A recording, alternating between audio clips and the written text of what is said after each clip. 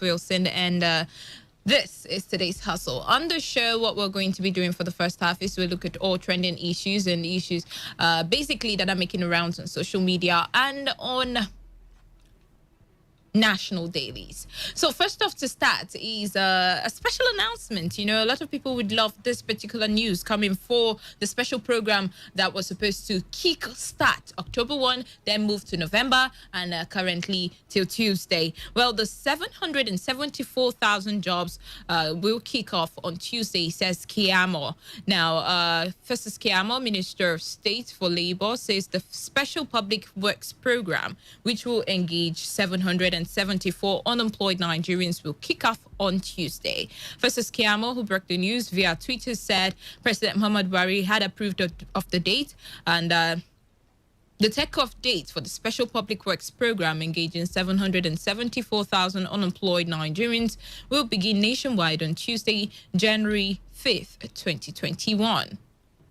Now, he goes on to say that, despite all of the delays and setback that this particular program has been met with during its start-off stage, doesn't hinder the fact that apparently it has scaled through, and with the approval of the president, the commencement for the employment of these people, I think 1,000 people from 774 local government areas in Nigeria will be engaged in this particular special programs. And hopefully this is able to ease off the rate of hunger and on unemployment in the country, even though it might be lasting for a while. But then again, I mean, imagine saving the monies that will be paid you during this period for 3 months. Imagine saving that money, and in the end of the day, you reinvest into something much better for yourself. So this is an opportunity in itself, no matter how small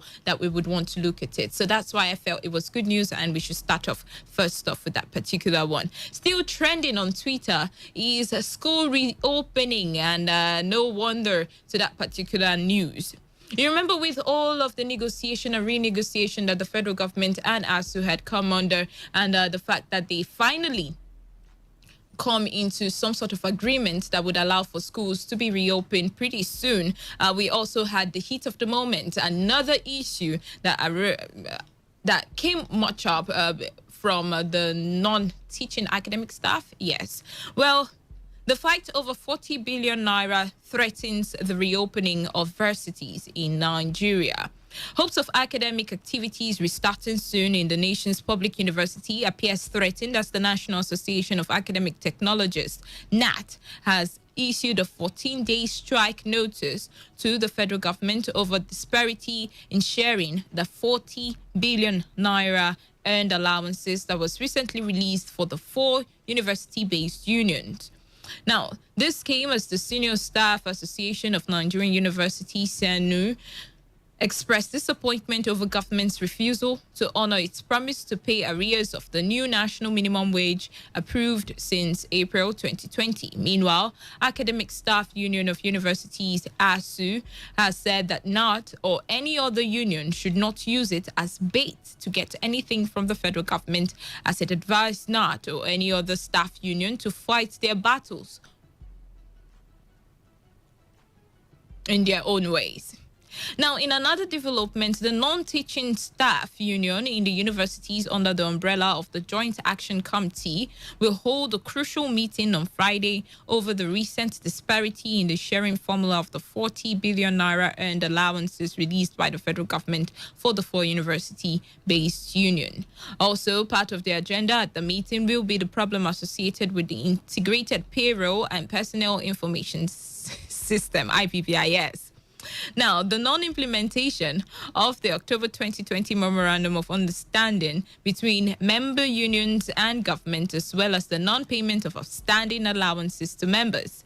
It will be recalled that the federal government had allocated 75% of the total, that's 40 billion naira earned allowances, to the Academic Staff Union of Universities, ASU, leaving 25% for the other 3 unions to share. The 3 unions to share the 25% are NAT, SANU, and the Non-Academic Staff Union of Education, Education and Associated Institutions, NASU. Now, anger over the sharing formula is somewhat threatening the reopening of schools. The development has drawn the ire of the unions, and they had threatened to ensure that universities remain under lock and key until the government addresses the alleged imbalance in the sharing formula. Now, apart from the disparity in the sharing formula of the 40 billion naira and allowances, Senate President Mr. Mohammed Ibrahim lamented that 9 months after the new minimum wage was approved, his members and other staff of the tertiary institutions were yet to be paid arrears of the new wage. NAT, on the other hand, is also demanding that the government release 50% of the 71 billion naira accrued allowances being owed its members from 2009 agreement reached between the government and the union. Now, speaking to journalists in Abuja during the weekend, President of NAS, Ibeje Nwokoma, said that the association had written to the Ministry of Labour and Employment, Senator Chris Ngige, to inform him of their plans on industrial action. Now, if you go through the MOU entered between the government and the union on November 18, 2020, on item number 2B, they demand that in sharing of the 40 billion naira released by the government, that the government should clearly define what it is going to be allocated to each union. And government agreed to the genuineness of the demands and said that the NUC, that's the National Universities Commission, and the Federal Ministry of Education will work it out in conjunction with the union. What they have done negates completely the spirit of that MOU. ASU, on the one hand, as I mentioned in the course of reading this, has decided to distance itself from whatever grievance these other unions may be facing with the government in terms of the distribution or the percentages shared for the earned allowances. So with all of this brewing up, I mean, we're looking at NAT, we're looking at SENU, we're looking at NASU. Apparently, we're looking at a situation where they too will be going or embarking on their own industrial action, just in a show of displeasure over whatever breach of agreements that the federal government had with the union, especially with the agreement of the earned allowances. And we're asking the question, if this is coming up now, if this is how it's going to play out, the three unions very displeased about what and how this monies in terms of percentages will be allotted all unions in part of the universities, then do you think that this is the end of, schools under lock and key in the country? First, it was ASU, non-academic staff union, coming up. With this, all the three unions that are dismayed by whatever agreements that ASU and the federal government have reached at this point in time, do you think that we'll be seeing our tertiary institutions come back up? Do you think that we would have students go back to school this January or maybe even February? Or are we going to see another long term of drag and, whenever there's displeasure, there always seems to be one group or another that would insist that, since we're not being taken care of, then maybe we should shut down the schools. And that's what they're threatening at this point in time. So they're saying that schools will be on the lock and key until they have been able to have the federal government implement all of its agreements with the MOU signed just recently about the earned allowances and minimum wages for these persons under the union. So do you think that schools will be reopening? Do you think that 2021 would see the swift reopening of schools that have stayed shut for more than 9 months? That's what we're going to be looking at now. And now moving on, let's talk about something that has to do with national interest and security. Now, security agencies now protect regime and not Nigerians. And that you can find that in the Vanguard newspaper, and that's coming from Ejiofor, the ex-DSS director. Now, Mike Ejiofor is a lawyer and retired director of the Department of State Service, DSS. In this interview with the Vanguard, he explains reasons The service will not publicly talk about the number of destabilization attempts against the government it foiled. He also said that the security operatives in the country now engage in a regime protection instead of protecting the people. The vocal retired security expert also spoke on how he was kidnapped by headsmen and the ransom paid for his release, amongst others. Now, on why he is vocal on public issues despite being retired as a security officer, he says that he is driven by patriotism. And in his words, it says, it is very rare, as you rightly pointed out, the DSS retired officers don't come to the public to talk. I was a state director in 8 states, interacting with governors, and when you see these people and offer a constructive advice, it becomes a problem. And I am not a politician. I say things the way they are. Any governor who means well should be able to take the advice in terms of policy formation and implementation from the DSS. Most times, people blame the DSS for failure to provide necessary intelligence for other security agencies. In each of the states I worked, I had excellent and cordial relationship with the commissioners of police and other agencies. I have never had any challenge. However, because the DSS do not come out to the public to say this is what we do or this is what we have done in terms of maintenance of internal security, the blame always goes to them. And he also said that while leaving office, that I will not fold my hands, even though I was not mandated by the service. First of all, my aim, apart from patriotism, is to educate Nigerians on the functions and responsibilities of the DSS and the responsibility of the citizens to the service in terms of intelligence gathering. Basically, those were the things that motivated me, and I have seen too that many people appreciate what I'm doing. Some people will be saying, why must any DSS person talk in public, as if a DSS officer is not part of the society?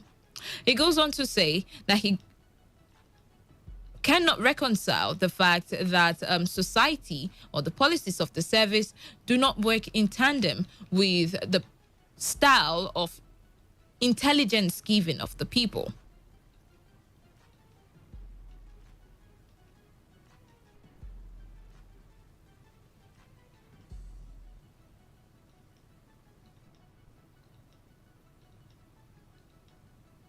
All right, moving on, because it's a very long read. I'm moving on to the point where he talks about the fact that the crime in Nigeria does not permit for security agencies to exercise fully or efficiently their duties to the people, as their responsibilities are now to government in power and regime.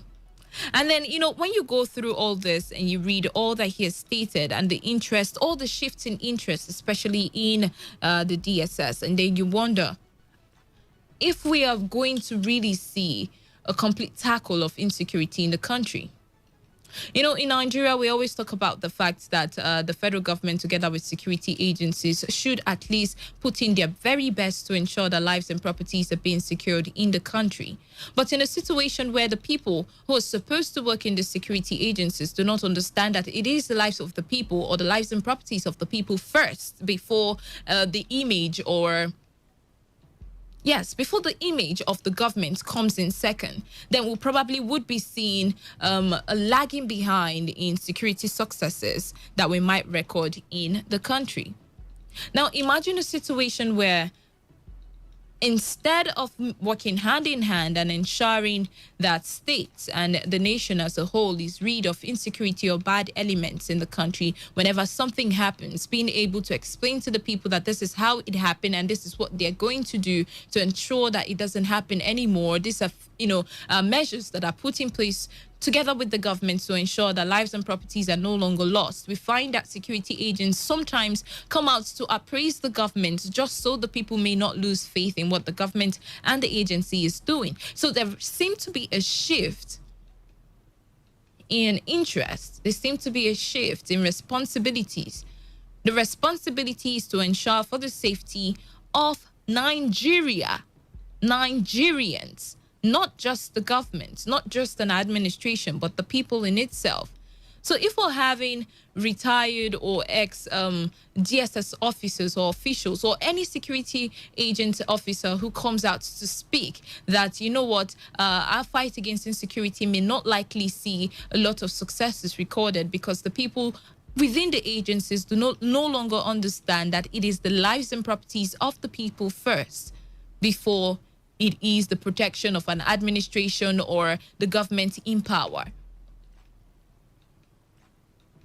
So if that's the situation, do you think that we might see a defeat, a sincere defeat of insecurity? And do you also think that our security agencies, be it the police or be it the military or even the DSS, need some sort of reorientation? A sort of unlearning of this current psychological build that they have now? Because we need more patriotic people in security agencies. Not patriotic people who would understand the sacredness of the lives and properties of Nigerians more than any other thing. Because I would always say that if you're working in a security agency or you're a security personnel, you should have the orientation that your career, your profession is really sensitive. You should have the orientation that at this point in time, all that you are focused on, all that your responsibility envelopes is the protection of lives and properties, maintenance of law.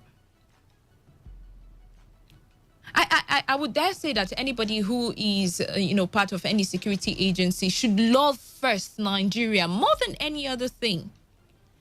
I feel if that's the psychological build and the emotional attachments that these people share with the country, then maybe we would see much more diligent officers. Maybe we would see much more diligent delivery of duties by people within this agency.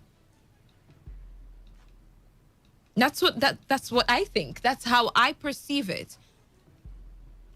Because I sort of feel that, news such as this, I feel statements coming from somebody who has served the country such as this, it's not very encouraging. Security agencies now protect the regime and not Nigerians. And then you wonder why. What is the psychological build behind this? What are they taught in the orientation camps? What are they told? When you decide that you want to take that badge, when you decide that you want to take that gun and, protect lives and properties, are they not told that for their profession, what they're supposed to do is love first Nigeria as a country before the love or before they feel obliged to do anything else for any other person? Well, much later, I'll be opening the phone line, so you tell me what you think about the statement of the ex-director of the DSS and when he says that security operatives now protect regimes and not Nigerians.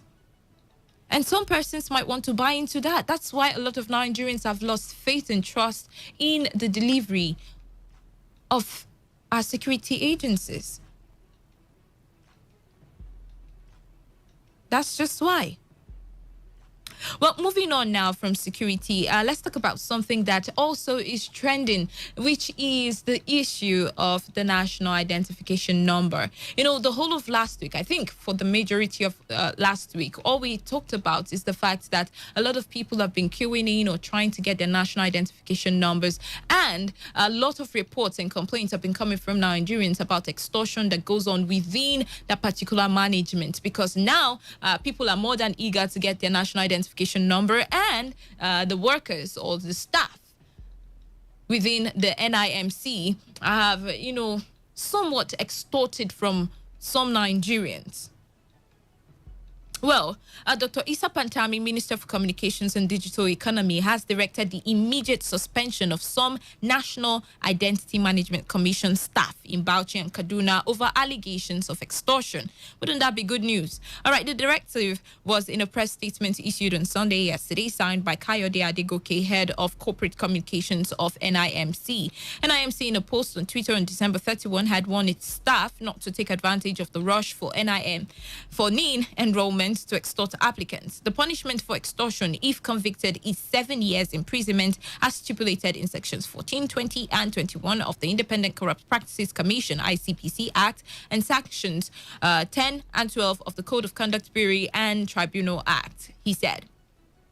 The suspension was said to be due to a public outcry that some NIMC staff were capitalizing on the rush for NIN enrollment to extort Nigerians. The Honorable Minister of Communications and Digital Economy, Dr. Ali Isa Ibrahim, has directed the immediate suspension of staff members involved in extortion of applicants at the NIMC, Bauchi, and Kaduna state offices, the statement said. This directive came on the heels of the public outcry that some personnel of the organization, particularly at some enrollment centers in Bauchi and Kaduna, capitalized on the rushing for NIN by the public to perpetrate fraudulent activities in call to policy directives of federal government, which requires mobile network subscribers to update their SIM registration with a valid national identification number.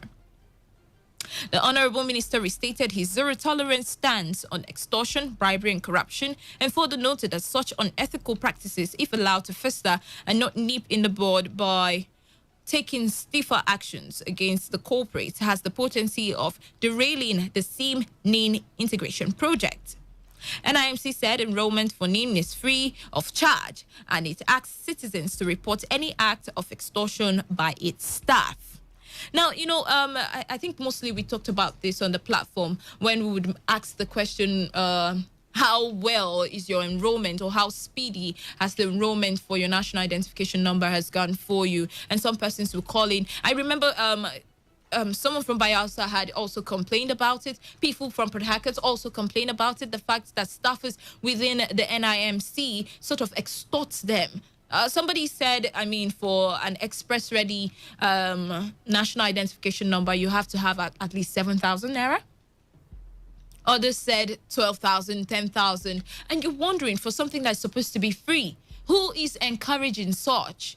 So do you think that with this move, suspending some members of staff within the NIMC, although it's just for Bauchi and Kaduna for now, do you think that this would also deter the others in the other states to stop extorting Nigerians while they rush to get their national identification number? And secondly, who do you think is encouraging this? Nigerians or the staffers? Well, the staffers are also Nigerians as well. So I think that as a person who wants to go get your NIN, when you go there and there is anybody who is insinuating that you have to pay any amount of money to get attended to, then maybe you should report instead of indulge the person. And if you're working for the NIMC, then somebody comes in and wants to get it done quickly, and that's not possible because, that would be cutting lines or whatever, then you should also put the person, do not indulge the person, just put them in their place. Tell them, no, you have to wait, or you have to get yourself booked, or you have to wait for 2 weeks, 3 weeks. I don't know how long it will take for the identification number to be ready, but then you let them know instead of collecting monies from them. So do you think that this suspension is going to derail or deter other NIMC workers or staff, especially in Rivers State or neighboring states as well, from extorting monies from people who want to get their NIN ready? And if that's the situation, if you are currently in the process of getting your national identification number, please, you could call in and tell us what the situation is. You could call in and tell us if you have to pay anything, or if you're forced, or if if you're bullied into paying anything to get your national identification number ready. Because we want to ensure that, 2021, we're going to be ridding ourselves of, some bad habits that we've inculcated or allowed to grow within us over the years. All right, so that's how we're going to leave that particular story now. And lastly, the last story we have for you on today's hustle is coming from the Northern Coalition, as they plan to sue President Muhammadu Buhari over service chief's tenure. Now, the coalition of Northern groups say it is dragging the President Muhammadu Buhari, to court over the continued retention of the nation's service chiefs. On resumption of office in 2015, the president appointed General Gabriel Olunishakin as Chief of Defense, Lieutenant General Tukur Buratai, Chief of Army Staff, Air Marshal Sadiq Abubakar, Chief of Air Staff, and Vice Admiral Ibokite Ekwe Ibas as Chief of Naval Staff. They have been called for their removal. They have been called rather for their removal for non-performance, but the spokesman of the president, Garba Shehu, had consequently argued that only President Muhammadu Buhari could hire and fire the service chiefs. However, the CNG disagree, saying that the service chiefs have overstayed. The coalition added that under them, the security situation in the north had worsened, hence the need for the courts to compel President Muhammadu Buhari to remove them. The CNG argued that there were laws guiding the appointment of the service chiefs, which must be followed to evolve the system. This, the Northern Organization said, would be explored when it gets to court. The CNG spokesperson, Abdulaziz Suleiman, stated that in an exclusive chat with the Punch newspaper in Kaduna State. Suleiman said the CNG is going to court because they believe it is now no longer a question of performance, but one of legality on whether the service chiefs who have overstayed their years of service should not be compelled to comply with the laws guiding the prevailing scheme of service in the country. Now, they seek interpretation from the court on the applicability of the law that says if a public servant attains 60 years of age, he must retire, or if he covers 35 years in service, he should go. Now, it's a very long read, as I said. It came from the legal angle. They also came from moral angle as to the cries and the needs of Nigerians, demanding from the president that he at least changes the service chiefs. And yet again, for this year, the question still arises. Is it the service chiefs that the problem lie? Do you think that changing the service chiefs is where we get it all right? Or, like the president states, working with people that you know and understand that maybe he understands that their best could give him the desired result to curb insecurity in the country. Maybe that's just why he's retaining them. Maybe he sees what we do not see. So first off, do you see another clamor for the change of service chiefs this year? And do you think that the government, being the president, day in and out, from whether the military or even the presidency, that they're doing their utmost best to take the fight to the insurgents? So do you think that the problem lies with the change of service chiefs? Or do you think, just like the president, that these people are doing their best, even though not enough for now, but then maybe there's potentials or maybe there is possibilities that are yet to come or we haven't seen yet? And do you think that if the outcry continues for the change of service chiefs, maybe this time around, seeing that it's a new year and, the problems have been lingering for so long and the cries for change has been lingering for so long as well, do you think that the president will oblige the people and at least change the service chiefs for the benefit of the doubt, just to prove to people that maybe the problem isn't with the service chiefs? Let's change them so you would see. Do you see that happening this year? Let's open the phone lines now because it's been quite some time and we've been talking for at least, I think, 30 minutes now. So let's open the phone lines. Let me get to hear from you what you think about everything reeled out on the show. 0817-0000951 or 0810-9510-951. Text messages, what was chiefs? And secondly, what do you expect now from NI you think that would stop all people? Well, we're having issues with the 51. Text messages to the number 0701-9339-962. Yes, I want to join two of your discussion together. Protecting the citizens. They are not there for not giving them attention of changing the security. These people are no longer trying to protect you and I.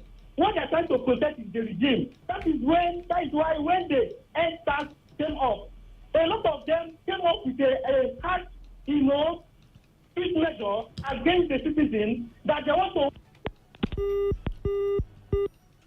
All right, we lost that call. Keep your calls coming in 0817 00951 or 0810 Send in your messages, WhatsApp messages, or SMS to the number 0701 We also talked about the possibility of schools reopening, understanding that other unions within the public universities are, aggrieved by the agreements on payments by the federal government. 95.1 FM. Hello, good afternoon, Anne. Good afternoon, Wealth. Okay, my name is Nelson Gis. I'm calling you from Rumola. You're welcome. Okay, the issue of NIN registration. You see one thing about Nigeria. Anything they want to give the citizens, they always allow citizens to suffer so hard. I don't know why. When I went to that NN number at Aba Road, when I went there to go and do my national identification card, I met a lot of people there. I waited, I suffered. I couldn't get that national identification card. You know why people are giving them money? Not because they like bribe. Because of the suffer that you will suffer before you get it. That's why I see people trying to bribe them. Sometimes they will give you a number to call somebody inside to help you out. Because only the queue that you will see here, you tire you in share, you just change your mind to go back to your home to go and rest. You understand? So that is why I see people are bribing or giving them money or something like that. I heard you saying that they want to they dismiss some people at the Katsina or whatever. And they had suspended some persons from Kaduna and Bauchi. It's because of the crowd or maybe the difficulties to get the national identification card. That's why some people are giving money for them to get it. I'm talking to you not now. I haven't get it. Tell me now, somebody tell me I should give him money for him to do it for me. Whether I will not say yes. But that's the idea. You don't indulge them now. Then how long am I going to take to get this thing now? Every day I go there, I see a lot of this is not the first time the government had asked people to go get their national identification number. What are they supposed to do? They're supposed to arrange it now at the street. It will be easy to that's what they are doing. I think they've engaged the booking system, isn't it? I've not seen anyone apart from that INEC office I went. That is the only way where I can get it. And the way you go there now, I'm talking to you, there's a lot of people, there's a lot of crowd there. All right then. Thank you for your contribution. As I said, I think the federal government have engaged the booking system.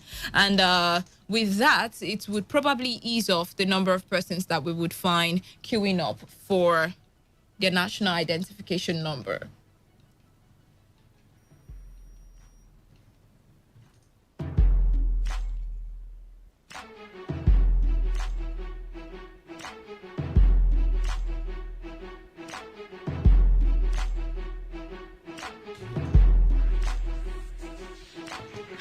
All right, sorry for that little hold up. We had to ensure that the phone lines are properly working now. 0817 0000951 or 0810 Let's try that one more time. 95.1 FM.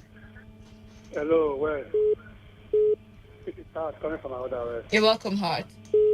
Well, I want to ask, this national identity number. Federal government, why not the local government level, ward level, so that it's easy for people? So not only per capita. You know, I see, like River State here, you have in fact, if not the third or the second, it's very, very large. You have so many communities inside, many villages inside. So many people, they use phones in this state. So how would they go to the state capital or village to go and get their national identity number? Well, as I said, the institution and together with the minister had said that some places would be designated with registering people. You don't necessarily have to go to the NIMC office. There's some offices around you. All you have to do is just check and confirm. Right. Are you there? Yes, this is national identity number with federal government. They stop the people. go get them through their phone number. Inside it. Well, Huh? this is a list of denying people. A list of denying people communication. No, it's not a means of denying people communication now. If you go link up your SIM cards and your national identification number, you would continue to use your SIM cards. They just want to make sure that your data is with them and all of that for your own security as well. So I do understand that it's inconvenient at this point in time, but then again, we just have to do it because it's government directives. Yes, let's see if this is no cause problem in this country. Let us see. It will not cause any problem. It's just for you to go get yours done. Sorry, we lost that call. Keep the calls coming in 0817 0000951 or 0810 9510951. We talked about the Northern Coalition Group, and they had said that they would sue the president on the need for him to remove the service chiefs on both legal and moral stands. And then we talked about the fact that they might be a threat to the reopening of our tertiary institutions in the country. And we're asking the question, do you see another lingering date of reopening, or do you think that the federal government would go back into whatever agreements that they had with all four unions and see how it can share the end allowances amicably to ensure that the schools reopen for the sake of our students? And then we talked about the ex-DSS boss who had mentioned that security agents now work for the regime, work protecting the regime and not the people. We're asking the question, what is the cause of this poor orientation? What's the cause of the derail of responsibilities? 95.1 FM. Yeah, good afternoon. My name is Dosson. I'm in Port Harcourt. You're welcome. Yeah. I want to comment on the Northern Group taking Mr. President to court for retaining those service chiefs for a long time. In fact, I don't know why our president is like this. But what if the problem is not even with the service chiefs? What if they change the service chiefs and then we see nothing, little or nothing change? In a regiment system, in a regimental system like the military system, the authority, the instruction flows from the top. And the moment the top has exhausted everything it has, definitely the bottom will have nothing to work with. The service chiefs have used all the styles and techniques they have for security protection of the citizens, and it's not yielding anything any longer. There are younger ones that have come out from training schools and colleges, military training schools, with sharp intelligence that are ready to rescue. Did we vote for them? Why don't this president listen to Nigerians for once? We didn't vote for this service chief, for Christ's sake. All right. He appointed them. And if Nigerians, a majority of Nigerians will say, let us bring in a new group. What stops him from retreating? There's nothing there. Except he has his own parochial. There's nothing there again for him to keep those people. Those people have exhausted everything they have in local economics. We were told of this law of diminishing return. In those days, when you keep tilling the ground and planting for a long time, over time you will find out that the products that will be coming out will not be very fruitful. It will not make sense. And so what do you need to do? You need to go to another area, and allow this area to fertilize naturally, before you come back to it. All right, we can't be doing the same thing over and over, and we expect a different result. All right, Mr. thank you. He should listen to Nigerians. He voted him. All right, He's then. not there on his own. All right, He's thank not you. opening his house. He's Thank you. Nigerians. Thank you for your contributions there. Our patients, we're exhausting our patients. He's not out of 200 million people. He was given the opportunity to rescue this nation. He promised us he was going to fight corruption, do the security, and improve the economy. Out of this, he has done nothing. Is it because it's from the other side that people are not talking about? All right, then. Thank you. Thank you very much. The Northern Coalition is also from the other side that you're pointing out, and they're talking about it. 95.1 FM. Yeah, good afternoon. Good afternoon. Yeah, this is Chris Ogris. I'm calling from Port Harcourt. Welcome, Chris. Yeah, let me talk about this registration. You see, I am against this registration. I think how many years now I've been calling on your show this phone number or my voice, I know if you started any day and check the first day you people open this radio station every day, if you people are keeping record, you will see my conversation and you will still see my number. Forget about you people always say, yeah, we don't see anybody's phone number. But we don't now. I know now we don't. You know whether I'm a media before? You know I've done media work before. So forget that one. Please move on, yeah. Listen, let me tell you something. This thing that federal government are doing. Federal government have my this thing, BVN. My voter's card, they go to their this thing, INEC, they will see me, they know everything about me. What is special about this? The federal government that are giving the officers the thing to stop people. Why are federal government issuing statements? If you don't go this, if you don't get it, we'll constantly align. No line we start it. What do you want people to do than to start rushing to bribe? Have you been this thing before, frustrated before? When you go to bank will ask you if you are not with the INA number, you will not get your money. You know the type of these people are selling to public. They will tell you if you are not with this thing, you will not be buying so something. What do you think that people will do? They will go extra length to make sure they get. That are telling us that they are not aware of people that are collecting the bribe.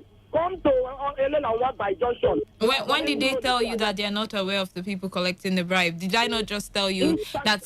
Did I not just mention that they had suspended some persons because of the supposed allegation of extortion as well? Okay, let me tell you, Ms. Webb. If it's because of you commit a crime, they just suspend you. If it is the problem, tell me which office can I go and get my own billion so that they will suspend me. If it's when somebody stole, you just suspend that person, tell the person, go out and eat your money. Tell me which of the bank can I go and steal federal government money. Then they will not ask me to go out and enjoy my money. All these things they are doing in this country, it will not help all of us. We should speak up. Federal government know what they are doing. They are frustrating people. Let them go to bank and this thing, collect any information they want from me. Unless they are telling me there's another thing they are looking for. All right then. That's how we lost Chris on the phone calls there. I'll just quickly read some messages. The truth is, yes, I do understand that you have grievance with the fact that we all have to go get our national identification number linked to our phones. Yes, we do understand that there are other ways to collate data of citizens in the country. But then again, they are insisting that there is a need to get your national identification number. And this might be one of the ways to ensure that every Nigerian gets it. I mean, they've been lingering. They've been talking about the need for us to get our national identification number for so long. And this one time when they give an ultimatum, we've all queued up to go get it. So the idea is until we're pushed to the extreme, maybe that's when we'll start realizing that, okay, maybe we should go get a national identification number. If we had gotten it earlier, maybe some of us would have not even been complaining about this. All we would complain about is the fact that there are other ways to, gather data of people, not about going to get their national identification number. 95.1 FM. My sister, good afternoon. Good afternoon. My name is Emmanuel. I'm calling from Rumolumili Aziz of Port Harcourt. You're welcome. Yeah. Mine is a kind of inquiry. You said something about getting books or something like that. In respect to the NIN number. Yes. Getting books. How does one get booked? Well, they said you would go there to get booked from 9 a.m. I think to 1 p.m. To the office, like in Yes. We will still go through the rigorous process of kind of getting registered again. Well, I wouldn't really understand the processes they have. I think you come in and they give you a number and day that you should come back for your registration, right? Instead of going there and waiting the whole day. So you go there and they tell you, okay, you know what, you could come next week because they've already booked people for the whole of last week or something like that. I just think like it's just the same process of getting registered. But it might be less rigorous. It might be less rigorous. We don't know. Why not do it through? Why we not do it through our smart? They do it through our smartphone or something like that. We apply and get books or something like that. Than going to such procedure again with the COVID-19 that is around, that is everywhere now. Oh well. I wouldn't know. I remember that they would need your print, I think a picture of your face or something like that, a passport or thereabouts. Yeah, they would need your fingerprint, your passport, and all of that. Maybe that's something that only they can do. You can't do it via your smartphone or something like that. So to make it easy, they just say, you know what, book up, and then they tell you when to come and when they would attend to you. Yeah, that's what I wanted to. All right, then. I wanted to make sure. All right, thank you very much. 95.1 FM. Yeah, good afternoon. Good afternoon. My name is Engineer Victor. I'm calling from Rumolumini. You're welcome. Yes, talking about the president removing the service chiefs. The president will not remove them. Because me, in the first place, I don't even think you will have a president of this country, honestly, because we do have a president. Okay, that means we don't have National Assembly. So it means that the National Assembly cannot even impeach the president. The president is going against the committed impeachable offense. Well, if, as you said, if the president commits an impeachable offense, then they will impeach the president. Because the president is from the northern part of Nigeria. During the time of Jonathan, the president, mostly the 19 Northern states, they were planning to impeach Jonathan until some militants from Niger Delta are threatening that if they impeach him, they will blow the oil pipeline. They stop that impeachment move. Why is the time of President Mohamed Buhari now? They don't want to make any move. Tribalism is what will kill us in this country. Don't worry. All right. This particular text message says, "Good afternoon, Wealth. Why can't this NIN registration be done online before people can look forward to getting the cards in different offices? Should people always have to gather in Nigeria?" Well, we're asking the same question. Hopefully, they create other ways in which people can get their national identification number. Melody from Uniport says, "Both the president and the service chiefs has run out of ideas. We need new service chiefs to rejuvenate that office. As for the name, this crude and inhuman mentality of doing this won't help us. I blame the government for putting unnecessary measures on this pressures on the citizen," right? Even before putting good measures in place for easy registration. The DSS ex-director is right. Sheepishly loyalty is our problem. All right. That's coming from Melody in Uniport. This person says, "Well, the move by the Northern group to force the president to do what is right is a good omen. If Buhari is not forced, we shall continue to rigmarole about the highest level of insecurity under the administration." I also concur with the ex-DSS director. The security apparatus is now out of protection. It's now out to protect the interest of the federal government. Okay. It's now out to protect the interest of the federal government to the detriment of the people. Otherwise, Buhari would have a rejig in the country's security architecture and wouldn't have allowed the army officers kill NSAS protesters and go scot-free. Well, they're still investigating. It says, "For me, I see Buhari as the enemy of people that he's been talking about. What we need now is to have the president impeached." And that's coming from Onyawaji Fine Face in Ngo Town. This particular text message, quickly. All right, this one says, "Greetings, Wealth. For the continuous stay of the service chiefs, it's really a pity. Despite the killings and the outcries of people, the president is still adamant in keeping them. Wealth, I think there may be some discrete things going on between them, of which the public do not know. This persists this new year. What transpired in the NSAS is an introduction." Right, that's coming from Raf. This one says, "Hello, Wealth. Good afternoon. The statement coming from Mike Ejofo, a former director of the DSS, is absolutely correct. The DSS is no longer interested in protecting Nigeria as a people, but have given their job priority to the current regime in power. It's not only the DSS, the whole military formation and the Nigerian police inclusive. Their core mandate and duty goes to the regime and those in power rather than Nigerians." And that's coming from Emeka in Lumini. This one says, "Hi, what if you are not a Nigerian? How can you register? Does it mean you would not have phones?" And that's coming from King.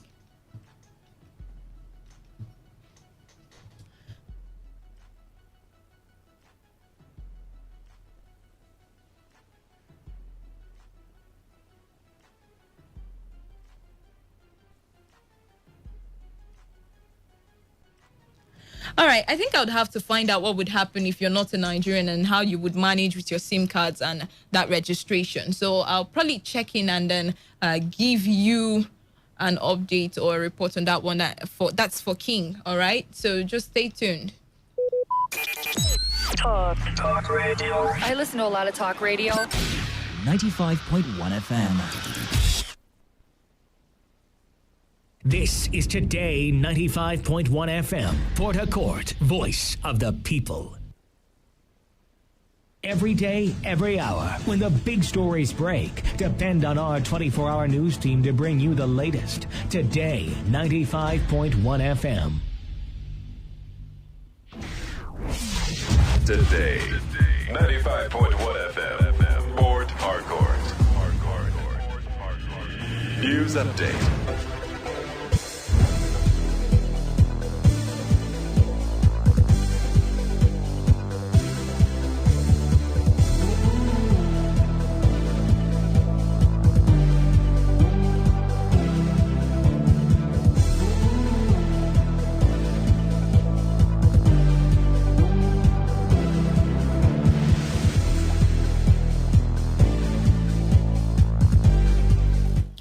Good afternoon. Here is the news update on Today 95.1 FM. I am Wealth Wilson. The Magistrate Court in Abuja has ordered the remand of Omoyele Sowore and 4 others at Kuje Correctional Center.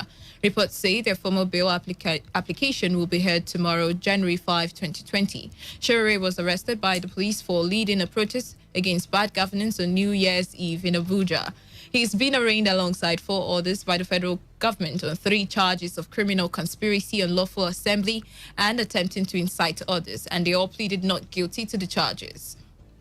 The coalition of northern groups say it is dragging President Muhammadu Buhari to court over the continued retention of the nation's service chiefs. There have been calls for their removal for non-performance, but spokesman for the president, Garba Shehu, had consistently argued that only President Muhammadu Buhari could hire and fire the service chiefs. However, the CNG disagreed, saying that the service chiefs have overstayed. The coalition added that under them, the security situation in the north had worsened, hence the need for the court to compel President Muhammadu Buhari to remove the service chiefs. CNG argued that there were laws guiding the appointment of the service chiefs, which must be followed to evolve the system. The position of the CNGs was delivered by spokesperson Abdulaziz Suleiman.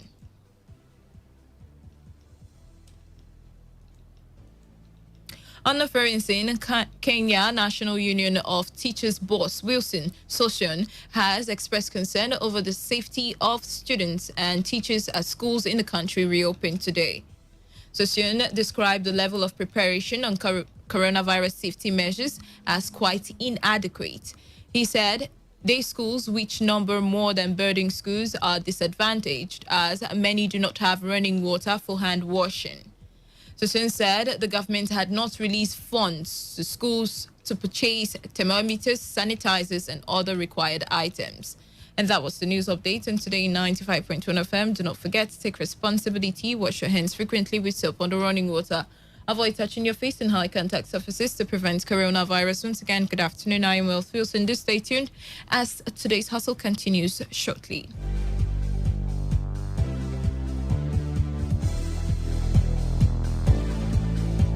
Today's news, today's entertainment, today's sports, today's issues. Today on Today 95.1 FM, Port Harcourt. Talk radio. I listen to a lot of talk radio.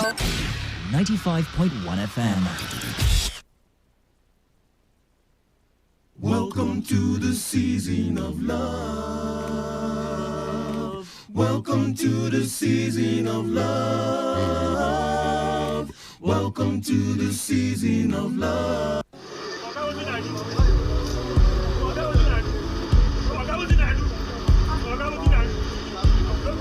I am a proud Nigerian. I have been placed here by God for a time such as this. At my back, I ain't coming. The degradation, challenges, and problems faced by Nigeria are the perfect backdrop for me to develop and utilize my God-given potential. I will not complain. I will not criticize. Rather, I will use my skills, gifts, relationships, and experience to find long-lasting and revolutionary solutions to the many challenges confronting Nigeria.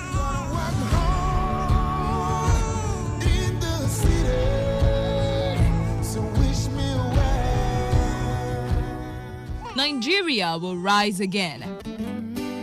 Because I am here, I will leave this nation A better place than I met it. I will work to make Nigeria a praise on the earth.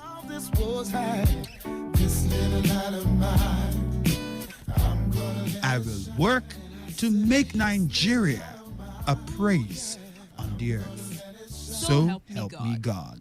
Let me tell you how I got this far. This message is brought to you by Today 95.1 FM, Voice of the People. Talk radio. I listen to a lot of talk radio. 95.1 FM. This is today's hustle. One show that embodies objectivity. We raise the bar in examining the good, the bad, the sordid, everything that has to do with society. In America, you buy a big house and you pay gradually for 30 years of your life. That is politics. In Nigeria, you carry all your salary and go and rent one room. Bad politics. Everything that has to do with you society. must negotiate. If we don't negotiate, when a man is pushed to the wall, he bounces back with double leverage. We have been pushed to the wall. The Hustle. Every weekday from 1 p.m. to 3 p.m. on Today 95.1 FM. This is today's hustle. One show that embodies objectivity. We raise the bar in examining the good, the bad, the sordid, everything that has to do with society. In America, you buy a big house and you pay gradually for 30 years of your life. That is politics. In Nigeria, you carry all your salary and go and rent one room. Bad politics. Everything that has to do with You society. must negotiate. If we don't negotiate, when a man is pushed to the wall, he bounces back with double leverage. We have been pushed to the wall. The Hustle. Every weekday from 1 p.m. to 3 p.m. on Today 95.1 FM.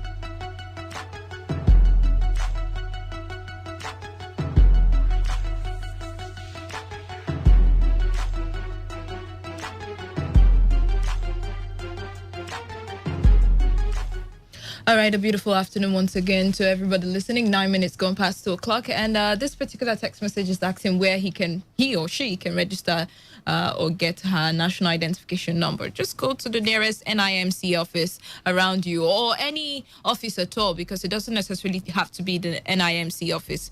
So just check and then go get yourself registered. And for the person who had asked the question, what if you're not Nigerian? How can you register?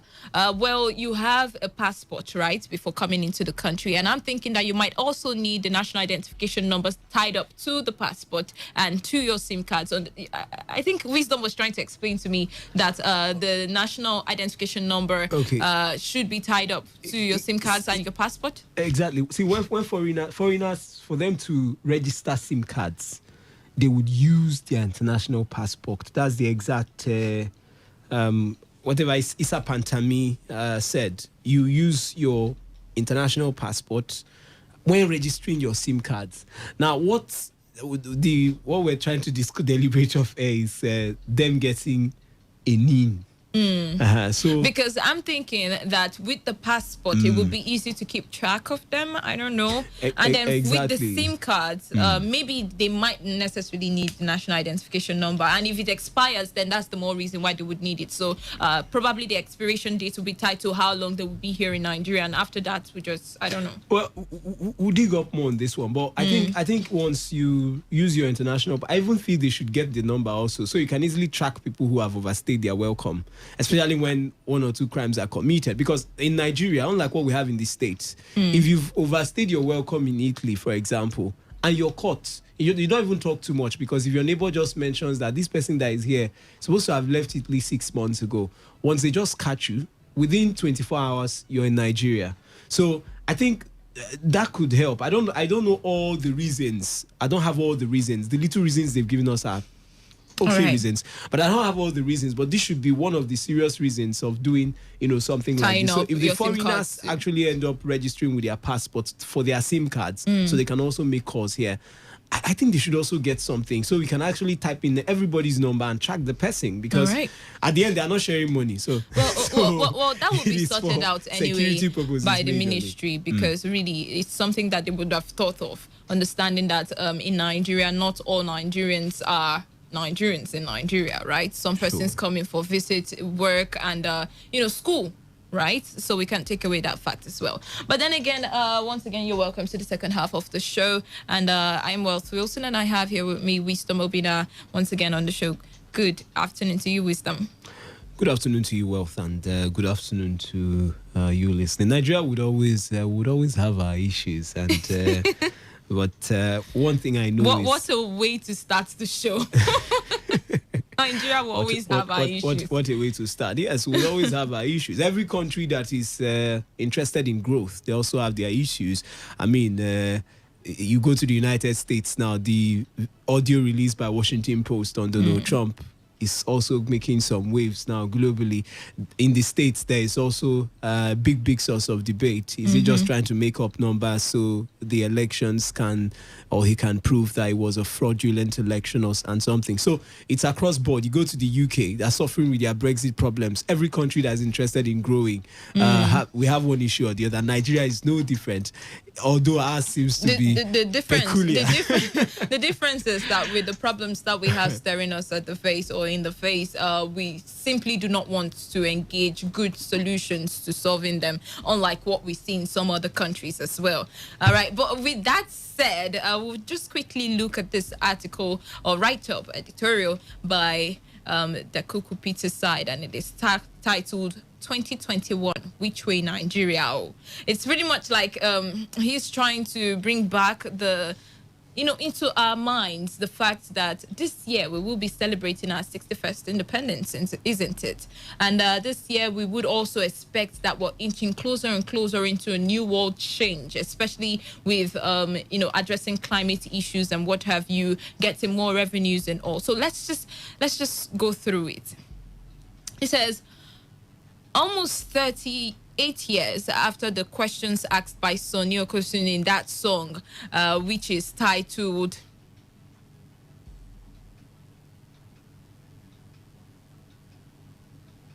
Which Way Nigeria? His question still remains relevant today. His questions then were in response to the rising inflation, inefficiency at individual and national levels, insecurity, indiscipline, corruption, national geopolitical tension. He argued that government alone should not be blamed for Nigeria's woes, as all Nigerians have to share in the blame. As we enter the year 2021, the question is still, which way Nigeria? This year is supposed to be Nigeria is supposed to be celebrating her 61st independence anniversary. Naturally, a man of 61-year-old would have had the most active years of his life behind him. If he was a civil servant in Nigeria, he would have retired from active service and likely spend more of his time with his grandchildren. He would either have made it in life or failed in life. This age is not the age of second chances. In the same vein, a typical 61-year-old woman would have been in menopause for ages. She would likely spend a substantial part of her lifetime visiting her children with newborn babies and spending the night with her husband, reliving the life that they had lived. She would not likely embark on new enterprises and ventures. The time of hustle and bustle would have passed. If Nigeria were well managed, the country would have been on an auto cruise at 61 years. The dominant discourse would have been how to consolidate her strength and manage her weaknesses for a better and more prosperous country. It is unfortunate that at 61, Nigeria still faces the challenges of nation building. The nation's foundations are shaky and weak, and there are genuine fears whether the building blocks are strong enough to prevent the building from collapsing. This anomaly is the tragedy of Nigeria. Nigeria's problems are complex and multifaceted. It is too simplistic to blame our current leaders. The country's problems started with a faulty foundation that were exacerbated by successive leaders and policies that continued to impugn the building's integrity to this point that it is virtually on life support. The Nigerian project's crack grow wide every day, and the country faces an imminent collapse if nothing is done urgently.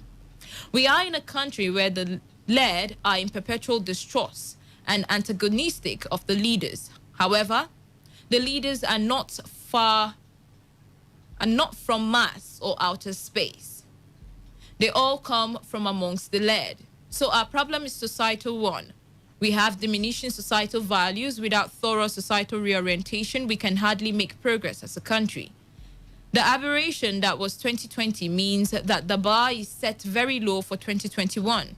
Be it as it may, there is no way the government and the people can solve all Nigeria's problems in the year 2021. What is needed is some efforts in critical areas of polity, ensuring that the country is in the path of progress, unity, and prosperity. The vital factors that would influence the year 2021 are COVID-19, the vaccination, economic recession in Nigeria, and globally, price of crude oil in international markets because we are still substantially a monoproduct economy. Fiscal and monetary policies and implementation for growth, geopolitical tension of which zone produces the president in 2023, recurring insecurity across the country, but mostly in the northeast, and refocusing the economy based on technology and knowledge. The COVID-19 pandemic, previously thought to have receded in sub-Saharan Africa, seems unrelenting as we enter the year 2021 and as the world is celebrating the COVID-19 vaccine, which appears to be humanity's only hope of subduing the monstrous pestilence. The coronavirus mutated into a variant that is said to be more contagious. The second wave of the pandemic now grips the world, and Nigeria may not be an exception. As the number of COVID-19 cases rises in Nigeria, the country scrambles for a response. Some stringent measures are reintroduced to rein in the virus, but most Nigerians' reactions have been lethargy and apathy. People seem to be tired of the coronavirus and all stories around it. The vaccines are yet to arrive on our shores, but there are looming challenges that are likely to confront any national vaccination efforts. Some of the approved vaccines, like that of the Pfizer stored in freezing temperature, would always encounter difficulties in a country like Nigeria with epileptic power supply. The vaccines also do not come cheap, which means that Nigerian government would have to dedicate a substantial portion of scarce resources to procure and distribute the vaccine. However, the greatest threat to COVID-19 vaccination is unfounded and malicious speculations. These range from the vaccines being an attempt to introduce microchips into the bodies of the citizenry, which the government would use to monitor the movement of citizens, to the vaccine being an attempt by Microsoft founder Bill Gates and his cohorts to depopulate Africa as part of a satanic plan, to the vaccine being an avenue of injecting people with the Antichrist sign of 666 regarding end-time prophecy in the book of Revelation. As incredible as some of these gestures sound, it seems to have taken deep roots in the populace. The government will have its act caught out to get most Nigerians to accept taking the virus vaccine when it becomes available. The country entered the year 2021 deep in economic recession. The government must work hard for the country to exit the current economic stagnation as soon as possible. For this to happen, support from the Central Bank of Nigeria, CBN, for businesses is critical. They can do this by assisting households and businesses that had been severely affected by the pandemic and stimulating economic activities through targeted interventions in critical sectors such as agriculture, manufacturing, electricity, health, and construction.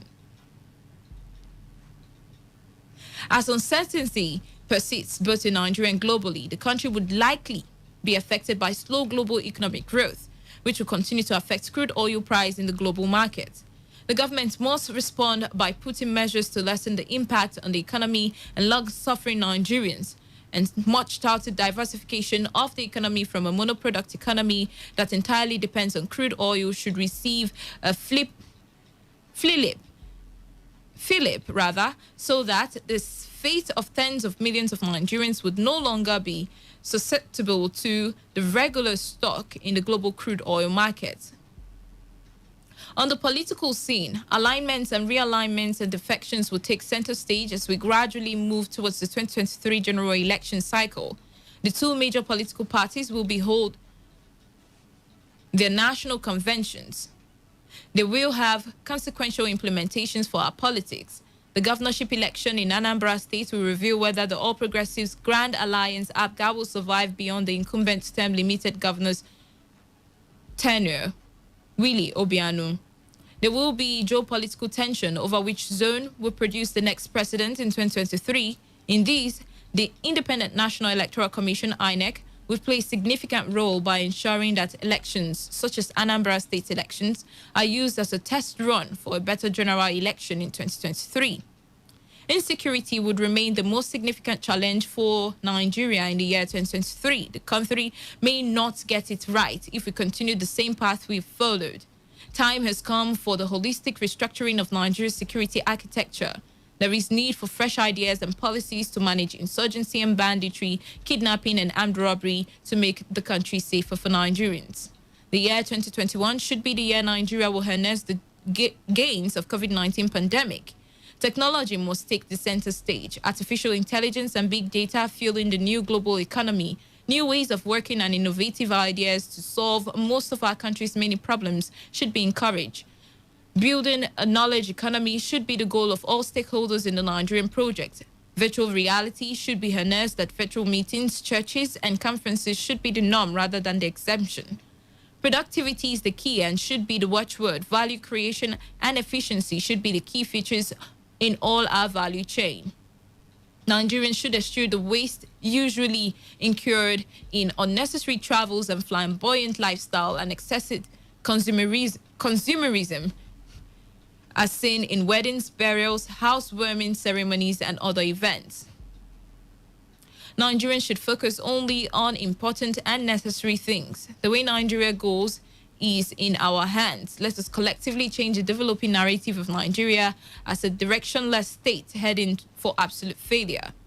I mean, it's a very long read, and I think this is where I'm going to stop, and then we would look at futuristic projections for Nigeria. I mean, on Friday or the whole of last week, we've always looked at how Nigeria would help itself first off out of recession. We've also looked at how Nigeria would navigate with the issues of insecurity and poor funding in terms of resources and resources harnessing in the country. We've looked at the possibilities of introducing technology and all of the artificial intelligence into everything or every sector. We've looked at borrowing and making sure that all of the monies that we borrow are actually used in the right ways by the government and, results are seen in the end of the day by the people. We've looked at choices of governance, understanding that little by little, we're coming to a time when the youths are crying for a change in leadership style and faces within the political terrain. And the people are crying that we need fresh ideas, innovative people, people who understand the plight of the people and are actually there to work to help ameliorate the situation and circumstances of the people. Well, I must first appreciate Dakuku. Nice words. I mean, he tried to touch every facet. He actually did, from politics to economy to diversification into different sectors, crude, pandemic, and what have you. And, the question has always been, are we ready for that change? Or is it like I said on Friday, it is the new year, so maybe we need new hope and reassurances for the people? Because let's look at it this way.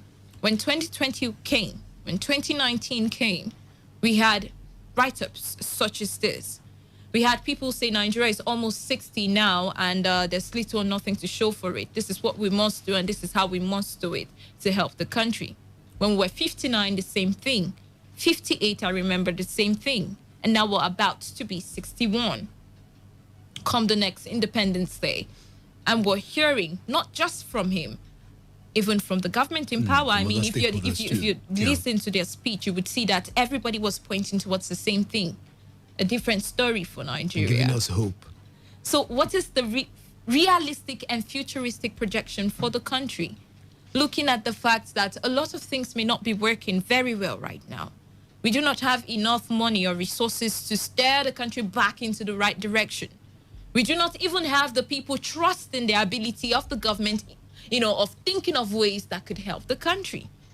So would all this just be part of the New Year's hope impact on the people, or we would actually see a change for 2021, or understanding again that 2020 did open our eyes to all of the lacks and potholes and flaws in the system and in the country. So is 2020 going to be the year that we address each of the problems 2021 rather, is it going to be the year that we address each of the problems that stared us deep in the face, deep in the eyes, by 2020? Well, that's from the issues we've had 2020, 19, going back to God knows how long now, till the beginning. Well, first, if I must start from Dakuku. I mean, Dakuku is, outside his political side, he's a very experienced man. He's more like a leadership coach, if you want to go by paper works now. He studied management in Harvard, Stanford,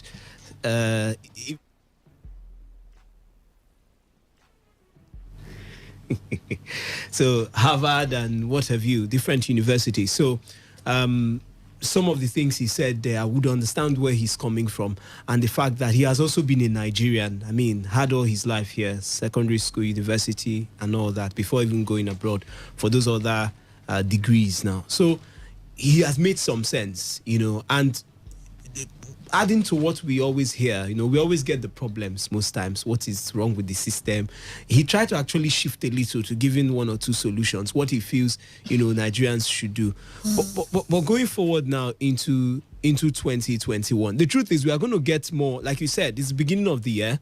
Our politicians are trying to tell us sweet stories. Let's not also forget, Dakuku himself is also a politician. They are trying to give us hope, because that's how people actually move in every country. Every leader wants to give hope to the people. The question now is, would that hope be backed with efforts to actually make those promises a reality? I mean, every election we see hope givers or hope talkers now, in quote, from the previous administration, from 1999 till date, when we've had a situation where people come to tell us, please vote for me, I will do this for you. It's always been the same thing. Everybody that comes in, even going down to the military regimes. I mean, successive pushes we had, Agui Ironsi, Murtala Mohammed, once each person comes in, their first broadcast, they would say whatever this person did was not good. And project a glimmer of hope. Exactly. I'm coming to reunite Nigeria, take Nigeria to the next level. And I think it's a thing of the problem being quite huge. First of all, like he said, it's multifaceted. It's not a thing of just the leaders up there. He said we have an antagonistic society to the leaders. I think there might be some truth to that, but there is no society too that does not have a situation where a good number of people are not okay with what is going on. Some people, I mean a good number now, are not okay with what is going on at the top. Nigeria is no different. So it's not like Nigerians will see black and say it's white, or we see white and say it's black. I mean, if the people who were on top were doing so well, in quotes, because he said it's a societal problem. I do understand that the mentality and attitude is a general thing, because like he said, the leaders come from us. We are here in the studio today, Wealth. Tomorrow you could be the vice president or even the president. So it's not even inconceivable. It's not like those people are from a different planet. Dakuku was born in 19... We ushered them into exactly. this Dakuku position. was born in 1970. He wasn't even there when we had independence. So he also grew through the system. And, came up at some point to even be director of the senator, and even ran for governor at some point. So it's the same thing. The people who we have on top today, they would move out. Our current governor in the 80s was probably not even thinking of coming here. He was still battling with his papers. Same way we have other leaders today. So yes, there is some truth to that it might be a societal problem. But what I'm trying to say is, I don't think the people not really being satisfied with what is going on top is a thing of just them being antagonistic. It's a thing of these are problems that are audible to the deaf and visible to the blind. The issues surrounding the country. So yes, I mean, I don't think that would go down too well. Saying we're antagonistic, because we wouldn't welcome everything. Now, here's the thing, right? I'm thinking that from where he's coming now, we're looking at a situation where, first off, Nigeria is in a deep-rooted problem, right? It's not something that we would see change rapidly come up and then we change, things are much better for everybody. The structures and, administrative powers are now more diligent and have more integrity. It's not something that happens overnight. Now, I think what he's saying is the fact that we have little or no faith in the process that we find ourselves in. The problem now being that whether or not that little faith emanates as a result of the fact that people who lead us are not doing enough, or the fact that people think that people leading us belong to another region, therefore that tension still brews some sort of dislike or dismay for whatever the administration carries. So there might be two ways to looking at how antagonistic the people are to the government, because whether we like it or not, we have people who would still say the government isn't doing anything simply because of regional differences or ethnic differences. So such criticism does not even allow for any kind of growth or progress within the political or leadership sphere of the country. Well, as a leader, your job is not to make everybody happy. True. Because you can't literally make everybody happy. Even Nelson Mandela, in his time, had people who were not happy with what he was doing. But the truth is, majority of the people, if what you're doing is not having any impact on majority of the people, then there's a problem. I don't think Omar Musa Yar'Adua, in his very few months in office, yes, not everybody will be happy with him. Like you said, there are people who are just on their own. As long as it's not from my family, it's not good. There are people like that. But I can tell you that we have also had people outside this country, governors of some states in the past, who I can tell you that a good number of the population in that particular region or state were happy, even if it's for 1 year or for 2 years or for 3 years, with the kind of changes that was coming in from the top. So I am not saying that we don't have. Yes, we have people. Nigeria is a very difficult country to lead. There's no doubt about that, because everybody is a good coach here, and people tend to little or no followers. Exactly, and people tend to take a stand and stand with it to the death. It takes more than just talking to make them see reasons with you. Like you said, there are people who believe as long as you're from, you're a president from the East, you're not good enough. As long as you're a president from the West, no, you're not good. It must be me or my person. And as long as it's my person, whether it's doing anything or not, it's okay. But like I said, Nigerians have gone past that level of, I don't even think there was a time when Nigerians were just totally blind. There could be a fraction, just like in every country, like I said, there could be a fraction who are definitely not paying attention to your development as long as they did not get in, just as it is with political parties. Most political parties in every country, as long as they are the opposition, all they sit is like, they're like watchdogs. Whatever you do, they find a way to, or maybe not all of them, but some of the things you do, they find a way to put, or maybe come out to say, no, this thing you're doing is not right. If we were the ones there, this is how we would have approached the matter. But in all sense of the word antagonistic, I don't think it's a general thing. All right. I think it's a thing of what you're doing. Now, Nigerians were not that antagonistic when this particular administration came in. If you say antagonistic, the first 6 months, because, when the current president came in, I would not lie to you, the first set of words were quite nice words. I'm for everybody, I'm for nobody. I'm not sure, I don't know if I'm getting it correctly. I felt like, okay, yeah, this is the man who's going to sacrifice himself to make sure that corruption is taken out of the system, our economy gets to a level. And don't forget wealth. Now, before they came in, the current administration now that is, and I'm using them as a case study. It doesn't mean the governors are left out. Across the 36 states, we have different people with their issues. But I'm just using them because, of course, it's always easier to throw stones at the top, But before they came in, our economy was, we were in a state from our economy, sports, everywhere, industry, entertainment, technology. We were in a state where some people are judged as bad, not good enough. So what did they tell us? They said they're going to take us from here to where we need to be. The oil then, we're battling with subsidy removal. I remember the Jonathan administration tried to take it out. Oh, we cried, these subsidies, and all of a sudden they tried to cushion it a little bit, pay some part and all that.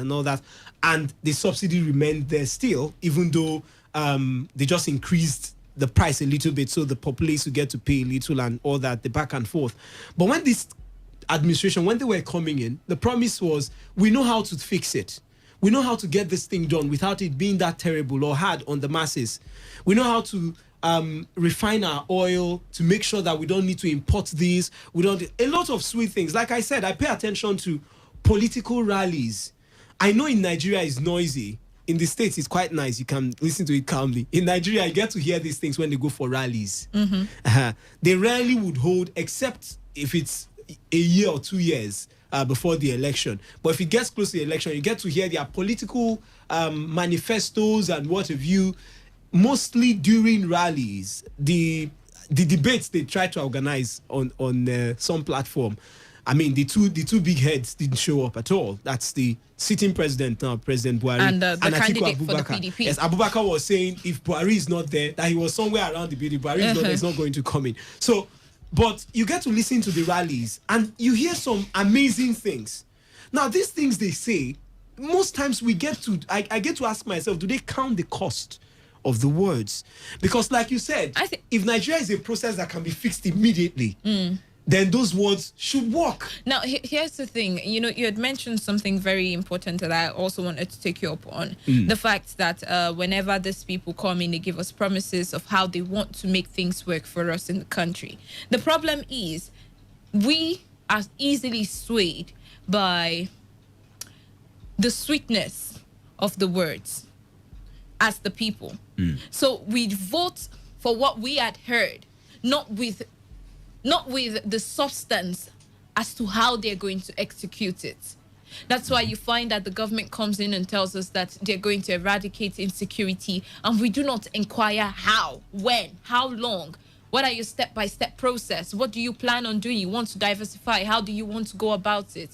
All of those public criticism that would push both candidates or push anybody who wants to come into leadership position to find out more, inquire more, and give much more information as to whatever data or whatever analysis they have in their head that could work as possible solutions for Nigeria. So we're easily swayed by those sweet words. So whenever those sweet words start to fizzle away and it's now evidence that we do not see anything done, we start to cry foul. And we cry foul not because we want to push out this person out of office for not fulfilling the promises. We cry foul maybe because we understand that we too are the cause of where we are.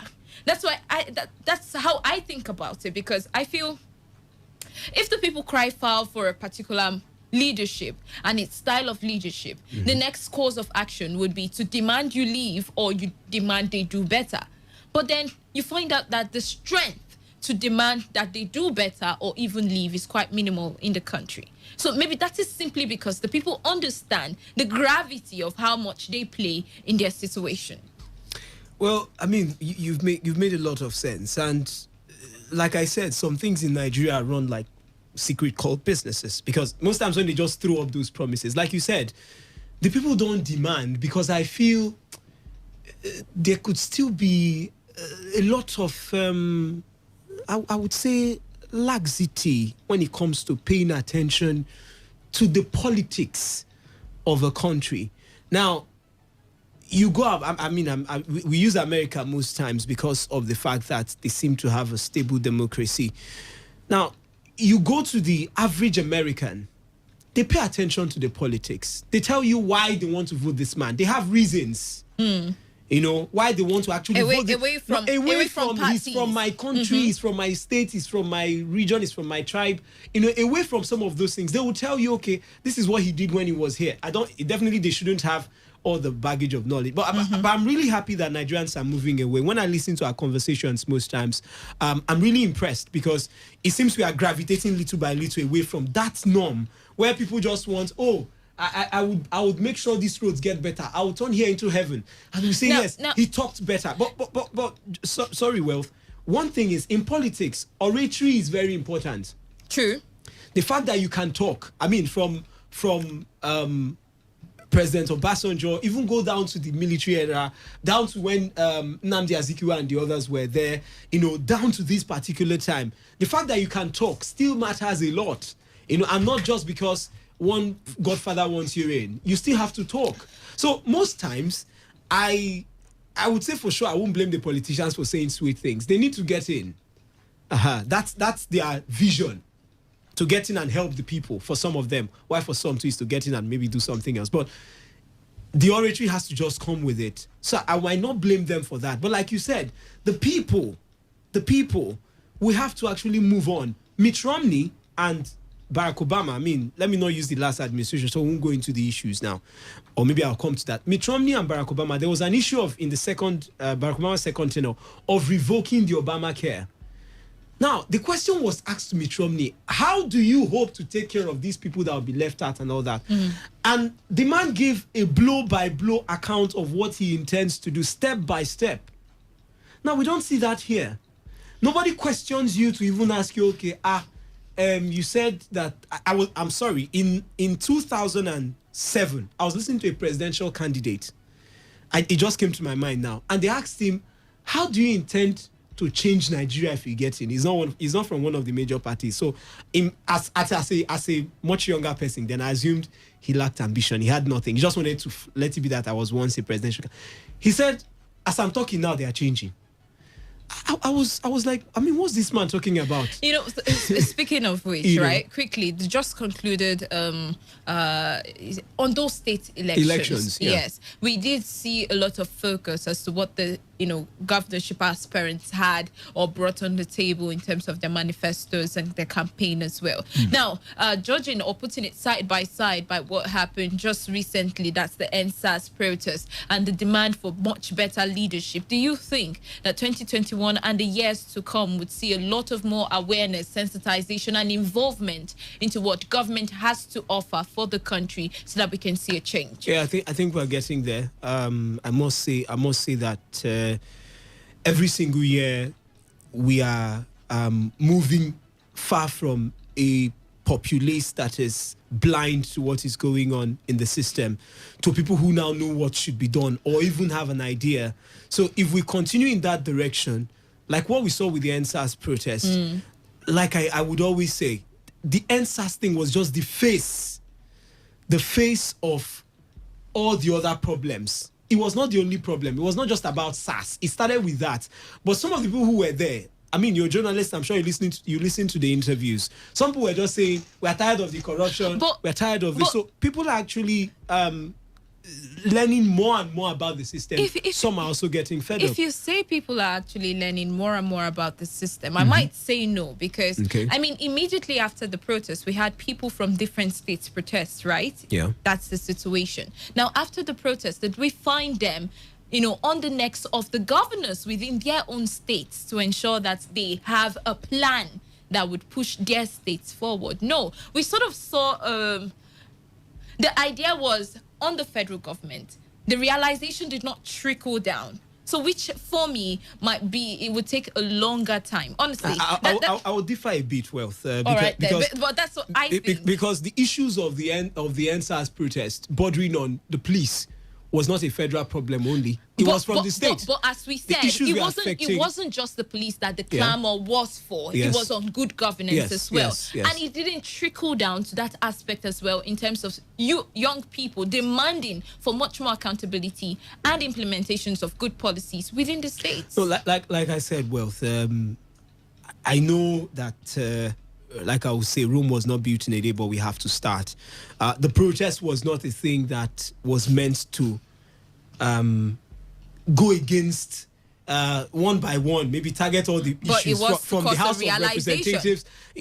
Yes, exactly. It wasn't something that even started with the leaders in mind. it was something that started with the armed forces, the police side of things, now the SARS guys and what have you, and of course the brutality and injustices we've suffered for such a long time as a people. That's how it started. So everybody joining the race for that particular NSAS protest, we were looking at first how to sanitize the system of the police, and of course the issues that surround the negativities and all that stuff. Right. And of course at some point others who were joining were coming in because of the decay in the system, the rottenness in the system, and how maybe this will give us an opportunity to pay attention to a rapid change. Now, you can't just pinpoint the president. You can't just pinpoint the governor. You can't just pinpoint your councillor or your ward chairman, because we know for sure that this is a very big problem, and it must start from the head if you want to fight it. Yes, at your state level, you can start writing petitions like we see, oh, you're against what the governor is. And we've seen protests too in states. All right then.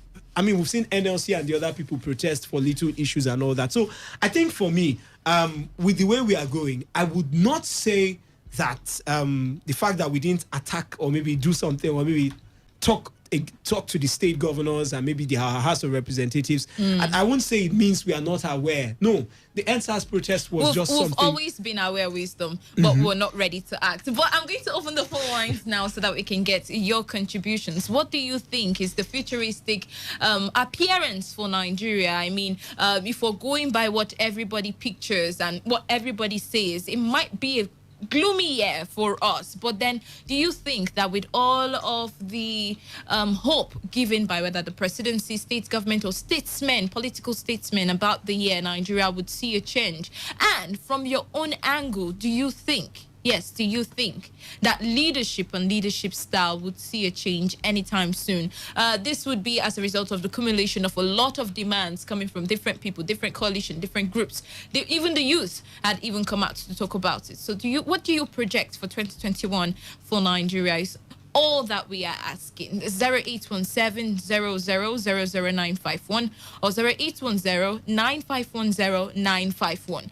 Text messages or WhatsApp messages to the number 0701-9339-962. Let's quickly start off with the phone lines, not messages. 95.1 FM. Hello, Wes. Good afternoon. This is Hart. Welcome, Hart. My own is very simple.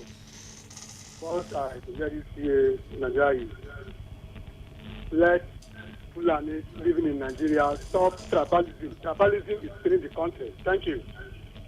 Well, you've just said that let Fulanis. Apparently, you're saying all Fulanis, which means you two somewhat are quite, tribalistic in your statement, because he made an absolute statement about a particular group, and that's also tribalistic in itself. 95.1 FM. Hello. Good afternoon. Yeah, good afternoon to you, Obina and my name is Salawe. The way things is going and the way we are seeing things on ground, I don't think we are talking to government that have decided to change. When you see a government that will change, see the policy on the ground. And let's look at the education. Education is the bedrock of every nation. And the government is toying and playing with the education. So the youth are just watching, looking. What is the plan this government had for us? No plans at all. If there's any plan, we are not seeing on ground. And Obina, you thought about coming to defend your policy if you are doing it. We've not seen our president come to defend the policy he has for us, even when he wants to contest. Not seen it. So in fact, West said that we are bandwagon. When they told us anything, we just quickly believe and we follow. But it will stop. We are not going to follow again. The masses, in fact, especially the youths now, because they are the future generation.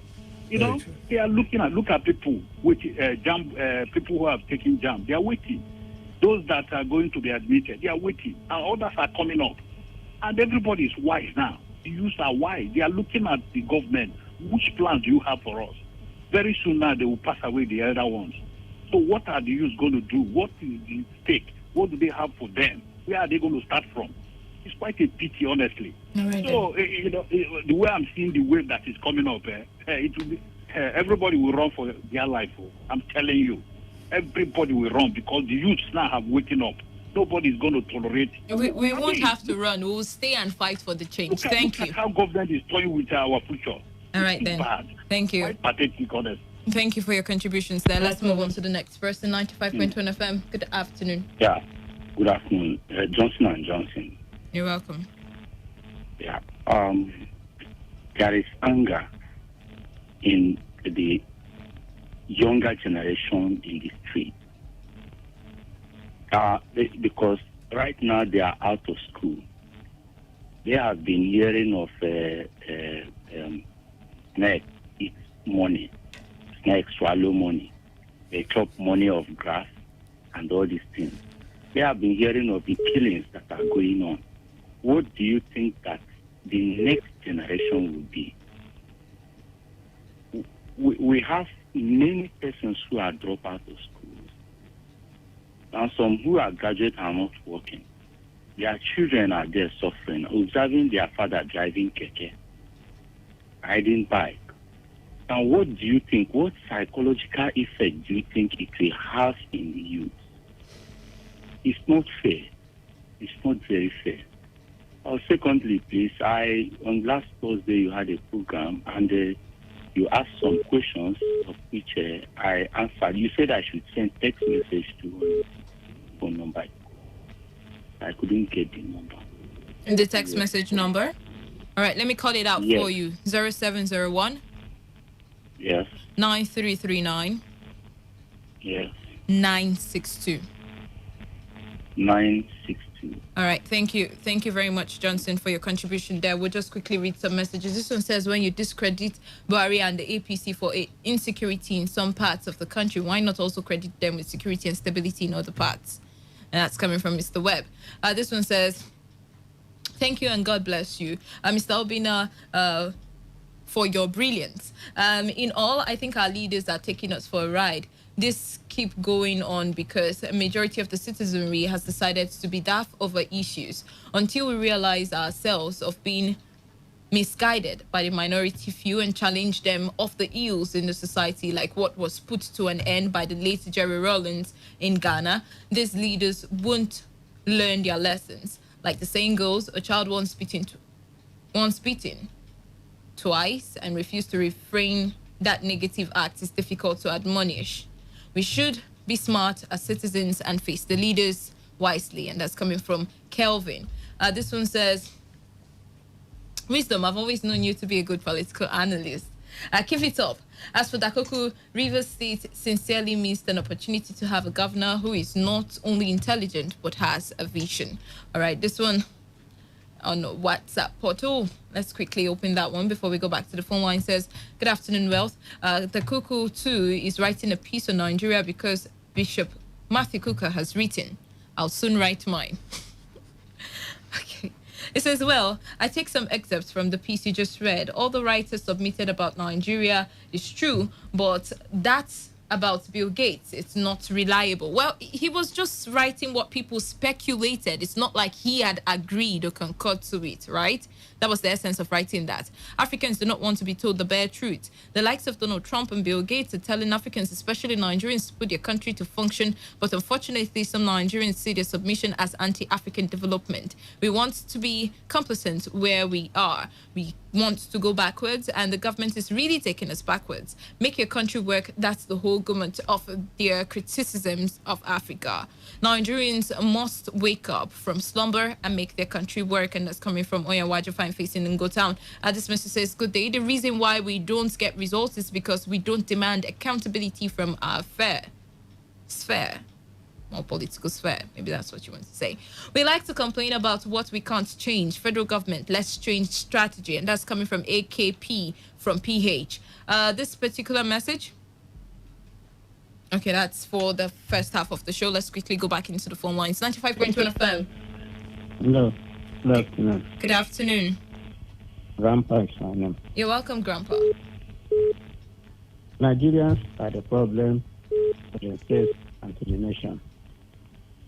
We have been talking of youth. No one that was not a youth that is old, and no one will be a youth forever. It is when the opportunity comes, utilize it fully, not on sentiments, not on hatred, not on tribalism. Because what is happening when you see one person follow, every person will be talking about that, and you leave what you have. You don't make use of your intelligence. It depends on one person to direct you what to do. And you call yourself a good person. See, Nigeria doesn't have strategy. You don't have established opportunities that when somebody offends, they can be prosecuted. It is not there because there's no patriotism. If we are patriotic to our nation, then when you see something that's going wrong, you say it's going wrong, and it will be corrected. Even if you don't benefit from the good correction, your children or grandchildren will benefit from it. That is why countries develop and grow. We are here, we don't talk of employment, we don't talk of development. We have heard of NLS to go on unnecessary strike for themselves. NEPA wants to go for themselves. Out of more than 80% that are not government workers, who is going for them? Therefore, let every person think twice and let us look inwards and know what we can do to make our representatives worthy. Don't collect money when you want to vote them. Vote the right person. Don't say your card so that you don't start talking tomorrow as if you are not involved. All right, then. Some of them have started receiving money for 2023. They have started receiving money whom they vote for. The party they vote for. If the banks can ban influence, that will happen. It's not the best. But when you make yourself what you are, because with your mouth, you create yourself, market yourself, you market yourself. As I marketing your nation, I marketing yourself. All right, we are in this country and it's our nation. Please, let us work for good and ask and pray. I know how God will help us. When we help ourselves, when you are inside the hole and raise your hand up, somebody will bring you up. If we don't raise ourselves, we're always flat and talking. It's not going to help. We need industries in this country. If it is not industrialized, there'll be no development. Where there is development, then the country will go. Every person will be happy.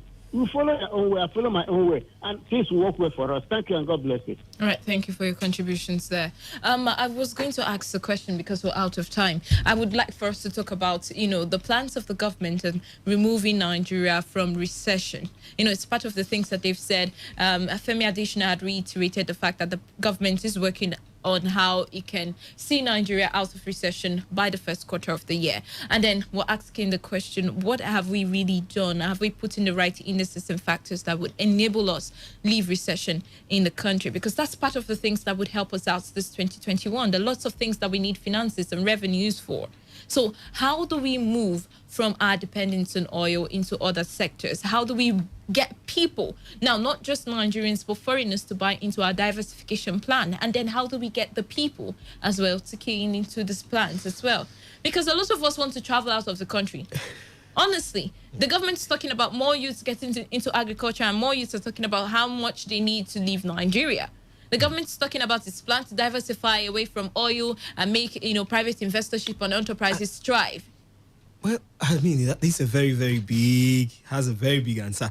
But I'll quickly just say that I think the governments are just acting like they don't really know their citizens.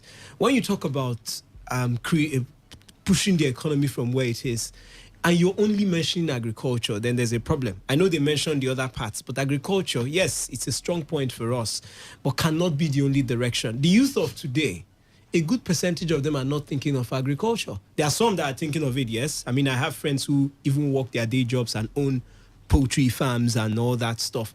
But majority of their mindset and reasons and focus is on other things like technology, entertainment, the other parts of industry.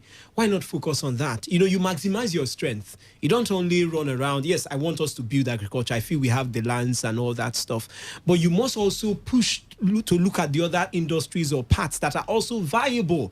And as I said, as I will always say rather, if what they were doing was correct or was working, it would have worked by now. So it means whatever they were doing is either they've not implemented it well or it's not working. So it's a new year. Implementation should be paramount, not talking. Implementation, whatever you want to give out loans, let's see it work. Let it get to the small scale farmers. Empower other industries also. It's not only agriculture. There is technology. it rakes in billions for other countries. We can also start there. We can start from where we are. It's not everything we import. The electronics and all that, that's also an industry we can buy into. There is entertainment industry. We can buy into it. Our musicians are doing very well all over, and they are the ones who want to join.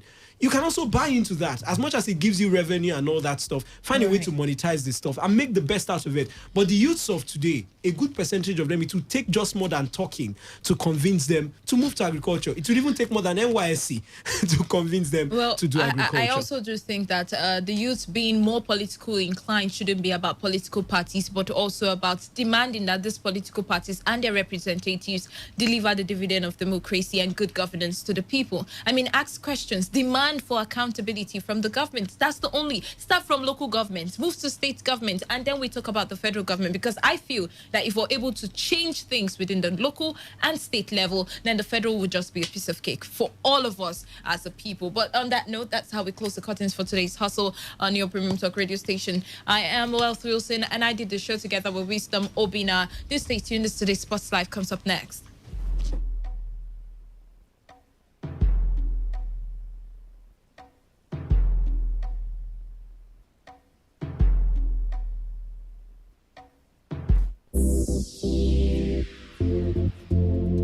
Let's talk football. Let's talk football. What a devastating strike!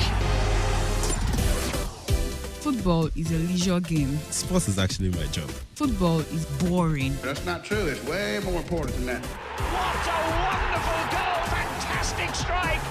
As far as I'm concerned, sports is all about passion.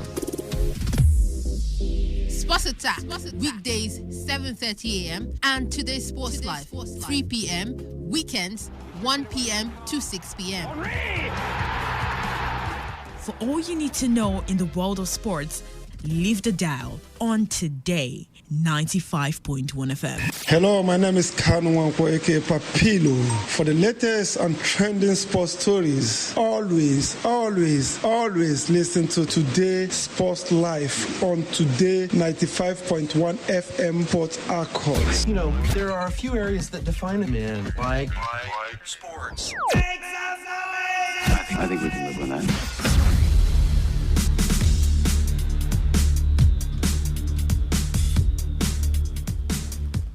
Well, it's a fine afternoon to you. Welcome to another exciting edition of Today's Sports Live on your premium news talk and sports radio station, Today 95.1 FM, right here in Port Harcourt. My name is Wisdom Obina, and I will be your anchor on the show this afternoon. I'm just the one driving, but I have the guys here with me in the building to do justice to the stories we'll be talking about. Well, it's the first time this new year that I will be sitting on this side and him on the other side. Emeka Dena, the Odogu one of sports, joins us. Emeka, welcome to the show. Superman, Happy New Year to you. Happy New Year to our listeners out there. Always a pleasure to be here. There's plenty to talk about on the show this afternoon. All right, and of course, the man who says he can always give us the fairest of decisions and judgments, the Chief Justice of Sports, Chidubem Njoko, joins us. Chidubem, welcome to the show. Good to be here, Wisdom, and of course, Emeka. Good afternoon, listeners. I hope you enjoyed the ride as we move and talk everything sports this afternoon, rather. All right, a lot on the menu, like they said. We'll touch athletics a little bit, NBA, but the MPFL, even boxing too, anyway. But the MPFL continues to give us more excitement. I just saw a little battle argument in my group now.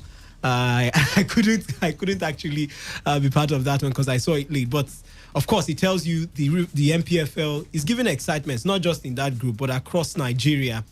People are beginning to follow the MPFL more than ever before, especially with the results, fine results, officiating too, and what have you.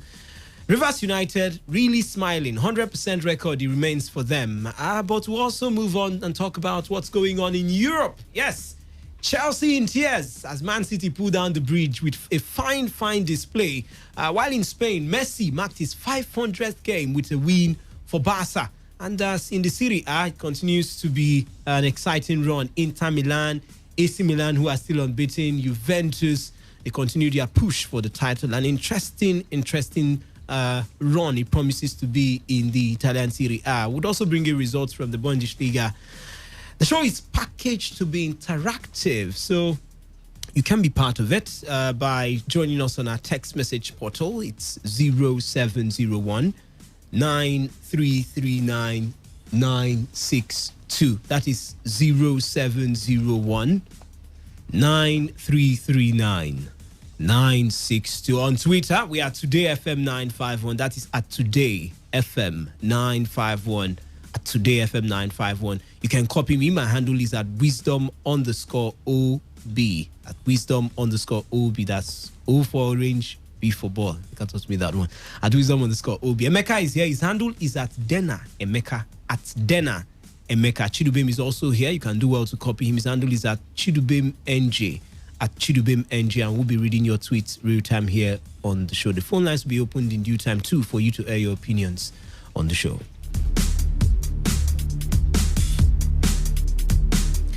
All right, quickly, before we talk about the big stories, the Minister of Youth and Sports, Sunday Dari, did come out to reassure Nigerians that February 14 kickoff date of the National Sports Festival in Benin City, Edo State, remains unchanged. In a statement that was released by his media aide, John Joshua Konji, on Sunday, Dari said after the National Sports Festival in February this year, they would move on to the National Youth Games and continue to build up to the Olympic Games.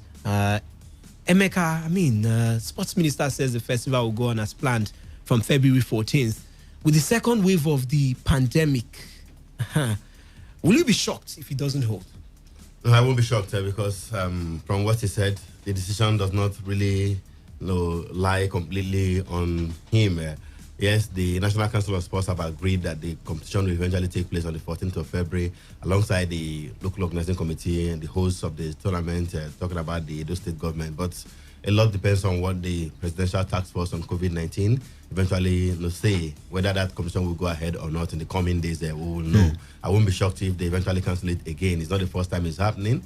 And, from the way things are going, just this morning, our number of confirmed cases in the country crossed 90,000, and it's not even going down it's increasing by the day. And I won't be surprised if at any point in time the people of that the presidential task force led by the Boss Mustafa come out to tell us that it is no longer safe to go ahead with the National Sports Festival. It will be understandable all over the world. That is what we are seeing, even though the major leagues are going on, but some other sporting activities have been put on hold.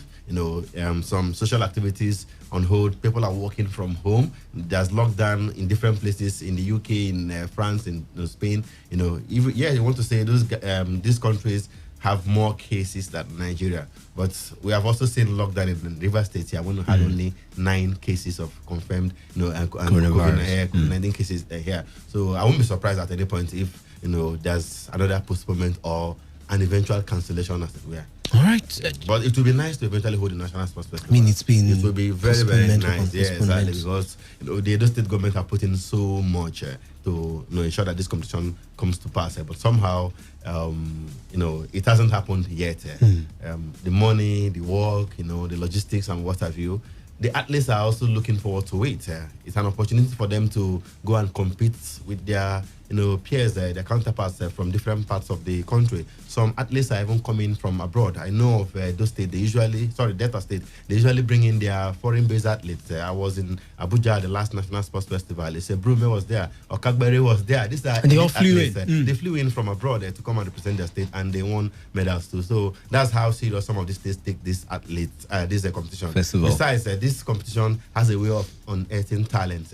Brume, we are talking about today, multiple African champion, Commonwealth champion, one of the top contenders, our Olympic hopefuls in long medal jump. hopefuls, yeah. Come on, in 2012, she was the revelation of the National Sports Festival in Lagos State, the 2012. So, it's an opportunity to also discover another Brume, another Blessing Okagbare, another Rona Quadre. It presents you the opportunity to do so. But, if you don't hold it, if you don't eventually stage the competition, you wouldn't know what you will lose. Exactly. But Chidubem, somewhere in the United States this past weekend, Steph Curry was on fire for the Golden State Warriors. Is he back to his best finally, or just one of those good days?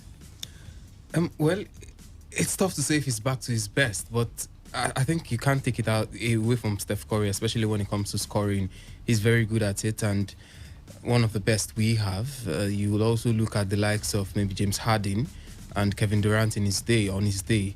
Paul George also had a decent showing yesterday as well. 39 points he had for Lakers side, even if they ended up losing by 107 to 112. But it's been shaky for the Brooklyn Nets now. It has to be said. Apart from the Golden State Warriors, who with Steph Curry you'd expect would just be in and around the place. I don't think anybody is expecting them to do anything special this year, especially when you consider the fact that Steph Curry is an Islander. He doesn't have a mercurial support system to take him all the way. He feels like he's alone. I beg to disagree. I mean, during their championship, triumphs, we can always mention Klay Thompson, and maybe Draymond Green or Godala before Kevin Durant even joined the team. It wasn't a completely one-man show, But right now, Draymond Green is no longer the man he used to know, and he's always in and out of injury. That's the only person you can even look up to say, okay, he can do something. But he's not even the best of scorers. He's better defensively, and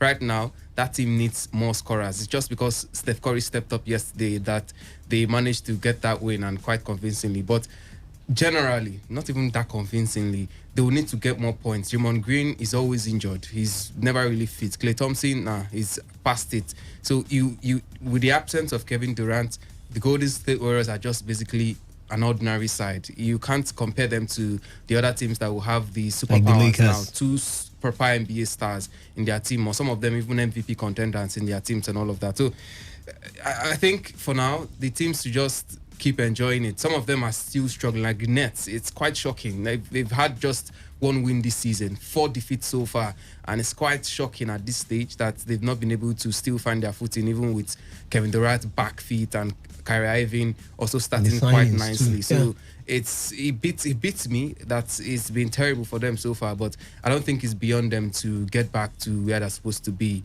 I mean, we talk about the quality they have, and I think they can always get back. It's a marathon. There's still a lot of games to be played, and like I would always say, you just need to be the best 8 to qualify for the final. You don't need to win and win the World Cup or something. It's easier at this stage before you get to the finals, where the main business begins. All right, we hope that they would continue. I mean, the Golden State Warriors side, Steph Curry, Draymond Green, Kevin Looney, and the others find a way to see how they can get back to the glory days, because these days it's like it's just all about the LA Lakers. Let's talk boxing on the show this afternoon. Tyson Fury says Anthony Joshua's chilling knockout threat is just a lie and believes his British rival is not confident about winning their world title fight. WBC champion Fury is set to face Joshua, who holds the WBA, IBF and WBO titles, with talks ongoing to stage a massive showdown to decide the world's #1 heavyweight. Joshua produced a dramatic knockout win over Kubrat Pulev in December and warned he wants to take Fury's head off his shoulders when they finally share the ring. But Fury told Fox Miami earlier today, "This fight has been brewing for a long time. They have been avoiding me for a long time, and now it's finally got to happen. They either run away from the fight and announce it publicly or take the fight. Either way, it's a lose-lose situation for them." It's a nice quote. It doesn't mean anything. It's sticks and stones. That's reacting to the comments of Joshua. People say a lot of stuff and they don't back it up. So we'll see. I've never seen him take anybody's head off, anybody's shoulder off in all of his 22 fights. So it's probably a lie, another lie. I'll come to the other side of the quotes now. But interesting thoughts from the man there talking about Tyson Fury. Emeka, I'll start with you. We have followed the reports of Joshua vs. Fury. He said something earlier that the Joshua camp, they are running away from him, or they've been running away in the past. But we have followed this fight, the reports of the fight, the Joshua Fury fight, from the start. Has there been any running away from the AJ camp? Has there been any sign that Anthony Joshua, Eddie Hearn, and of course the Matchroom, they are not interested in this particular fight or scared? Well, none that I know publicly, nothing like that happened. But sometimes these things happen and they don't even get to hear about it in the media. It was only recently that Deontay Wilder admitted that he was offered more money to fight Anthony Joshua. He chickened out to fight Tyson Fury. The impression before then was that the Anthony Joshua camp were running away from him. They avoided a fight with him. That was even in the media. But sometimes these things could happen and you don't even know about it. Now, it's now inconsequential whether they ran away in the past. There's an agreement in principle in place for two bouts between these two heavyweight champions to fight this year. Two massive fights this year for the undisputed championship of the world. So whether they ran away, those ones are now before talk, it's no longer relevant right now.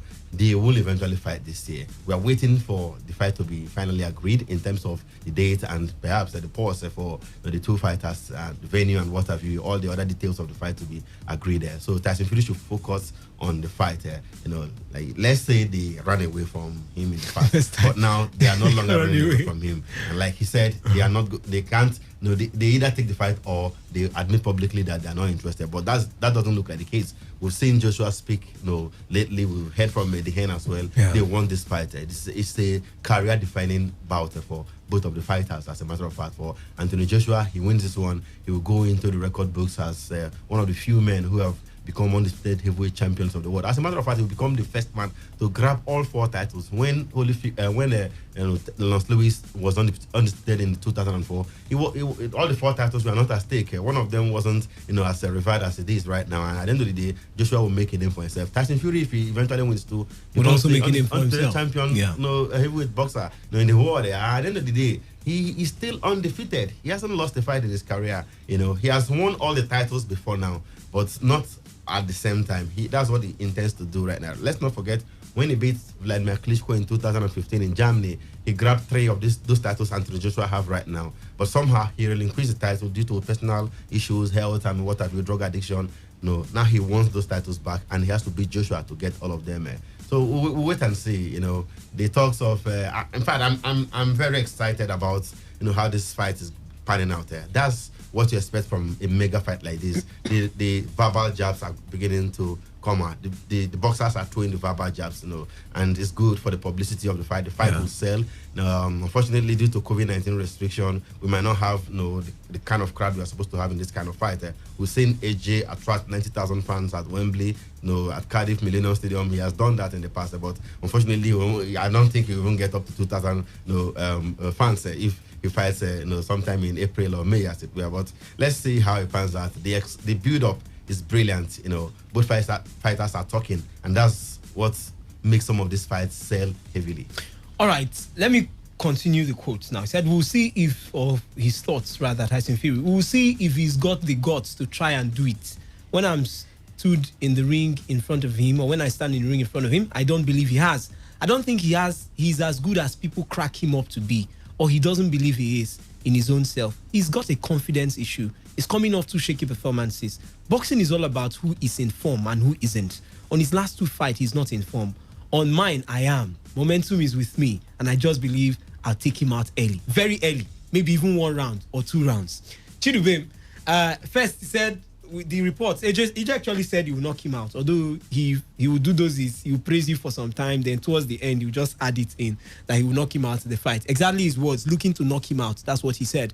But with Joshua's style, current form, is there any chance there will be a knockout in this fight when these two clash? And if yes, with what this one I said, 1 round or 2 rounds, I'll take him out. Tyson Fury. This one I said, I'm looking forward to knocking him out. Do you expect a knockout? And if yes, from whom should we be expecting the knockout? Well, both of them are fighters that know how to knock boxers out, at least from their records. Joshua, on the other hand, recently has been a bit more conservative, and you can understand why. Some of the opponents he's faced, especially after that Ruiz fight, in that rematch, he was really scared because of what could have happened if he had launched out, and also scared because of the way Andy Ruiz came at him in that first bout. He would rather sit back and hit on the counter. He's also a very good counter puncher. That is Joshua. On the other hand, Tyson Fury is a man that has shown that he can combine a lot of things. He can be ferocious when he wants to be. We saw that against Wilder. He can also be a bit more conservative, and we saw that against Klitschko when he took him out. So he can be dangerous in different forms. That's Tyson Fury, and that's why a lot of persons are scared about him. And he talks a lot, and he doesn't just talk, he does the walking as well. People expected that he was going to be beaten or left for dead with that strong right hand of Deontay Wilder, but he proved everybody wrong, or most people wrong now, because he went in there and he showed the world that he has a strong chin, he can take punches, and he has the stamina to also go down twice in a bout, dropped down twice to the canvas, still managed to hold his footing and didn't lose that one. So he's one man that has seen it all. He's fought the best, he's taken it all. But Anthony Joshua, the fear would always be that, oh, you're fighting against an Andy Ruiz, you were beaten silly. So that means there's that part of you that is left for the taking. And even in Joshua's fight, there's always that round, 1-2 rounds, where the opponent is dominating. And you're like, Joshua, when you're fighting against this kind of people, you're supposed to be more clinical. Especially that last fight against, the last one he had now in December. Kubra Pulev, yeah. I expected that in that third round, he was supposed to have seen that bout off. But somehow he kept pushing and pushing and pushing, and it's lasted far longer than it was supposed to last. Ordinarily, you think a man like Fury would have ended that bout much earlier. Yes, you want to tell me when he fought against the man who gave him a gash on his eye, Otto Wallin, he almost, in fact, some referees would have called that one off, but somehow he still got the job done. Against, I think what defines Fury now is that fight against Deontay Wilder, the manner in which he took Deontay Wilder out. I think that's why everybody is scared, because he told you I was going to do it, and he went in there and did it, not just against any man. To have kept out that right hand of Deontay Wilder, it takes a lot of technical brilliance and discipline to be able to have done that. So that's where the fear is coming from. Anthony Joshua is a prim and proper guy. He's so quiet, he doesn't talk much, and it's difficult to know what to expect from him. But one thing I know is that both of them are excellent when it comes to defending and counter-punching. So I would expect a cagey fight. It might not be as explosive as a lot of persons are expecting, because these are two boxers. Forget what Fury is saying. He has a lot of respect for Anthony Joshua, because he's one of those... Tyson Fury, before the Wilder fight, was always talking about the fact that he's one boxer that knows how to punch. He knows the art of punching. If there's another boxer who knows the art of punching, it is Anthony Joshua. And I'm sure Fury knows that as well. So I'm sure he has a lot of respect for Anthony Joshua and all he has achieved. So that fight might not be as explosive as we saw between the one between Fury and Wilder. It might be a lot more cagey, and perhaps get to the 10th round or even more. Superman, when boxers tell you they're going to do this or that, just wait until fight night. You know, this is heavyweight boxing. It takes only one big punch and it's good night to according to the other boxer. All your strategies will change. Now look at it. Both boxers are promised to knock each other out. It's not going to happen. Both boxers are promised to knock each other out. It's not going to happen. There's no way both of them will knock each other out. Exactly. So something has got to give way. You understand? And I mean, you don't know what to expect from these boxers.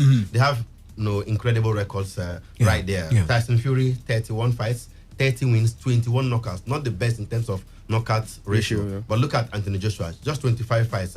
He's won 24 of them, and 22 of them by way of knockouts. So, he's gone the distance only twice in his career, losing once to Andy Ruiz Jr. So very impressive record. He took out Kubra Pulev in December. That was also the same thing Tyson Fury did, taking out Deontay Wilder in February last year. So the guys, I mean, that's quite a long time now. He didn't fight in December. He was supposed to fight Ais Kabayal. He called off that fight. The third fight against Deontay Wilder did not eventually happen. There's a lot to expect from these guys. I mean, they've been impressive over the years, to say the least. A little blip here and there. Tyson Fury, wasn't impressive in his win against Otto Wallin. Otto Wallin gave him a deep cut in his eye. A lot of people thought that fight should have been called off and awarded to Wallin. That was not the case. Joshua himself showed some vulnerability against Andy Ruiz Jr., but he was able to still avenge that defeat and, reclaim his title. So we look forward to this one. And as per what they are saying as to who is going to knock the other out, we'll wait until fight night. It doesn't always happen the way they say it. All right. Once again, you can send in your thoughts as to the story we've talked about, boxing, athletics, and of course NBA. You've heard the analysis of the guys. 0701933962.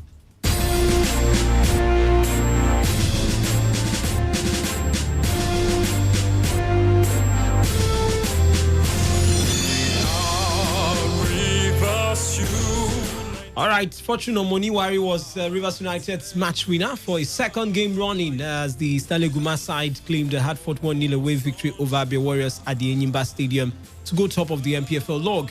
The energetic forward who scored the decisive goal against Rangers FC last Wednesday fired the ball beyond Ojo Loruleke after Stephen Gope had found him free inside the goal area. Elsewhere, Kano Pillars defeated Katsina United 2-0 to win the Northwest Derby, while Enugu Rangers bounced back from an opening day defeat at Rivers United to PIP visiting Akwa United 1-0 in the second week of the MPFL. Now, David Ebuka and Captain Rabi Ali scored for Pillars inside the Ahmadu Bello Stadium in Kaduna.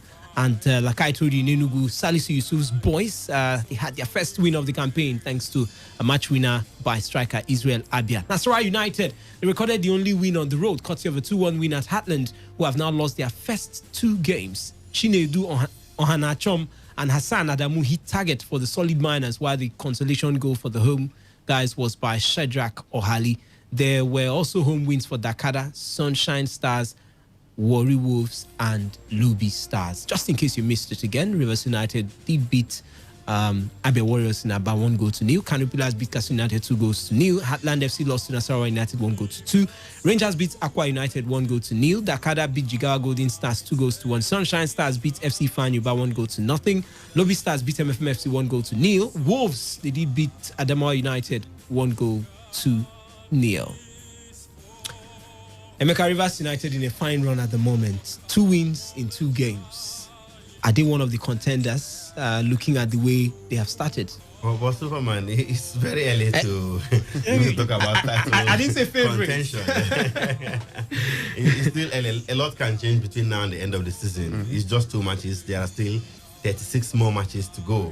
But you have to say they have started very well themselves and Nasarawa and they United. prepared well before the season. Yes. They brought in big names, massive acquisitions, including league winners from big Enyimba. names. You talked about Afeloha in goal, Ifeanyi Anemena in the defense. The former Rangers do trio now of Loke Ndadipe, Godwin Agoda, and Bobby Clement. In addition to Destiny Ashadi, who is even yet to play due to injury and all that. So lots of players came into the side, and it's no surprise that they have started brilliantly. Fortunately, Omoniwari back in the side, scoring goals, back-to-back wins now for Rivers United. Clean sheets here in Port Harcourt and in Aba against Abia Warriors. Both goals from the man Fortune Omoniwari. And, you have to give kudos to Eguma and his boys. They've started very well. All you ask for at this stage will be consistency. Next will be Kwara United here in Port Harcourt. We saw what Kwara United did on day 1, beating Plateau United 2-0 away from home. Exactly. They didn't play that day, match the 2 encounter against Enyimba, because that one was shifted to the 20th of January to allow Enyimba prepare well for the CAF Champions League fixture on Wednesday against El Merreikh. But having said that, good start for Rivers United. Even before the season started, they were going to be one of the contenders for the title. That was made clear by the manager of the side. Now, if you look at the way and manner they went about business of recruitment, you would think somehow they were even planning for the CAF Champions League. Remember, there was that tussle between them and Enyimba with the LMC as it were, as to who goes to the Champions League and the Confederation Cup.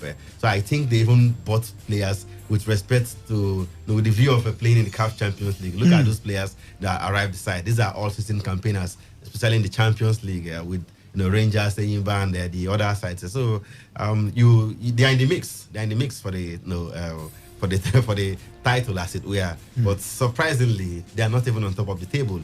They have the same number of points with Nasarawa United, who are top of the log courtesy of their superior goal scored. They both have +2 goal difference. Nasarawa United have won 2 matches back to back. One at home, coming from behind to beat Wiki Doris, and yesterday they beat the Naze Millionaires, who are really struggling. Exactly. And here things are not going down well at all with Naze Millionaires. Heartland is an old story. They usually struggle administratively. It's well documented over the past 4, 5, 6 years. Heartland have always been in this kind of mess.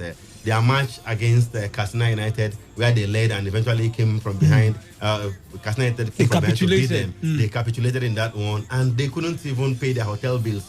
That was the story that emanated from Katsina, and eventually they arrived over 2-3 days after, by road and what have you, and the boys boycotted training, and of course they had to play, even without getting adequate training ahead of their match against, Nasarawa United, who eventually won them 2-1 yesterday. So it's a familiar tale for Heartland. We know there are issues over the years on non-payment of salaries, issues with who is the general manager. I thought they are At some point, now. they had 2 media officers, lots of issues, and it's not a good tale. I remember they were even relegated at some point in the midst of this brouhaha, and luckily they came back. They escaped relegation by whiskers the last 2 seasons. Let's not forget. So at the end of the day, it's something we are used to. All the talks about them being Nazi millionaires is just on paper. Just they don't have money right now. They are hungry. The players are angry, and the results are not coming now. Superman, the coach of the side, I did an interview with him. It was played here. I think it was a live interview. He said the fans of the club contributed money to him during the lockdown. Rangers can equally do the same thing, but somehow, these other clubs don't have a way of managing it very well, and it comes out in the media. It doesn't mean, that they are the only ones. Yeah, they are the only ones. No, they are not the only ones. It's something that we are very familiar with. You can't forget what happened here in Port Harcourt, in 2014, when Sharks and Dolphins players had to go and sleep in front of governmenters for unpaid 7-8 month salaries. So, it's well documented all over the country. It's something a lot of these clubs pass through, and, I'm not making up anything here. Sorry for being harsh on Heartland, but that's the reality of it. It is what it is. The Nazi millionaires are very, very poor these days. All right. It's a paradox. Nazi millionaires. Very, very poor. Is that the figure of speech? The poor millionaires. The poor millionaires. All right, Chidube, which of these teams impressed you most this past weekend? We had, like you said, Nasarawa beat Heartland 2-1. Kano Pillars had a decent 2-0 win against Katsina United. Rivers United went away to Aba to beat Abia Warriors 1-0. And we had other wins too. Home wins, basically. Yeah, I think the others were probably regular wins. The one involving Nasarawa United and Heartland, of course, caught my eyes because I didn't believe Heartland were going to be beaten at home.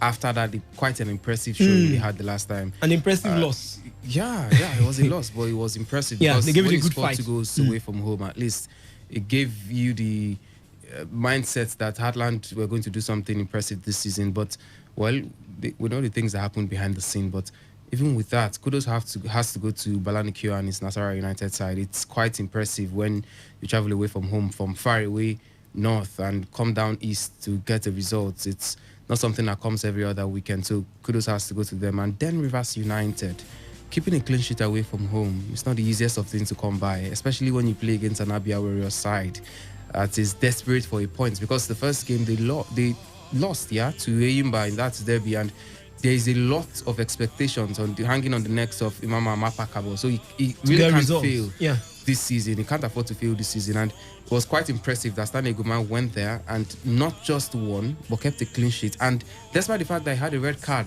somewhere around the 72nd minute, he still held on to the end of that one without conceding. We know how difficult it is to play with 11 men, let alone when you are a man down. So I think massive kudos has to go to Stanley Guma, and it's not a fluke because it's not something that just happened once. He has done it in the CAF Confederations Cup against Blue Fountain Celtic right there in South Africa. He came back here against Enugu Rangers. That game was largely dominated by the visitors, but still he managed to keep it tight at the back and didn't concede the goal. So it's a good thing that Rivers United have continued from when they stopped defensively, because they've always been good, and they now know how to score goals. So it just tells you that they should be having a good season, probably a very good season this time around. And who says they can't win the league? They were close to doing that last time. Maybe this might just be the season where they go all out to do it. So definitely Rivers United and Nasarawa United. All right, 0817 0000951, 0810-951-0951. Now take it again, 0817 0000951, 0810-951-0951. We've talked about athletics, we've talked about the National Sports Festival, that is the NBA, and of course the Nigerian Professional Football League, where Rivers United did put smiles in the faces of Rivers people. Today's Sports Live, good afternoon. How are you? I'm fine. Your name and where you're calling us from? Yeah. See, I want to ask, if any conflict in the week, And no, anybody did not play. this thing necessarily Struggling to hear you. Can you speak up a bit? I said, what the ending band and if I do, I don't like it. is it because they are going to play continental match? Is Rivers United not going to play the same continental match this week? I think they thought that they will be able to equalize those 3 goals. It is impossible. There's nothing impossible with football, though. Look, the level are just wasting their time. Any man can attempt to overturn the El Madrid winning. It's not possible. So that means just nothing. Which club do you support? Hello. Okay. Today's Sports Live. Good afternoon. Hello. Yeah, good afternoon. This is Chima. Chima. Okay, Chima, welcome. Let's hear you. Yeah, I'm a first-time caller. Welcome, Chima. Good to have you. Go ahead. Thank you very much. I thank Coach Uma for the Rivers United win. I'm a fan of Rivers United. Okay.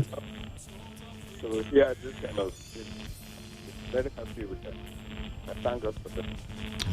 All right. Thank you. I'm certain that's exactly what Igma would have said if he had called in. Thank God for that. All right, children, we have some messages from the portal. Before he gets to the messages, in football, nothing is impossible. We have established that over the years. They've touched you. Because the way he was saying it, you can't even predict the outcome of any football match with certainty. Otherwise, there's no need playing it. If we already know that Enyimba will not qualify, then Americans they would just walk over Enyimba and go to the next round there. But it has to be played there. And there's always that chance of you progressing to the next round or getting whatever result you want to get. We've seen so many comebacks in the past. Nigeria did it in 1989, 4-0 down in first half. Second half, they bounced back, the miracle at the Under-20 World Cup. We've seen PSG, of course, in Benin recently. Sierra Leone did it to our own Super Eagles.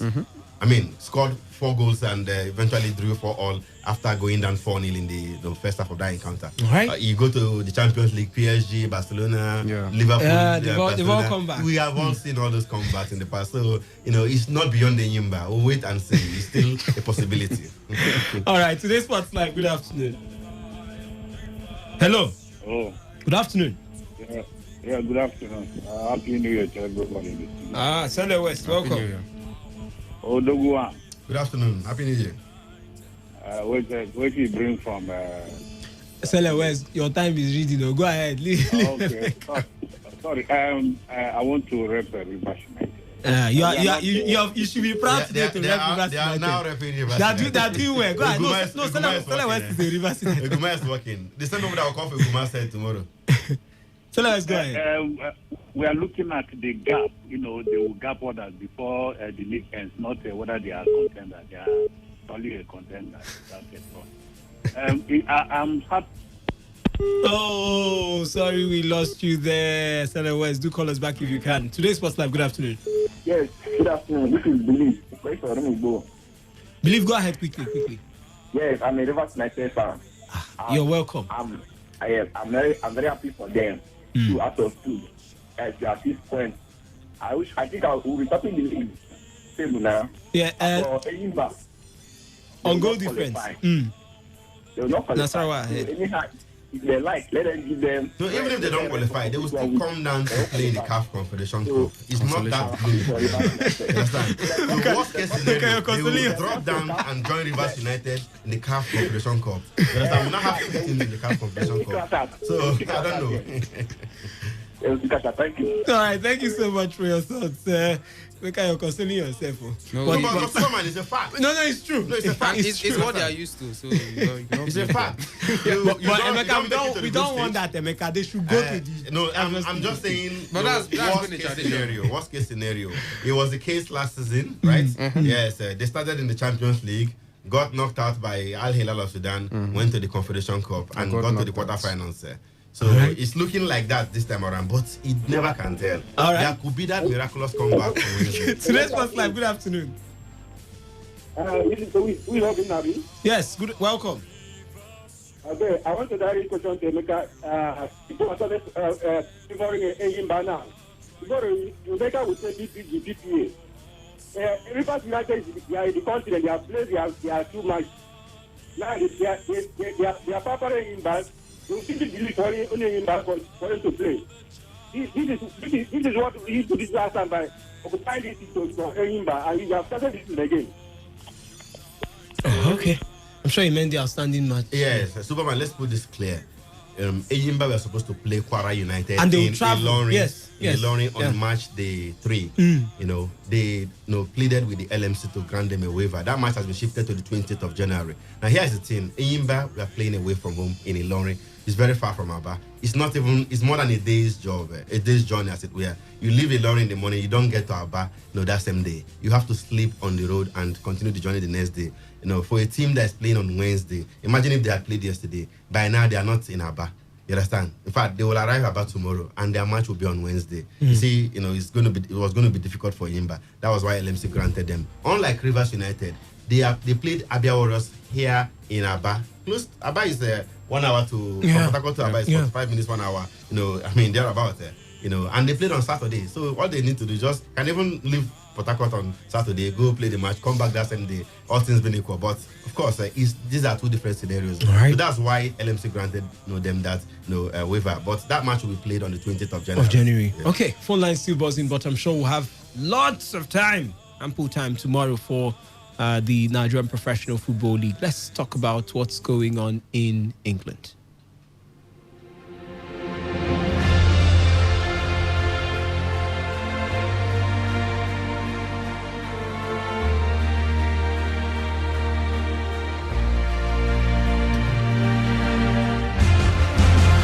Frank Lampard accepts Chelsea were taught serious lessons by Man City on Sunday, but insists people must be patient as he tries to build a stronger team. Pep Guardiola's side ran out 3-1 winners at Stamford Bridge with Ike Gundogan, Phil Foden and Kevin De Bruyne all scoring in the first half for a side left depleted by coronavirus outbreak. Chelsea, who scored the consolation goal through Callum Hudson-Odoi in second half injury time, only managed 2 shots on target throughout the contest as Premier League debutant Zach Steffen went largely untroubled. The Blues have now lost 4 times in 6 league games, as many as they did in their previous 23. They have taken 26 points from their first 17 matches of the 2020-2021 season, 3 fewer than they managed at the same stage last term, and they have never finished higher than 6th after failing to amass more than 26 points at this stage of the campaign. With top 2 Liverpool and Manchester United 7 points ahead of them with a game in hand, pressure is growing on Lampard, whose squad was bolstered by a net spend of more than £220 million in the previous transfer window. A quick look at all the results. Everton lost to West Ham 1-0. Man United beat Aston Villa 2-1. Tottenham did beat Leeds 3-0. Crystal Palace beat Sheffield 2-0. Brighton did play at a 3-0 with Wolves. West Brom did lose to Arsenal 4-0. And United, that's Newcastle United rather, lost to Leicester City 2-1. And Chelsea were beaten by Man City 3-1. Tonight we see Liverpool travel to the St. Mary's to face Southampton. Chidubem, over £200 million was used to bring in new players. But with 4 losses in 6 games, is it just a matter of time before we see Frank Lampard thrown out of the job? I'm sure a lot of persons would have expected that news to come yesterday after that game, Frank Lampard sacked, but it hasn't come yet. So maybe it's either the men in grey suits in Chelsea are still thinking about that, or perhaps they just want to give Frank Lampard time to stay on the job. But whichever way, it doesn't sound palatable right now if you're a Chelsea fan, because it doesn't look like it's going to get better. The players are... It's very lackluster performance from the players. It doesn't look like they're throwing their hearts out in the ring and supporting their manager this time around. It feels like there's a dry air around that team, and it's not good when it gets to that stage. Frank Lampard is run out of ideas as the games come. Against Arsenal, it was a terrible showing. Didn't get better against Aston Villa. Yes, they managed the draw, but it wasn't particularly a better showing from Chelsea. And come on, against Manchester City, it was a total embarrassment from a Chelsea perspective. And I think it's just a matter of time with the nature of Chelsea under Abramovich. I don't think a manager like this, with this kind of posting this kind of results, especially with the kind of investments that have been made, I don't think you're going to survive much further with this kind of results. All right, Emeka, Arsenal have bounced back in their last 3 games. Have they finally come into their own, or is there still far much to do Well, impressive in the last 3 games, like you pointed out. The last being that 4-0 whitewash of West Brom, who recently got a very decent 1-0 draw against Liverpool. But that being said, it's refreshing for the fans of Arsenal. Very brilliant.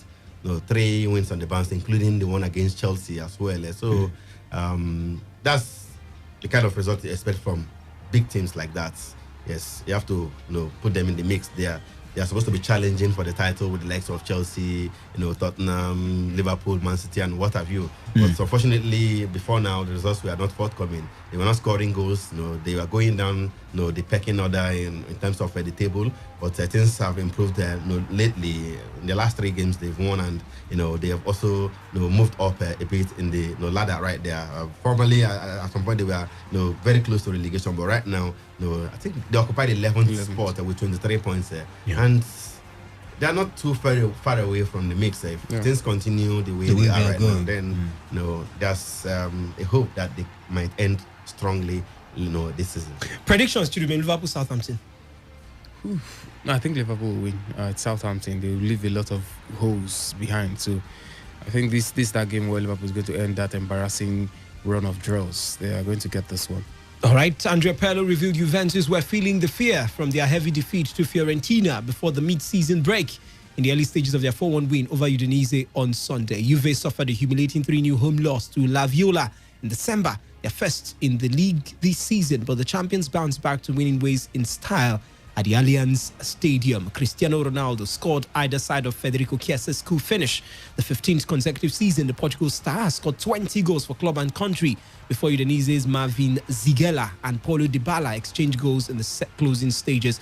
The result ensured Juve avoid going 3 consecutive home games without a win for the first time since the 15-16 season. That's the 2015-2016 season. And Pirlo considered the defeat to Fiorentina last time out was on his players' minds early on. A quick look at all the results in the Serie A. Inter Milan, they beat Crotone 6-2.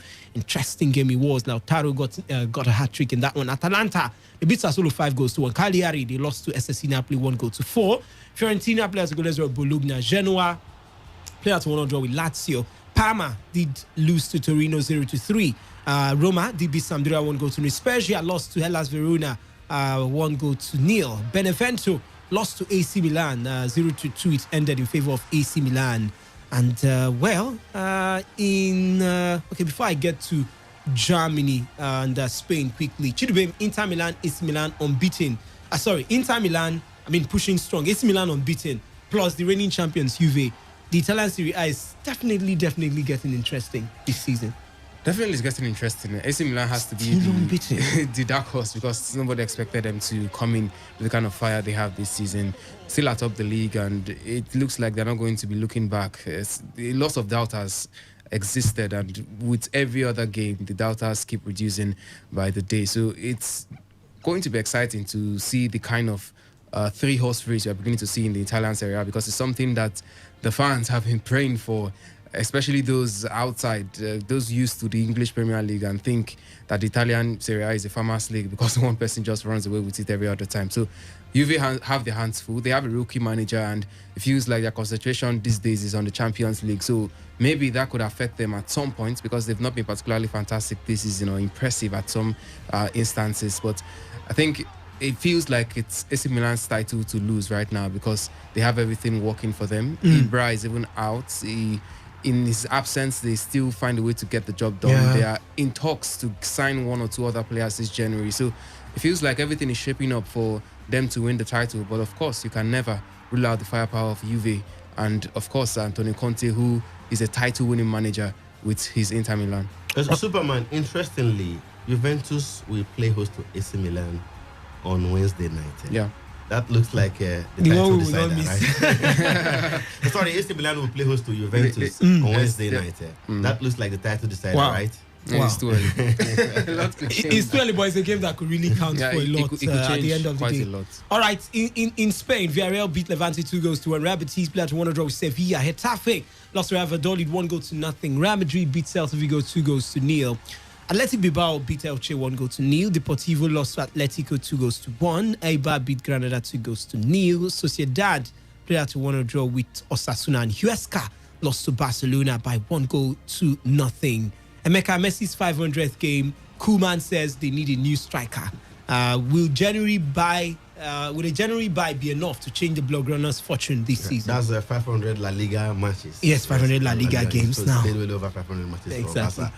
But impressive. He provided the assist for Frankie de Jong's goal, and that was the winner eventually against Huesca, who are really struggling badly. Our own Kelechi Wankali, rarely sees action these days. But that being said, lots of issues as well still in Barcelona. Felipe Coutinho is out. Yeah. They need a number 9 according to the manager. Where is the number 9 going to come from? They let go the proper number 9 they had over the years, Luis Suarez, who is still banging in the goals, by the way, for Atletico Madrid. He even scored the winner for them over the weekend there. Now, he didn't make any arrangement to replace him, and unfortunately, you're left without a proper number 9. So they will live with that till maybe in the summer. I don't see any striker from anywhere that will come in and fit in that the mode of Suarez at the moment. The players they were linked to, not willing. Their clubs are not willing to do business. Lautaro Martinez has been linked previously to Barca, but it doesn't look like Inter want to let him go at this point. And we'll wait and see. But that being said, a brilliant result. They are still outside the top 4. They are fit on the log right now, but they have an outstanding match. I think they are playing Bilbao this week, and if they're able to win away from home at San Mamés, then we'll look at the possibility of them getting into the top 4. All right. Talking about records, Cristiano Ronaldo did break one yesterday. Equaled Pele's original goal record. More like that's the original recorded goals in official goals, like they are called 757 goals. Yeah, that's 758 now. Yeah, one more than true. Pele, who has 757. All right, which goals are you talking about? Because I know that Pele scored a total of 1,185 goals. Some people say 200 and something goals. His former club Santos came out the day they said Messi equaled his record. Surpassed his record. They said no. Pele scored another 448 goals in unofficial matches, and they still think all that about will count. Documentation, the issues of documentation. All right, in Germany, Bayern came from 2-0 down to beat Mainz 5 goals to 2. White Taiwan was in fine form, and for Union Berlin as they beat Werder Bremen 2-0. A quick look at the transfer tidbits. It's January. Before we get back to the phone lines, Tottenham have begun initial dialogue with striker Harry Kane about a contract extension. The 27-year-old England captain signed a 6-year deal in 2018, but chairman Daniel Levy wants to ward off interest from Man City and PSG. The Athletic has that Frank Lampard's job as Chelsea manager is under serious threat, and the club have started to explore alternative options. Sky Sports reports that PSG are in negotiations with Everton to turn 20-year-old Italian forward Moise Kean's season-long loan into a permanent deal. A new PSG manager, Mauricio Pochettino, will be allowed to shake up his squad, and that could mean a fresh move for Tottenham's 24-year-old England midfielder Dele Alli. PSG boss Pochettino has made contact with Ali, according to Foot Mercato. And Football Italia, that's via Tutto Sport, has it the Argentine striker Paulo Dybala, who has been linked with Tottenham and Manchester United, will be sold by Juventus this summer if he does not sign a contract extension. And The Sun has it that Manchester United manager Ole Gunnar Solskjaer will hold talks with several fringe players over his January transfer plans, and 6 could depart on loan or permanent deals. ESPN also added that Manchester United will reject Atalanta's attempts to keep Ivorian winger Amad Diallo at the Serie A club until the end of the season. And like I told you earlier, that Ronald Koeman has requested for a new striker to be brought in January. 0817-0000951, 0810-951-0951. Today's Sports Live, good afternoon. Yes, good afternoon. This is Belief. Belief, quickly, let's hear you. Yes, I want to talk about Chelsea. After Frank Lampard, I think that man is sad because he's not writing. Look at the game he started yesterday. He benched all his strikers. Olivier Giroud and Abraham was on the bench. And starting Edison, when who is not in a good form. After the first half, I thought he would change it. He's not changed. He still leaves when are there. So I wasn't happy yesterday. All right. Thank you so much for your thought. Today's Sports Live, good afternoon. Good afternoon, Albert. Welcome to the show. Let's hear you quickly, please. To be honest, I think more than 32 is seen and everyone in addition. I think just like 2004, when I watched him and I told a lot of people that in 14 years' time he's going to be a world champion. Nobody saw that coming, and after when he won that belt in the club in Germany, persons began to call me, and then I was in school at Amasoma, And they told me that it's like maybe I have a 4 eye to see things that will happen. And what I want to tell you guys, and I've told you before, and it's going to be the division because it's going to top possibility. Okay. All right. Thank you so much, Albert, for your thoughts. Chidubem, the message portal. Yeah, we have quite a number of messages. This one says, "Good afternoon, sports presenters. Happy New Year to you all. I think it's better now. It's better now to sack Frank Lampard because he has lost the dressing room organization in the Chelsea team. Reason is you can't play a Chelsea team without an attacker, which is a deliberate mistake he keeps making. So for that reason, he should be sacked before Chelsea goes to relegation. Up Rivers United, they should continue the tempo." And that's coming from Anointed. This one says, "Please, which club is Mikel Obi playing now?" Mikel Obi, Stoke City. Yeah, he moved from Trabzonspor, I think. Emeka, bet me Liverpool will receive a shock from Southampton today. The least they can get is a draw. Kingdom from Abonima. Don't know why you're after. What was Emeka's business? Did I ever say anything about Liverpool? I have no idea. All right, guys. I'm happy for Manchester United. As for Chelsea, I feel pity for them. It's Arsenal's fault. Please play me Lampard's interview tape early this season. Ike from HA. I don't know the one you're talking about. Early this season. Which of them? Okay, this one says, "I don't think Frank Lampard has what it takes to coach a big and impatient club like Chelsea, except he proves me wrong. At this critical point of the league, he must brace up for good results or be giving the booth. Happy New Year." And that's coming from F. Onyesom from Port Harcourt. The other one says, "I'm Ernest from Woji. Emeka, which 1,000 goals did they record the goal he nutmegged to score the family?" Okay, I didn't understand that one. With Santos jersey. Quite confusing. "Good day, my name is Promise from... For me, Chelsea has not seen anything. They will continue to suffer. Amen." Well, you're the one that said amen, not me. "Good afternoon. Is asking time for the Liverpool match." Okay. I'll give you confirmations. Good afternoon, gentlemen. When the game was 3-0, I asked Abramovich to contact Thomas Tuchel immediately to avoid further embarrassment. Lampard cannot win a top side. Do you know that Chelsea have not won against a top half-table team this season, managing only 2 wins and a win against Tottenham and City, respectively, last season? Michael from Rumo Krushi. Well, all right. That game comes up by 9 p.m. Finally, this one is saying Lampard is the problem of Chelsea. He's stubborn and will be sacked soon. Obaro from Port Harcourt. Okay, so the Liverpool-Southampton game, 9 p.m. Nigerian time, and one last call. We have one MPFL game today too. Yes, between Wiki Tourist and Plateau United. Exactly. Well, that's where we would be drawing the curtains on today's edition of Today's Sports Live. Thank you so much for joining us. Join us same time, same station tomorrow. We will have enough time for all the banter concerning Nigerian football. Emeka Dena was here. Chidubem Njoku was also here. My name is Wisdom Obina. But before that, Sports Attack comes up by 7:30 a.m. Tomorrow morning. Do well to join us for that one. Until then, of course, stay safe and stay tuned to this dial, Today FM 95.1.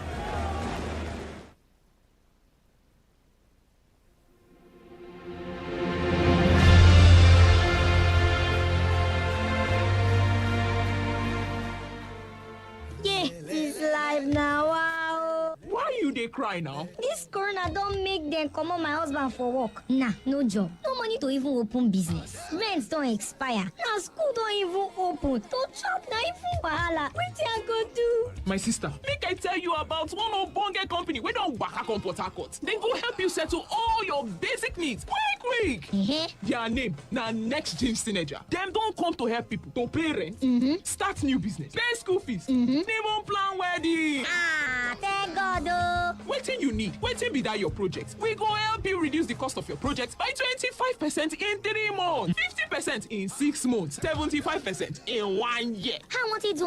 For more information, ring their telephone for 0703 354 3174, 0703 354 3174, or 0901 064 2536. Waka enter their office for number 3 Agudama Street, T Line, Port Harcourt. Now Next Gen Media and Infotech power am.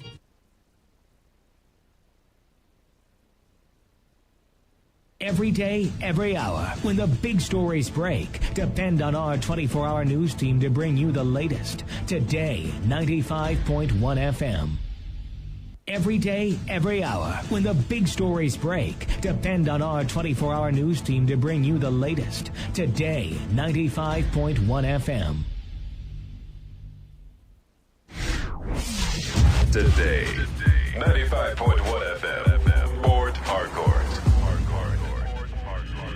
News update.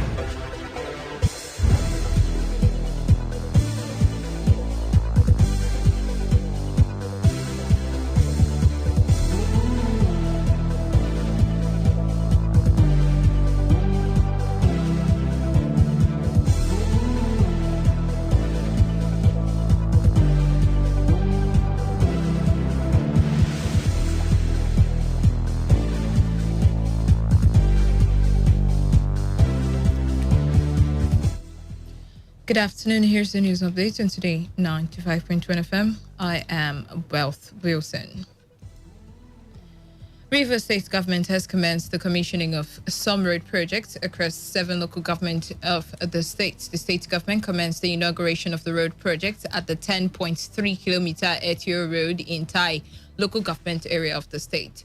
Governor Yomson Wike, while speaking during the event, faulted criticism that he concentrated development in only Obiakpo and Port Harcourt local government of the state. The governor also commended the indigents of the community for supporting the contractors during work. Speaking before he commissioned the project, the Bauchi State Governor Bala Mohammed described Governor Wike as the face of leadership of governors in Nigeria. The Rivers State Government Task Force on the ban on street trading, illegal motor parks, taxi ranks, and mechanic workplaces has commenced operations. The new coordinator of the task force, DSP Felix Nwadi Bey, said his team began operations today by first patrolling the streets of Port Harcourt and Obiakpo local government area to sensitize the public on the need to obey government on ban of street trading and illegal motor parks. Nwadi Bey noted that no member of the default task force on street trading and illegal motor is part of the reconstituted team, which he now coordinates. He also assured the public of the civility of the new task force, but warned that anyone who willfully flaunts government's ban on street trading, illegal motor parks, taxi ranks, and mechanic places will be arrested and prosecuted. On his part, the officer in charge of the Rivers State Task Force, DSP Okutu Christopher, explained that the presence of security personnel attached to the task force is to make sure there is no breakdown of law and order. Former Vice President of Nigeria, Atiku Abubakar, has sold off his shares in Integrated Logistics Services Limited. This was disclosed in a statement by his media aide, Paul Ibe. Ibe explained that one of the reasons Atiku sold his shares was President Muhammadu Buhari's led federal government's alleged preoccupation to destroy a legitimate business. You recall that in 2017, the federal government had directed the Nigerian Ports Authority to terminate its pilotage contract with Intels. Citing reasons for the contract termination, the NPA alleged that Intels refused to get on the Treasury single account platform. NPA has, however, denied that its action was politically motivated. On the foreign scene, Iran says it has resumed enriching uranium to 20% purity in its most significant breach yet of the 2015 nuclear deal with world powers. Government spokesman Ali Rabi told state media that process had started at the underground Ferdo plant near Qom. Enriched uranium can be used to make reactor fuel, but also nuclear bombs. Iran has insisted that its nuclear program is peaceful, has rolled back a number of commitments under the deal. It has said it is retaliating for the U.S. economic sanctions that were reinstated by President Donald Trump when he abandoned the accord in 2018. But Israeli Prime Minister Benjamin Netanyahu said Iran's decision cannot be explained in any way except as continued realization of its intention to develop a military nuclear program. And that was the news update on Today 95.1 FM. Do not forget to take responsibility, wash your hands frequently with soap under running water. Avoid touching your face and high contact surfaces to prevent the spread of COVID-19. Once again, good afternoon. I am Wells Wilson and thank you for listening. Do stay tuned as the platform on radio comes up next.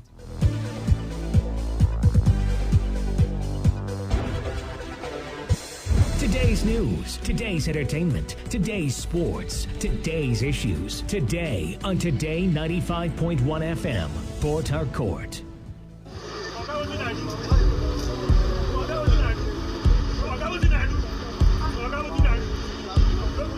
I am a proud Nigerian. I have been placed here by God for a time such as this. At my back, I ain't coming back. The degradation, challenges, and problems faced by Nigeria are the perfect backdrop for me to develop and utilize my God-given potential.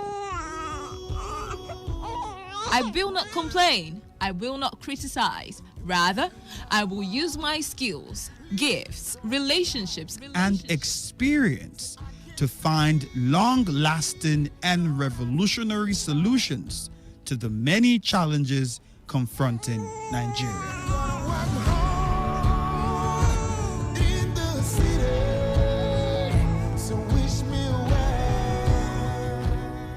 Nigeria will rise again. Because I am here, I will leave this nation a better place than I met it. I will work to make Nigeria a praise on the earth.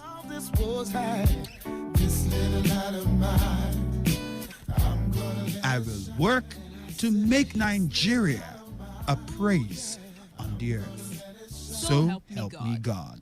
Let me tell you how I got this far.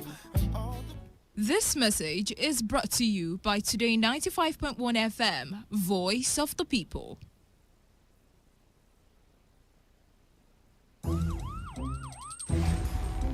It all begins with breaking news. Now make no mistake, this is a difficult mission, and it will remain difficult for some time. Then it keeps trending. Events, issues, personalities, all struggling to gain attention. But in the race for deadlines, the intrigues, power play, undercurrents are often missed or underreported. Insecurity here is basically a product of poverty. But not anymore. As the platform on radio steps in to fill the missing links on events, issues, and personalities in the news. I'm not afraid of anybody. The platform on radio serves only the hottest topics and trending issues. Only on Today 95.1 FM. 95.1 FM. Port Harcourt. Every weekday at 4 p.m. Get on the platform on radio and be served.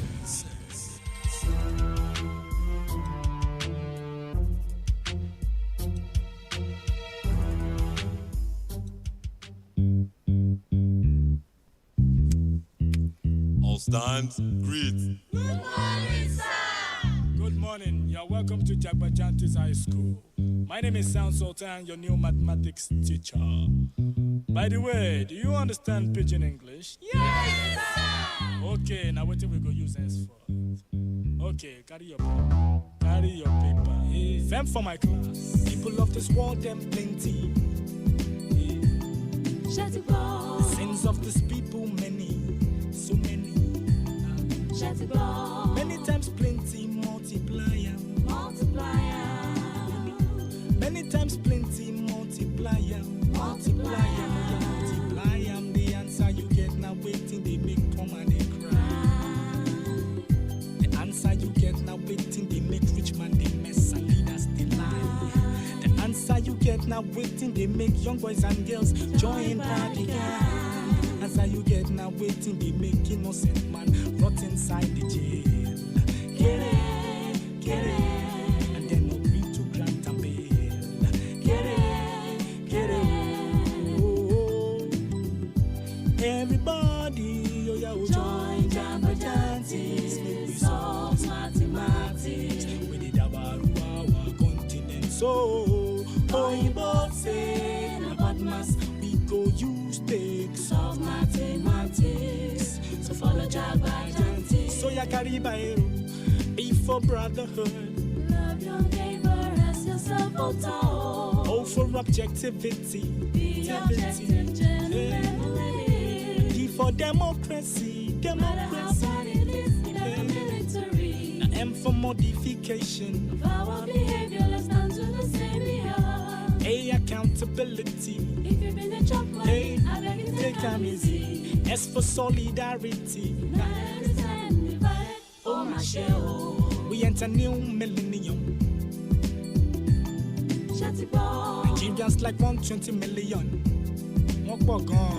Shut ball. World population is 6 billion. 6 billion. Divide that 1 by 120 million all together. Oh yeah. All together. The answer you get now waiting they make people they jar. Come on for Niger. Answer you get now waiting they make people want travel. By hook or by crook. The answer you get now waiting they make people they sleep for embassy for visa. Answer you get now waiting they make people they sell them property for ticket. Get it, get it. Then they travel see. Get it, get it. Oh, hey. Everybody, oh yeah, oh, Join Jabberjantis, solve mathematics. with the Dabaru our continent. So, Oh, you both say, no partners, we go use takes. solve mathematics. So follow Jabberjantis. So ya carry by be for brotherhood. Love your neighbor as yourself. Oh, for objectivity. Be objective, gentlemen, ladies. Be for democracy. No matter how hard it is, let a military. M for modification. Of our behaviors unto the savior. A, accountability. If you've been a chop money, I beg you take time easy. S for solidarity. United we stand and divided, oh my share, oh. You just the HSCity. Shut it down. And there's the VG City. Shut it down. Micro level for HSCity. Edge City. Richmond corner be VG City. Edge City. You try at AJ and VG City all together. Oh yeah. All together. The answer you get now waiting they make Richmond oppress and then suppress. The answer you get now waiting they make poor man depress. But then aggress. The answer you get now waiting they make poor man they try to keep up with the Joneses. Answer you get now waiting they make poor man begin. They try to prove a limit. Get it, get it. Not to get money then they finish. Get it, get it. Oh, yeah. Everybody, oh yeah, oh, Join Jabberjantis, solve mathematics. with the Dabaru our continent. So, Oh, you both say, no partners, we go use takes. solve mathematics. So follow Jabberjantis. So ya carry by. Situation in this nation, disposition, our condition, unexplainable pain in our hearts, not to mention brothers killing brothers for opinion, salvation. Resolutions are made, but always made with lack of vision. Imperfection is the order as we keep seeking solutions. Only God can solve this mathematical equation. Thanks for your contribution. Now, any more questions? It all begins with breaking news. Now, make no mistake, this is a difficult mission, and it will remain difficult for some time. Then it keeps trending. Events, issues, personalities, all struggling to gain attention. But in the race for deadlines, the intrigues, power play, undercurrents are often missed or underreported. Insecurity here is basically a product of poverty. But not anymore. As the platform on radio steps in to fill the missing links on events, issues, and personalities in the news. I'm not afraid of anybody. The platform on radio serves only the hottest topics and trending issues. Only on Today 95.1 FM. 95.1 FM. Port Harcourt every weekday at 4 p.m. Get on the platform on radio and be served.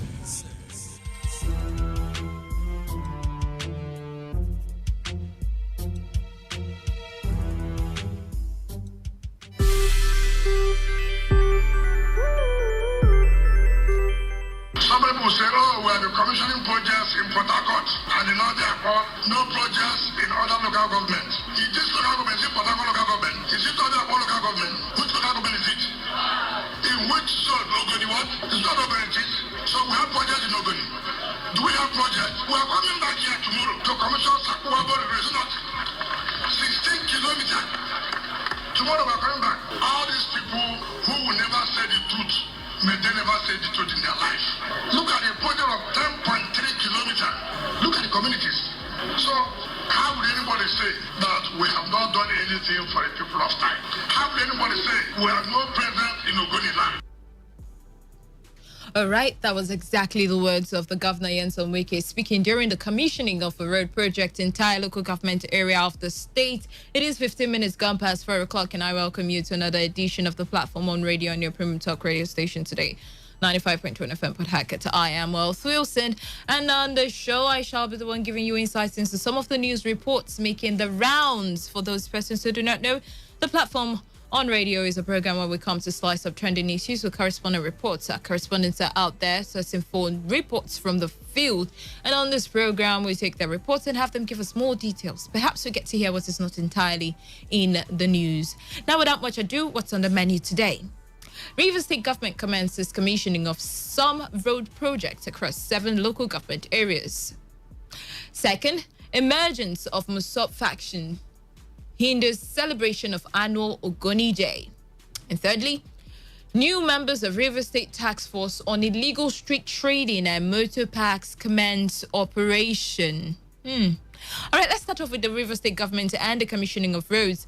The Rivers State Government has commenced the commissioning of some roads projects across 7 local government areas of the state. The state government announced the inauguration of the road project at the 10.3-kilometer Etier Road in entire local government area of the state. Governor Nyesom Wike, while speaking during the event, faulted criticism that he only concentrated development in only Obiakpo and Port Harcourt local government areas of the state. Let's listen to him again. Some people say, oh, we are commissioning projects in Port Harcourt and in other airport, no projects in other local governments. Is this local government in Port Harcourt local government? Is it other local government? Which local government is it? In which zone? Ogoni what? It's not Ogoni it is. So we have projects in Ogoni. Do we have projects? We are coming back here tomorrow to commission Sakuwa Border. It's not 16 kilometers. Tomorrow we are coming back. All these people who will never say the truth, may they never say the truth in their life. Look at the project of 10.3 kilometers. Look at the communities. So how will anybody say that we have not done anything for the people of time? How will anybody say we have no presence in Ogoni land? Well, the governor also commended the indigents of the community for supporting the contractors during their work at the sites. I thank the communities for supporting the contractor to complete this road on time because it's for your own benefit. I've told most of our boys that when there's a project going on in your community, you want that project because it's for the interest of your people. You don't need to begin to demand for money from contractors, and that will make the contractor to run away and abandon the site. At the end of the day, who will lose? The contractor will not lose, but the communities will lose. But now that you have given the contractor the support, I will not see a gathered now, being happy that this road has been completed. So I want other communities too to emulate the people of time. Speaking before he commissioned the project, the Bauchi State Governor, Bala Mohammed, described Governor Nyesom Wike as the face of leadership of the governors in Nigeria. I'm always happy to be associated with Governor Wike, not because he is the most pragmatic governor in Nigeria, not because he has always won the toga of leadership, not because he has always tried to satisfy his people and define all odds, but because of his capacity as the face of our party, the PDP, the face of leadership of the governors. He has always defied all difficult terrains, cancerous projects and programs to be able to produce and deliver to his people. That has endeared him to me as a person since we met in the cabinet. He is somebody who says the truth, no matter the situation and no matter whose God is God. We need people like that. So with all that you've heard, what would this project and the likes of the silence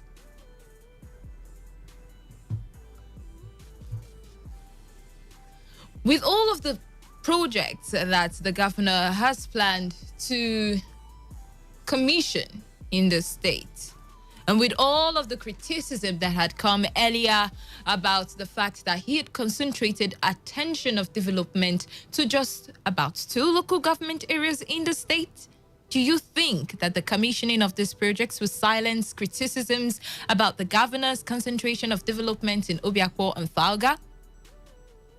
Do you think that it was fair for, a lot of people to have speculated or come to the conclusion that the governor simply did not care about other local government areas? Apparently, the last time when we talked about the commissioning, some people were saying, let's wait and see where he would actually commission, because really, what has he done outside Falga and Obiakpo? But now the commissioning are taking place. So would this project and the likes of it silence those criticizing the governor about the concentration of development in Obiakpo and Falga local government areas? 0817-0000951 or 0810-951-0951. Text messages to the number 0701-9339-962. Let's get to hear from you. 95.1 FM. Yeah, good evening.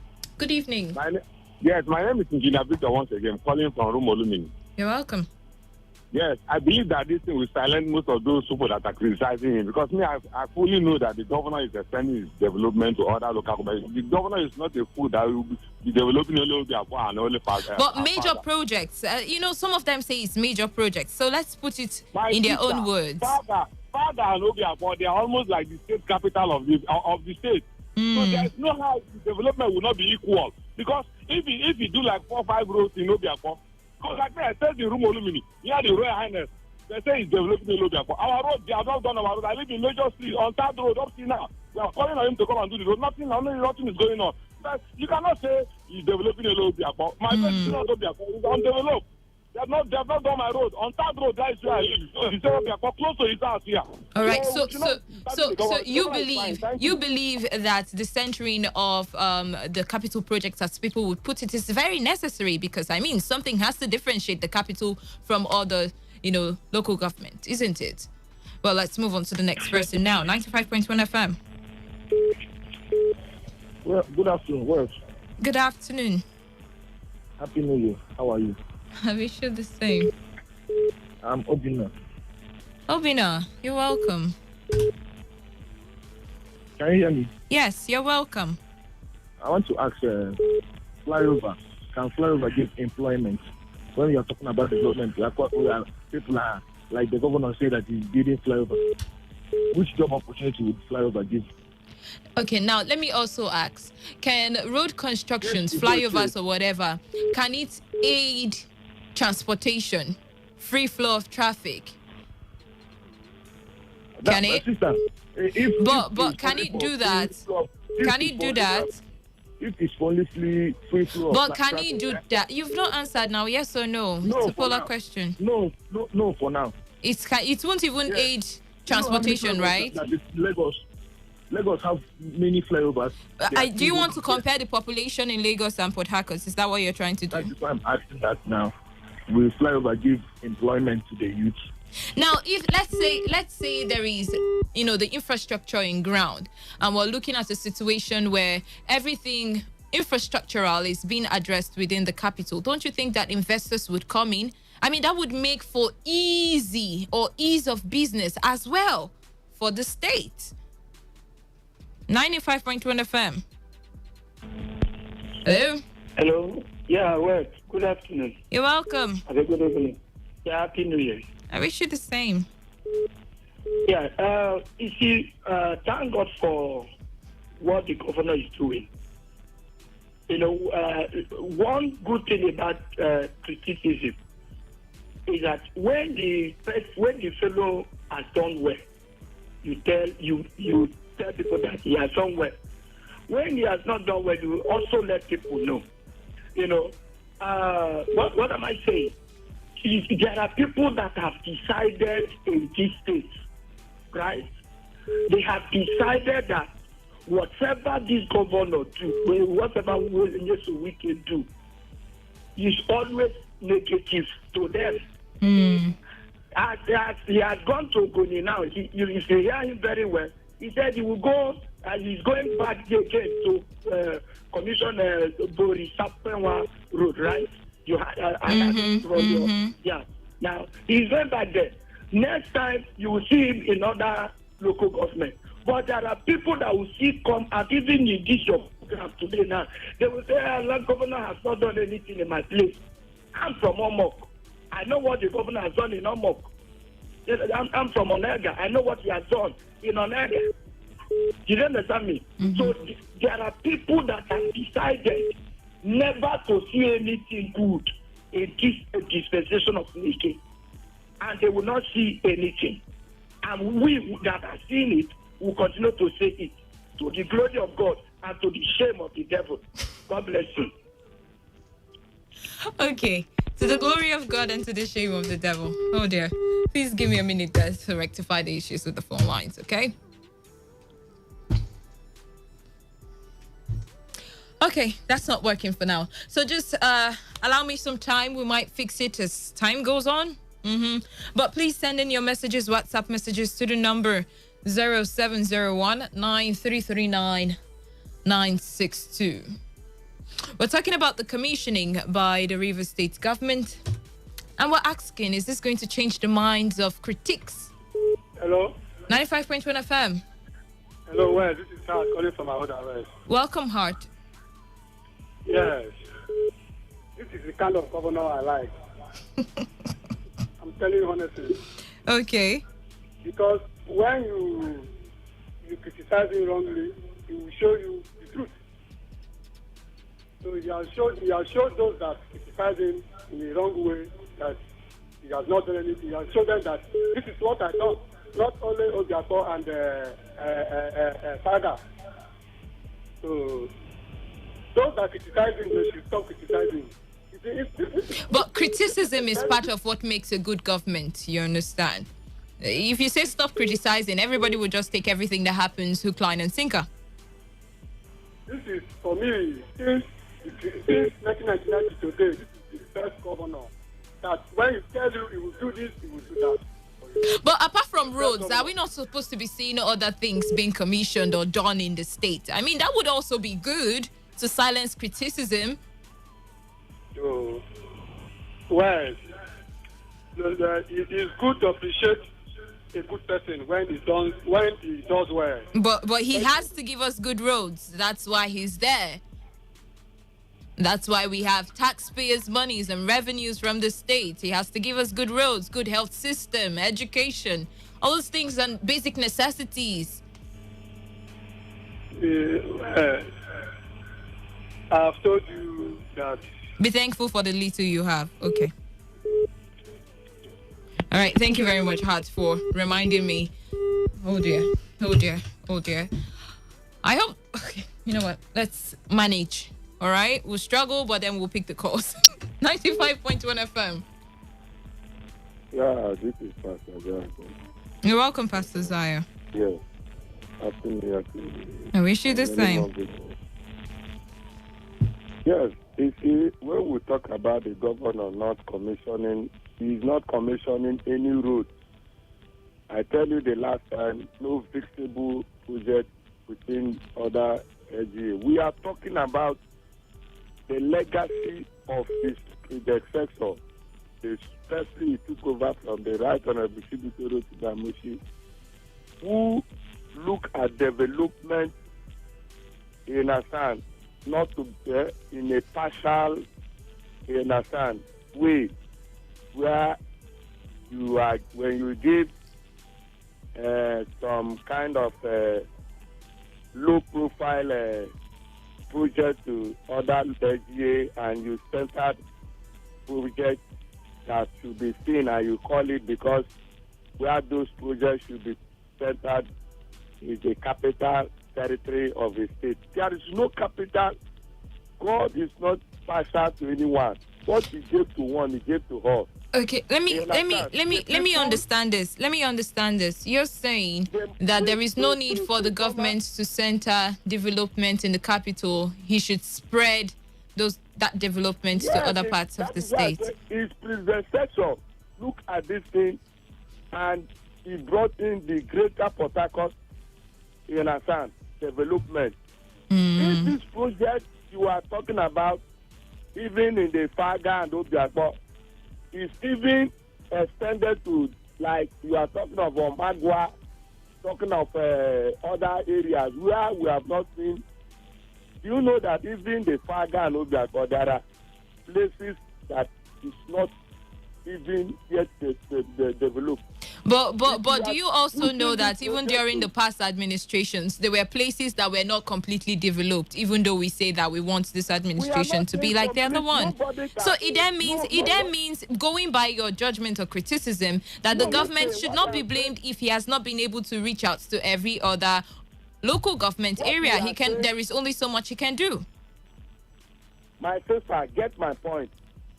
We are not, there's even, no matter how you develop Faga and Obiako, people within those places will still come out and tell him that he has not completely developed them. He has only done what he could do. In life, a man can only go within his limits and not beyond his limits. Let me tell you, my sister, we are talking about extending projects. If you are coming from Imo State, those Omagua, Ipo areas, you see them. That if you are talking of extending projects to all those areas and make them look as the urban cities. Not concentrating, okay, if you talk of roads, before he came into power, in Faga and Obiako, is there no road? They have multiple roads that is more than what other areas are looking for that they have not seen. Are you getting me well? Yeah, I'm here with you. Yes, you keep concentrating and you call it when the people investors come, they will see that this is the capital of the capital is okay, so that they can invest. So you are only doing all these things only to attract money.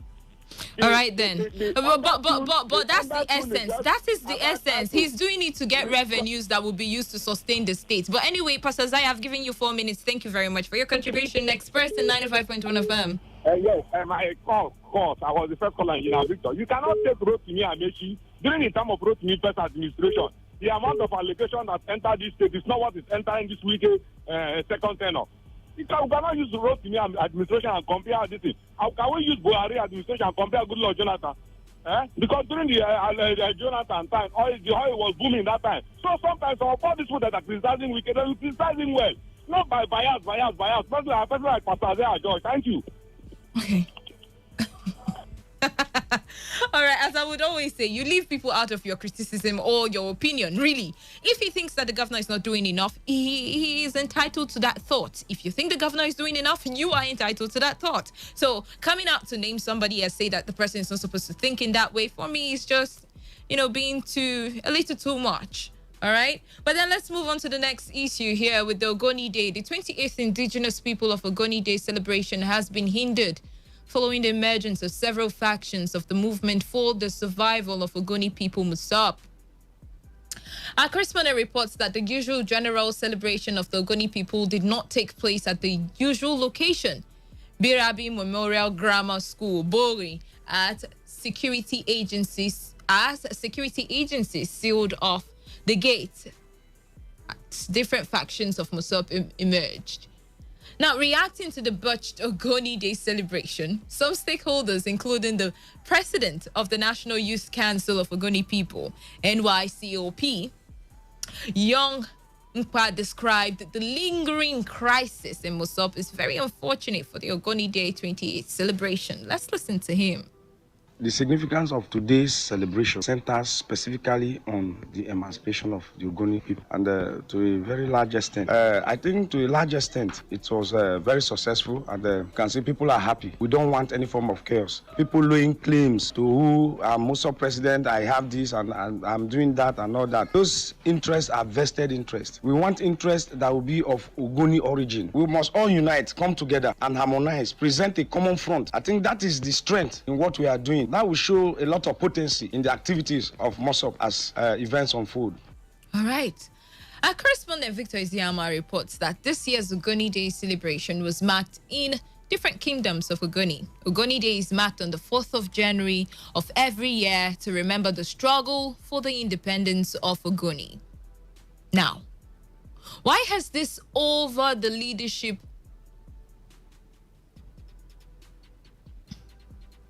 Why has the problem over the leadership of Musab lingered without a solution in sight? I mean, as the person you heard, I mean, he said that the idea behind this celebration and the movement is, for the greater good of the people. But somehow, as always, there is the scuffle about whose interest is superseding the other and forgetting the real reason why these movements are even created in the first place.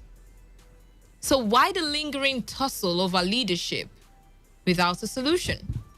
Let's get to hear from you about the situation with Musab and the Ogoni Day celebration. 0817-00000951 or 0810-9510-951. Text messages, WhatsApp messages to the number 0701 9339962. Let's listen to this caller. Oh dear. Give me a second there. 95.1 FM. Hello. Good evening. Good evening. Yeah, this is David on the line. Welcome, David. Leave those people. Those, especially the pastors. Leave people's opinion. Did I not clear that? Okay. You cannot compare Abuja with any other city in Nigeria. Dear God, I'm not even talking about the commissioning anymore. The state capital, okay, let me just finish up. The state capital must be different with any other local government. All right. As I said, I am not talking about the commissioning anymore. It's a Monday, ladies and gentlemen. It's a Monday. We're talking about the issue with the Ogoni Day celebration. And Musab, we're looking at this leadership tussle that has rocked this particular movement. And the fact that, this is somewhat derailing from the interest and the initial thoughts that had caused for the creation of the group in the first place.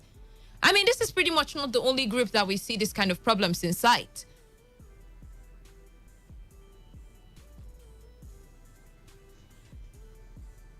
.1 FM. Hello, Presenter. Good morning. Good evening. Good evening. I'm keeping a calling from Dumaya. Go on, please. Yes, Ogoni problem. Their problem is within themselves. This Ogoni Day celebration and the Muslim leadership. I don't know why Ogoni people, instead of them to be unite and cooperate within themselves to make Ogoni grow forward. These people, they have factions. This one will come. This one will come. Different factions fighting themselves. It will not bring everybody to Ogoni land. They are not doing well at all. No, they should unite and be in the forefront to lead. First for their right and other things which Ken Salary have fought for. But instead of them to focus on the development and the unity of Ogoni, different groups coming to fight themselves to bring the unity among themselves. I think it's not good. It's not good. Even with the Niger Delta, at least they should show good example so that others ethnic groups will follow them. But instead of that, they divide themselves among themselves and creating problems within themselves. That's not a good development. Thank you. All right. Thank you. Thank you, too, for your contributions. So sorry we can't. We've been having struggles taking calls, I think, for the most of the day. But don't worry. Just keep the calls coming in. We'll take as much as we can. Let me read these messages as quickly as possible. This one says, wealth in Thai, the former governor built roads, health centers, model secondary schools, Shanghai Farm, gave scholarship to students. All these were in Thai. This governor cannot be smart by half. You can't deceive anyone in River State, and that's coming from Zorli. All right, let's go back to the phone lines. 95.1 FM. Hello, White. Well done. Good evening. Johnson and Johnson. You're welcome. You see, Mosob was built on that bad foundation. You know who is Sarowa? He betrayed some people and collected money from federal government to have Ogoni Kingdom. And it was this same Ogoni Kingdom that made them form Mosob. And Ogoni was caused, I'm very sorry to say that they will not have peace. They will always continue to be betrayal among themselves. It won't stop now. It's cultural.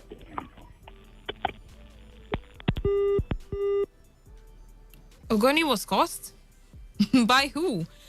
Well, I do understand that, yes, we may place some sort of attachment to a lot of these things, but then you understand that the people suffering and this, issue that they have bedeviling them currently is man-made. It's not something supernatural. It is man-made. Man-made. Ambition and interest superseding the plight of the people. It is man-made. 95.1 FM. Good evening. Good evening. Hello, good evening. Good evening. Yeah, I'm Patrick calling from Lagos. Can you hear me? Hello? Please go on. I'm listening to you. Okay. Concerning the celebration of Ogoni Day, I think we don't actually know what is the problem. What makes the center of the celebration to be locked up? Is because of the faction that is going on, or what? Because I think today in the world, the whole world today, I think will all of that day. So not in other place or whatever. Now I didn't understand what they are celebrating today.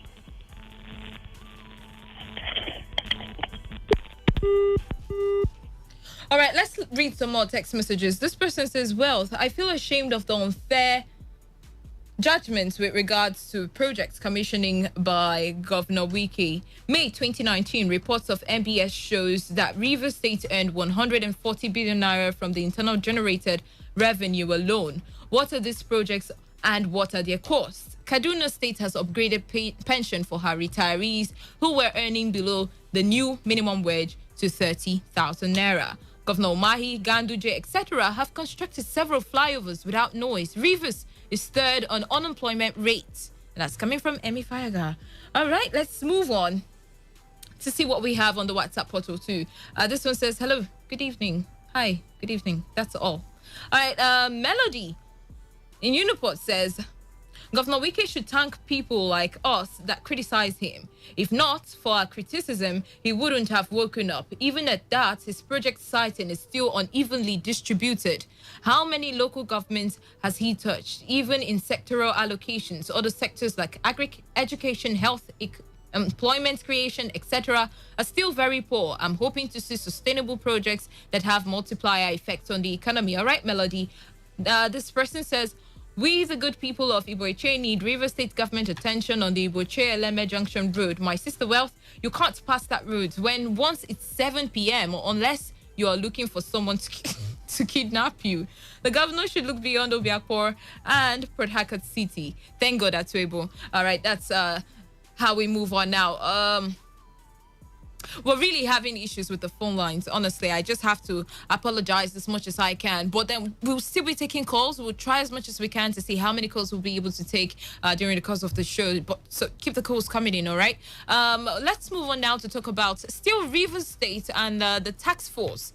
The Rivers State government has the Rivers State tax force on ban on street trading, illegal motor parks, taxi ranks, mechanic places has commenced operation. The new coordinator of the task force, DSP Felix Nwadibi, said his team began operation today by first patrolling the streets of Port Harcourt and Obiakpor local government areas to sensitize the public on the need to obey the ban on street trading and illegal motor parks.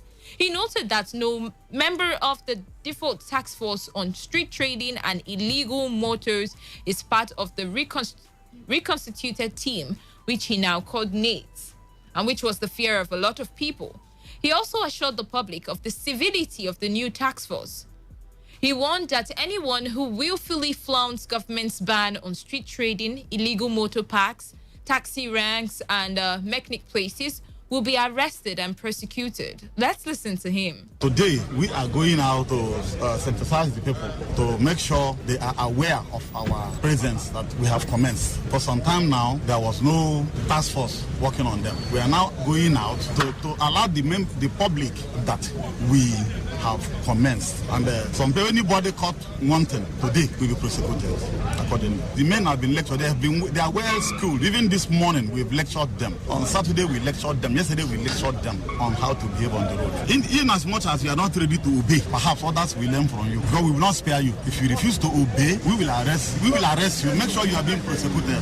Then what happened to you will serve as a deterrent to others. No, there's no old task force member that is in this team.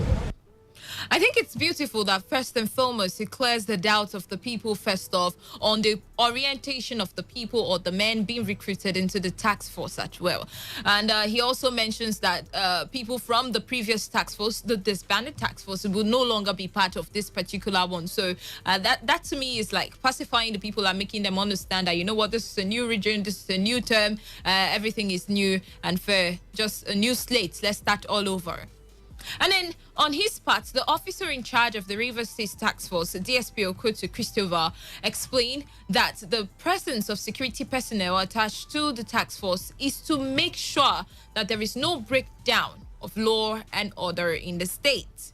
Let's listen to Okoto Christopher. The presence of the security agencies to make sure there's no breakdown of law and order. Yes, if there's any defaulter, if there's any offender, ours is just to apprehend and take to the nearest division, and the defaulter will be charged to court. They have been briefed. The Commissioner of Police yesterday briefed the men, and they will be of good conduct. The policemen on ground now, 70. Yes, we'll be having a shift, morning and afternoon shifts. So with all that you've heard, how do we ensure that this set of task force members do not go the other way of the old task force that was dissolved in the first place? As I said, in his, statement, you heard him. He was clearing all doubts about orientation. Hopefully these ones are not like the other ones. But then, what's the assurance? Let's take calls now. 95.1 FM. All right, we lost that caller. 95.1 FM. Yeah, this is Pastor Isaiah George. You're welcome, Pastor Isaiah.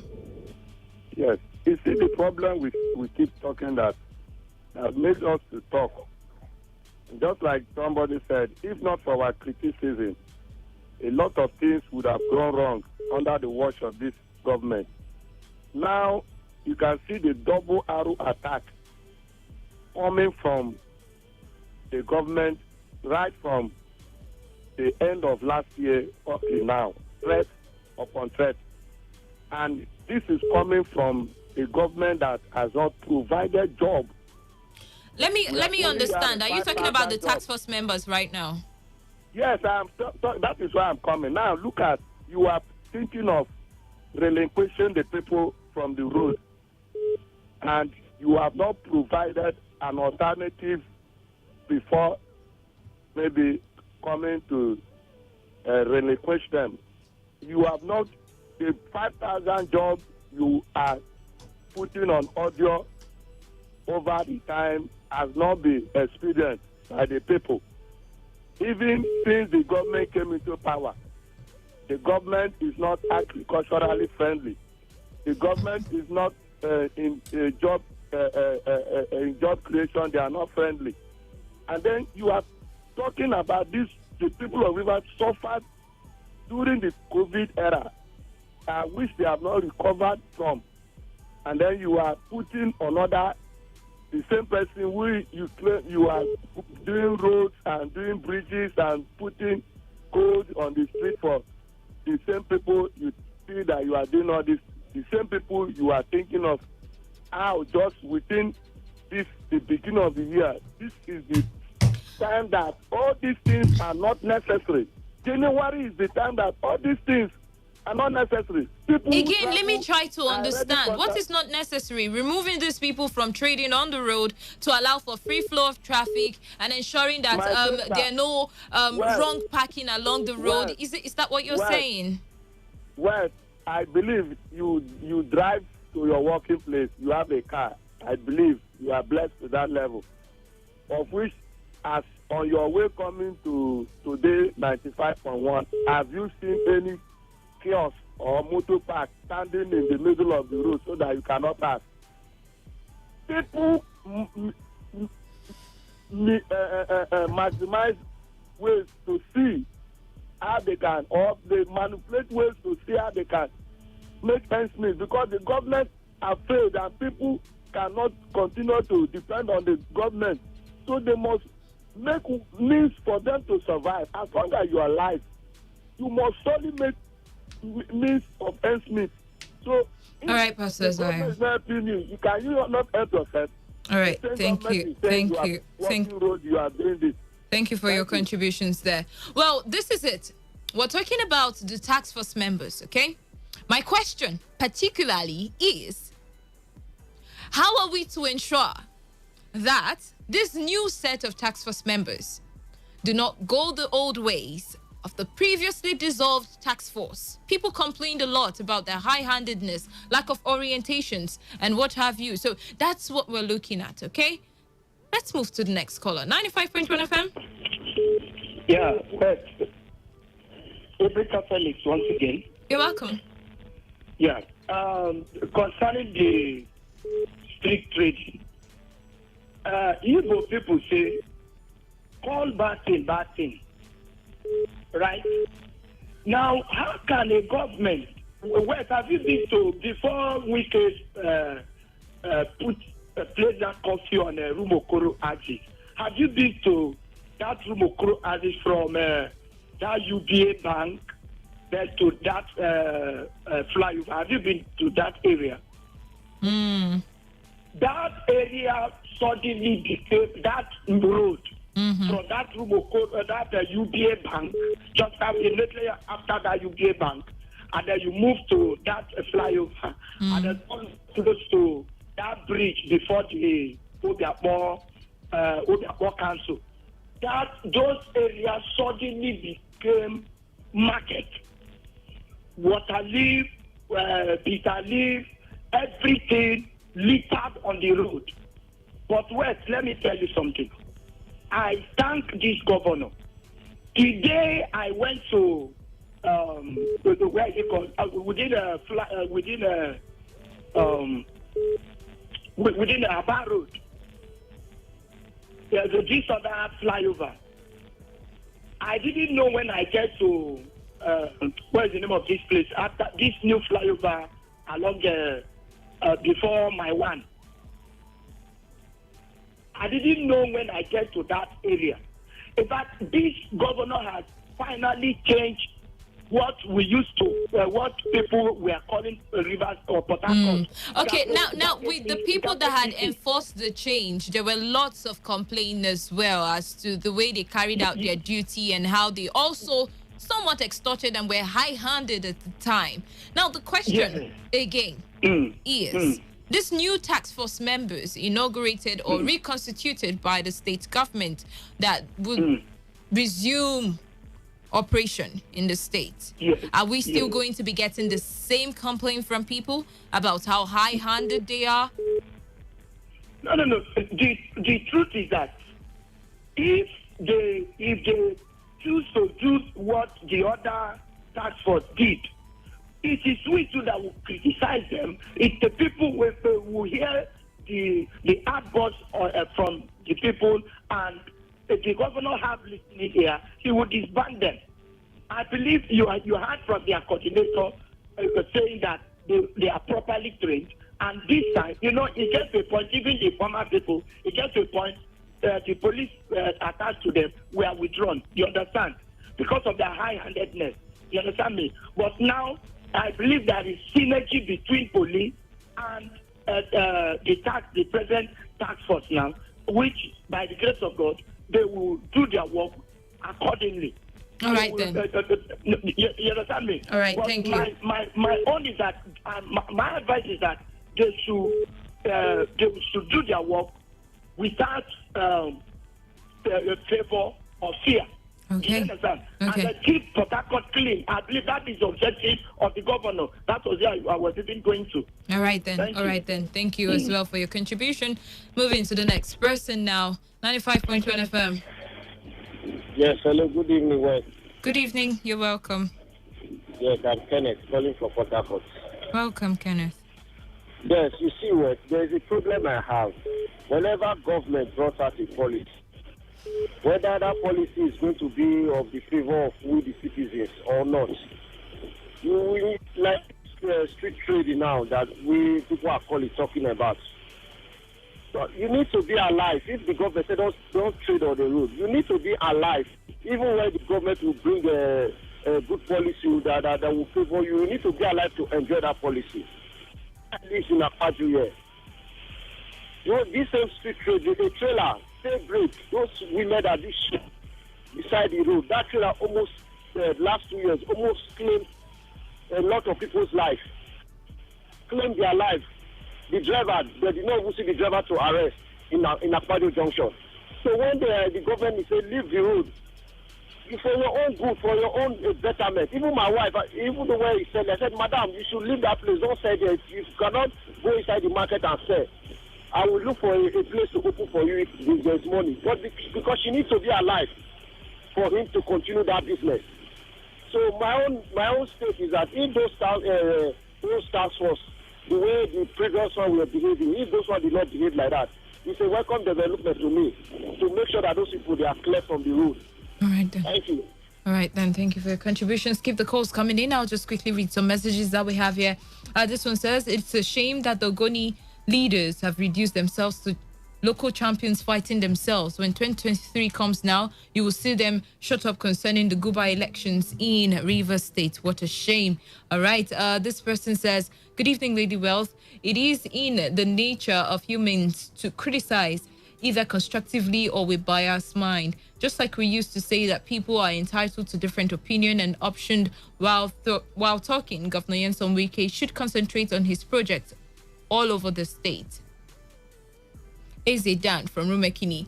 This one says, Wealth, I am not an Ogoni person, but I agonize anytime. I am agonized, I think that's what you want to write, anytime I hear sad news concerning Ogoni land. As a soil scientist who had looked at Ogoni soil during my career and seen the amount of damage done by the soil owing to oil pollution, I feel sad that instead of uniting and facing the problem of the Ogonis, they dissipate so much energy wrangling about who should be what. And they should understand that at any point in time, somebody would lead.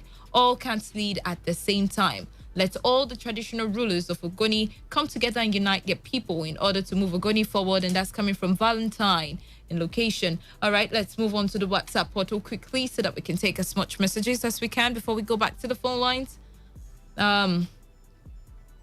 Okay, we're taking too much time to have that one open. 95.1 FM. Yeah, good evening, Engineer Victor. You're welcome. The task force. Yes, they are talking about the task force. It's a welcome development. This is one of the best decisions the governor has taken that I like so much. Because you know why? If you go to my tray by that Elisi Junction, before the my tray park, by the my tray park, you will hate yourself. The way those US women police are encouraging illegal parking there. They have turned that place to bus stop. If you go there, you will be sweating inside the bus. They will not even allow you to pass because they are there putting buses there to be collecting 100 for each of the buses. Allow them to load on the Ikuli road. Oh, and there is a park there. Inside the park, traders are taking over the park. Traders are taking over my train park. I am telling you the simple truth. If this tax force will work, let them work well.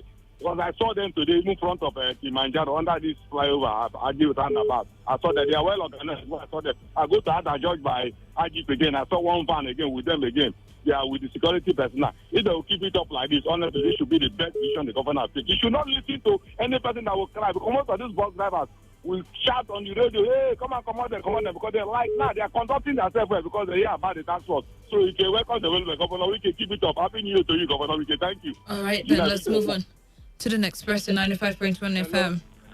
Hello, Wes. Yes. This is Hart calling from After West.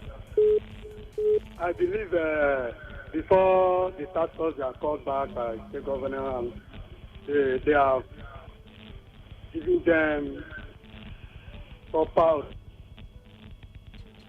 Are you there? Hello? What did you say?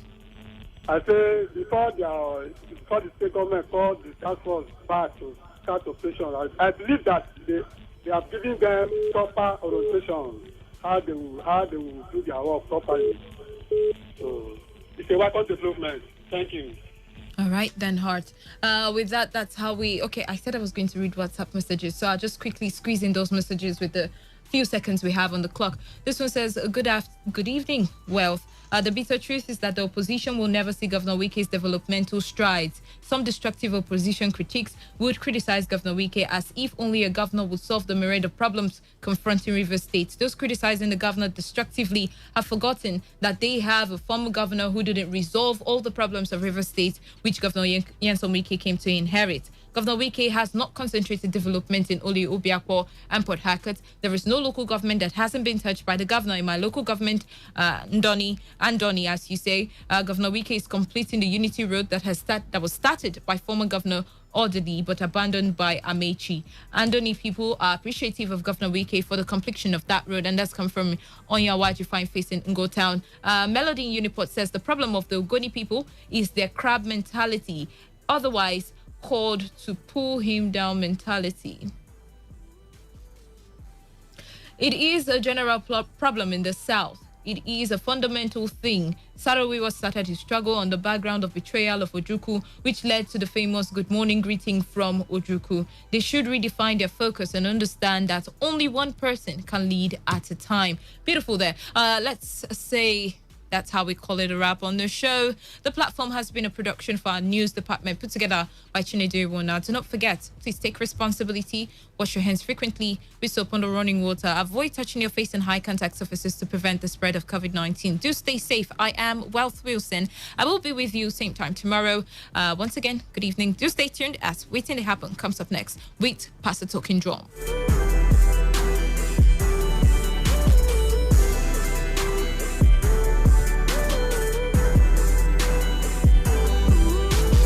This is Today 95.1 FM, Port Harcourt, voice of the people. Radio has never been this good. Today 95.1 FM, Port Harcourt.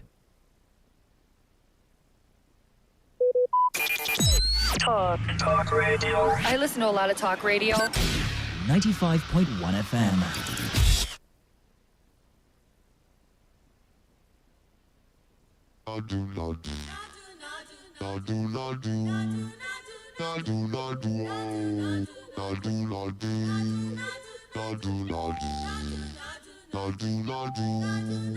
You better mind yourself, oh boy. No do crack crack for ya. Baby, no do crack crack for me. Oh boy, mind yourself, no do crack crack for ya. Baby, mind yourself, no do crack crack for me.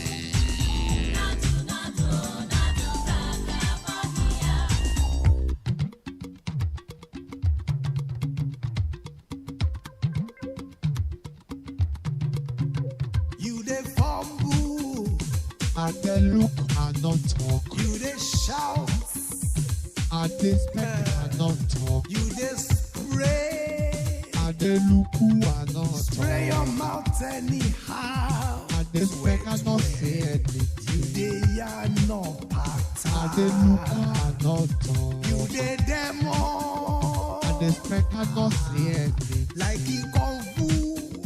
I dey look and not talk. You just dey mesca from anyhow. You dey jump up and down like a jangirova. I dey try make I no vex, make we not fight gidigbo. But if you try me, I na vex your mama no go know you again. Boy, no do crack crack for ya. My friend, no do crack crack for me. Oh boy, mind yourself, do crack crack for ya.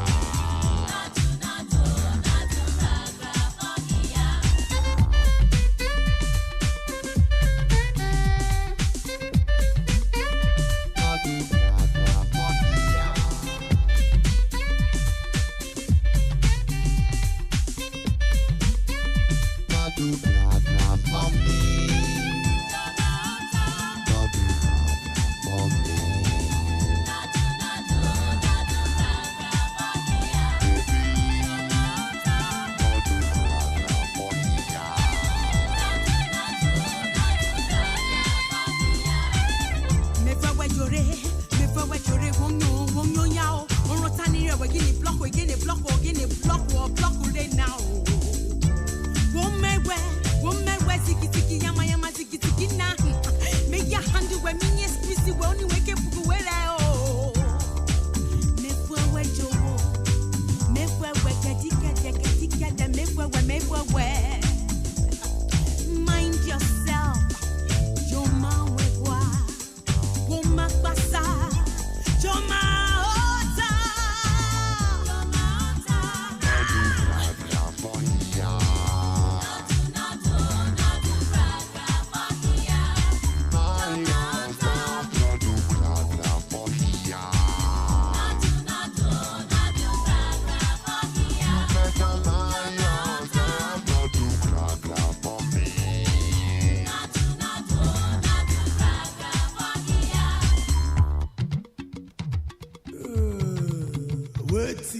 Talk.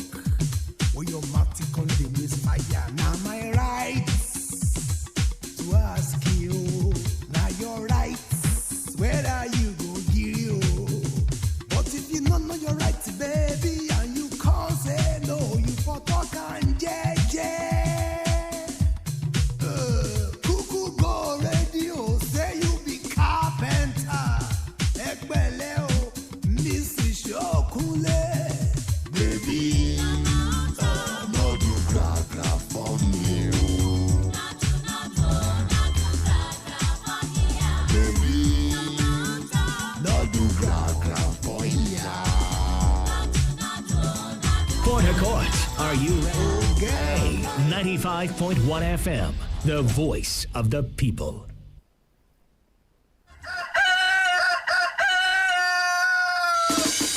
Food in a day, brother, water no day. And our country not good though. Every day for day for all night. One man wait if my gum them go show him face for crime fighter. Rich man wait if money on we now they see their face if for crime fighter. Tell me something I don't know why. Rich man go they yalla koya. One man go they shout. Rich man go they yalla koya. One man go they shout. They gonna lead us well. Don't let this nation to fall inside well. Mr. President, lead us well. If you be governor, govern us well. If you be senator, senator well. If you be police, police well. Now they take bribe. They lead us well. Govern us well. If you be senator, senator well. If you be police, police well. Now they take bribe. Well, you know they, brother, transportation all day. And our road is not good oh. What about the NEPA people oh? No get like everybody just say Allah. Well not they now how we want survive. Many you ready for work but us work not they. Now how we want survive. We be giant of Africa but to get beside. I got on our yeah. My God, policeman go see white. He go tell you say I said that in the right. Lead us well. No let this nation to enter try well, Mr. President. Hey, Mr. Senator. Anyone where you be, anyhow where you be, anywhere where you be, a be as he get as he be. What make it you don't put for there because 5 for Kuruku, you don't know. Police well, now they take bribe. I like the way Punkanki say the name of the party. People destroying people now the name of the party. Election for my country now paddy. Why you arranging on it? All right, remember they tell you, in case you just come back from village, today, now the 4th day inside the month of January, all of them sit down, spread the leg inside the 2021. Now 9 minutes, you don't carry waka past the hour of 5 o'clock for evening. And like I tell you, say you never see no me say no that happen, say you never hear no also me say no that happen. Now Baba God now in the keep me and you. But this life where we dey live so, remember so I don't tell you say it's short well, even short. Pass short they get dead. Now sure bank an appointment where every man and every woman he go keep one day. Nobody's having turn, nobody's having time. And you know fit jump and pass. Sin. Now him be the cause of the dead Jesus Christ, and now him be the only cure, make you carry your life, make you give Baba God there, because any life with the aside Christ, it is full of crisis.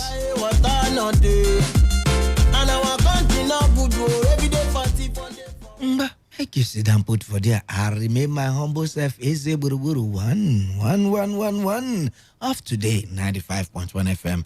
Pastor Talking Drum, the Lord of the mic. Before I go hand over the baton, remember, so I don't tell you, make you no allow anybody mount pressure on you. No allow anybody to hurry you up in this life. No allow pressure of any kind. Because even aeroplane, it a first strike before you go fly. Think about it. No hurry in life.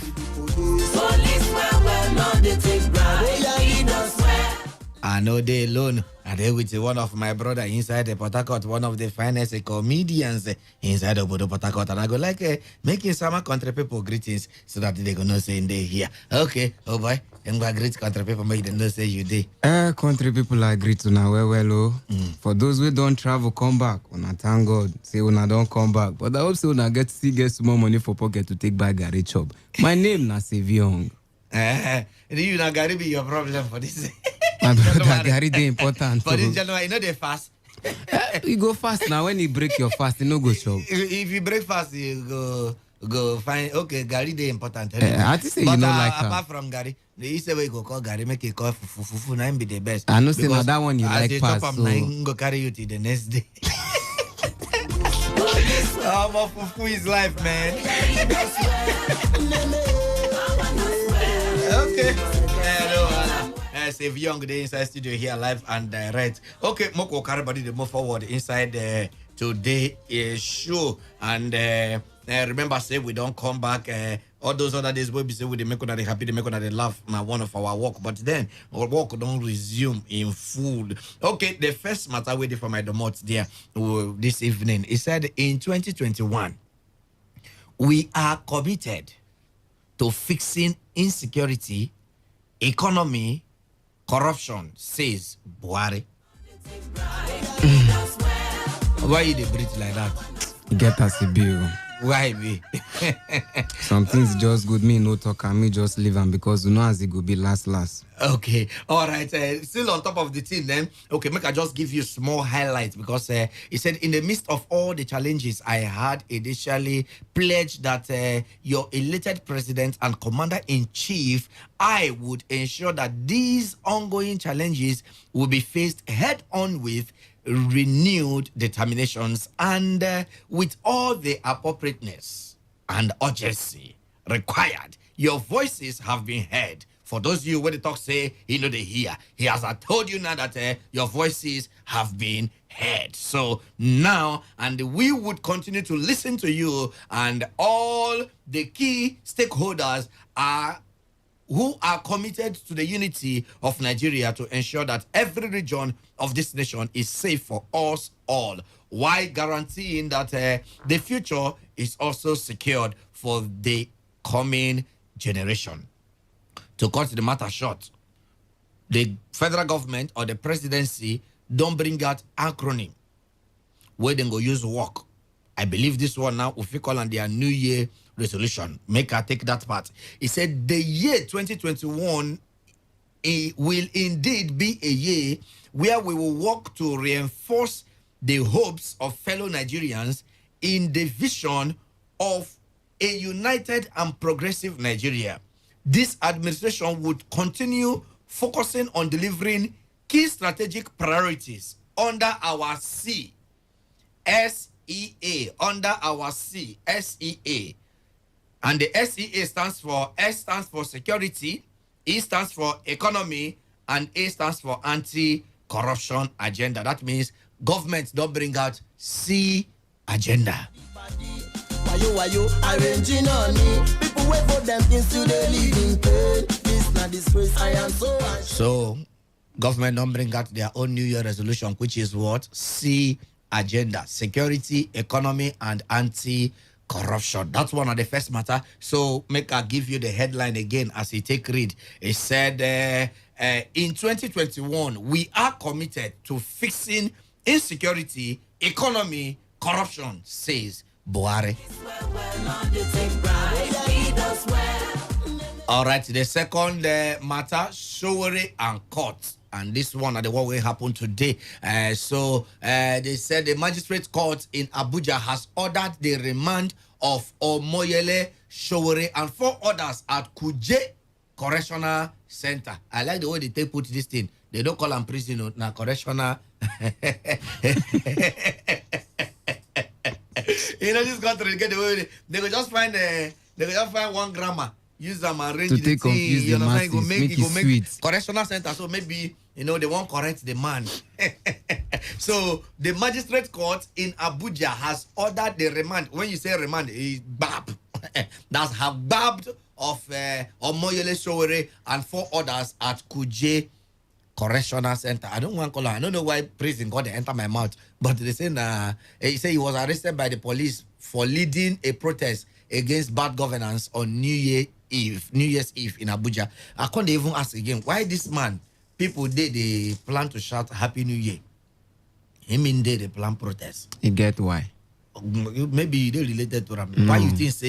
Why you think say him they plan the protest? It's really confidential. Now I ain't go fit tell why. Now I ain't go fit tell you lost why in day. We say people there for church and other places they try crossover. He mean they arrange people we go follow and carry placards. They do protest. The question of supposed to ask, so don't carry bag.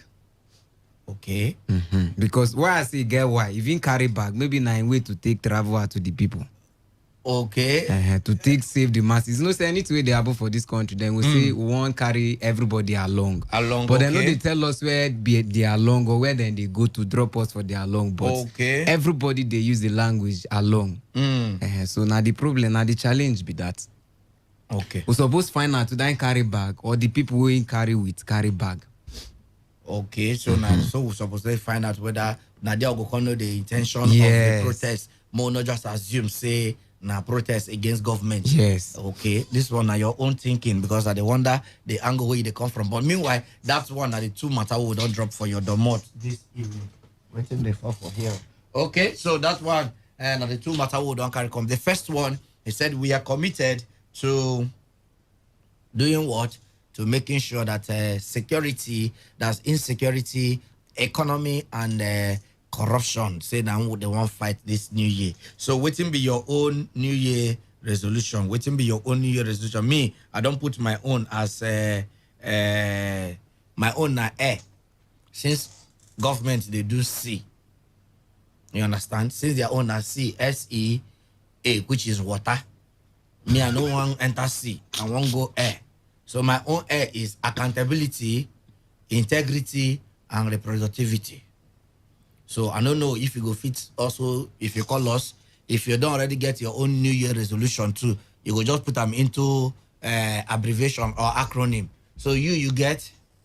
Me, I get to make I hear from the people first. First, before you go tell us before your I go tell them my own. Okay. But 0817 00 951 or 0810 9510 951. Text message and WhatsApp 070-1933-9962. So you go put one on top of the matter, but then if you still get your own acronym for the year, you also let us know because federal government own C, that is water. So my fear now make we no come make all of us not turn to paper water, mame water. For this country. And funny enough, if you know service swim, no problem. Now the brother, their problem. So maybe this year is we can maybe if we want change them to church pattern now, so you can call this year our year of swimming. Swimming water.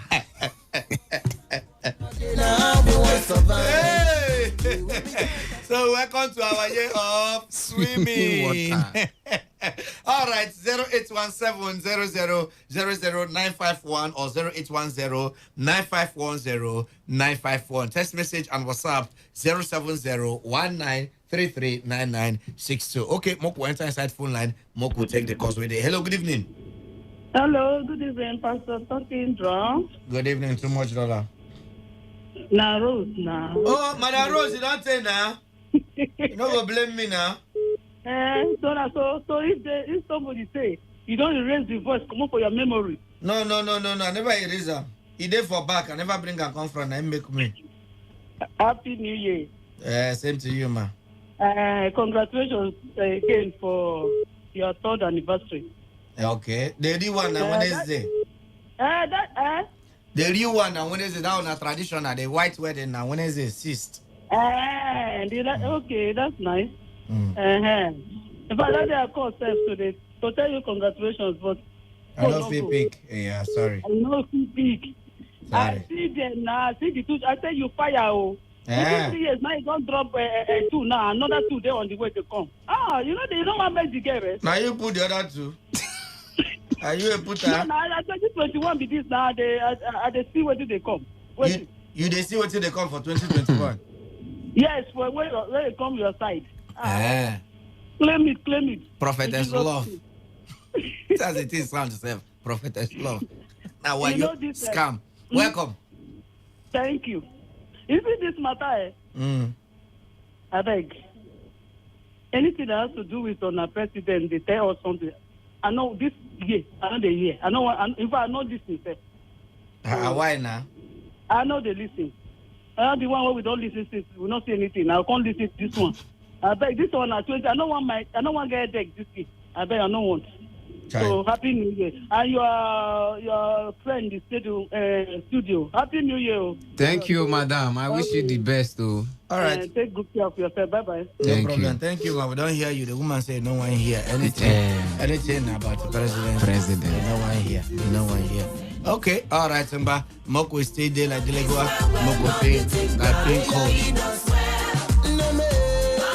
Okay.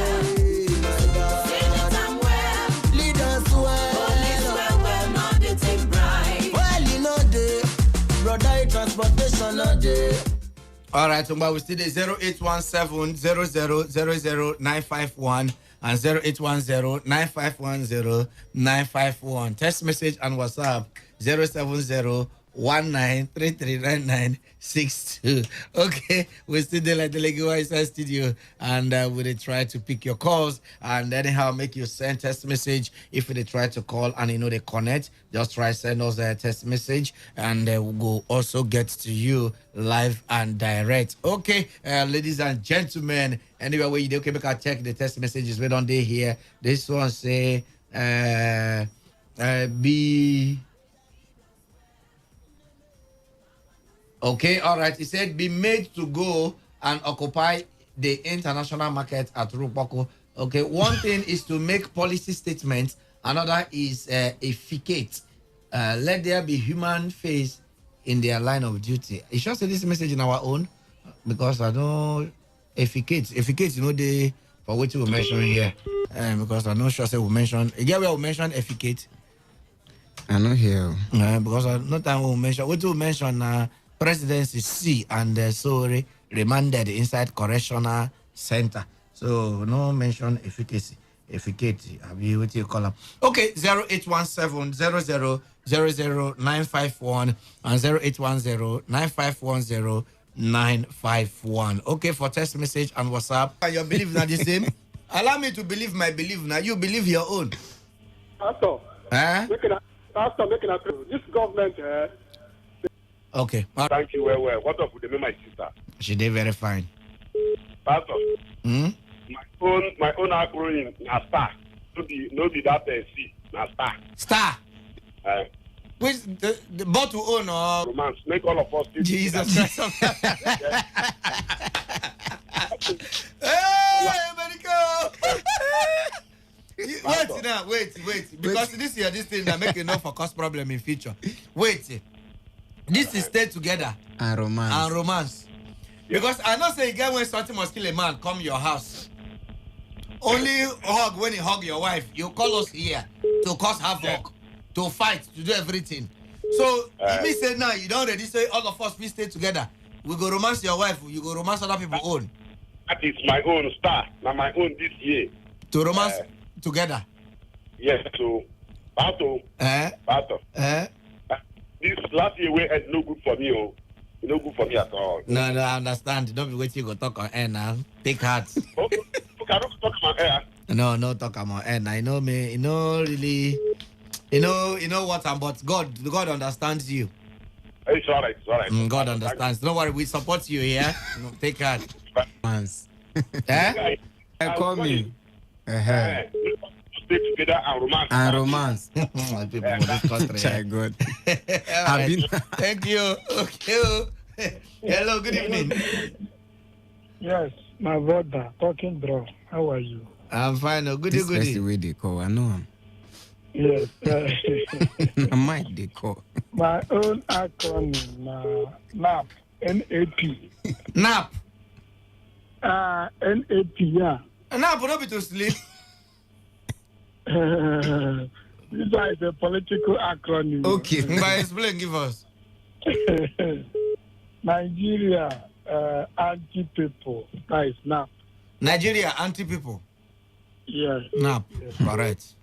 Nigerian state, when you consider how things have been going, you will agree with me that Nigeria has been anti-people.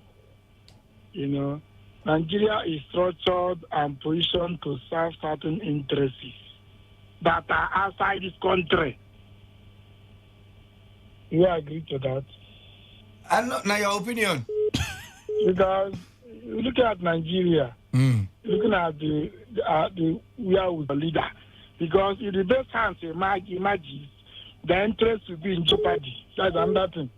Because by now, we are 60 years as a country. Am I correct? Yes, sir. So by now, we should be one, even if we are not one from inception. 60 years. A man of 60 years is already an old man. He's an elder. So Nigeria should be elder by now, even though we are brought from different ethnic groups. Okay. Because them who put Nigeria together are making sure that you don't develop, so that the interest will still be there. That's what if I look at Nigeria now, on the 1st of January, they are refreshed over. Is that how you run a country? For expressing for protesting and expressing his political views.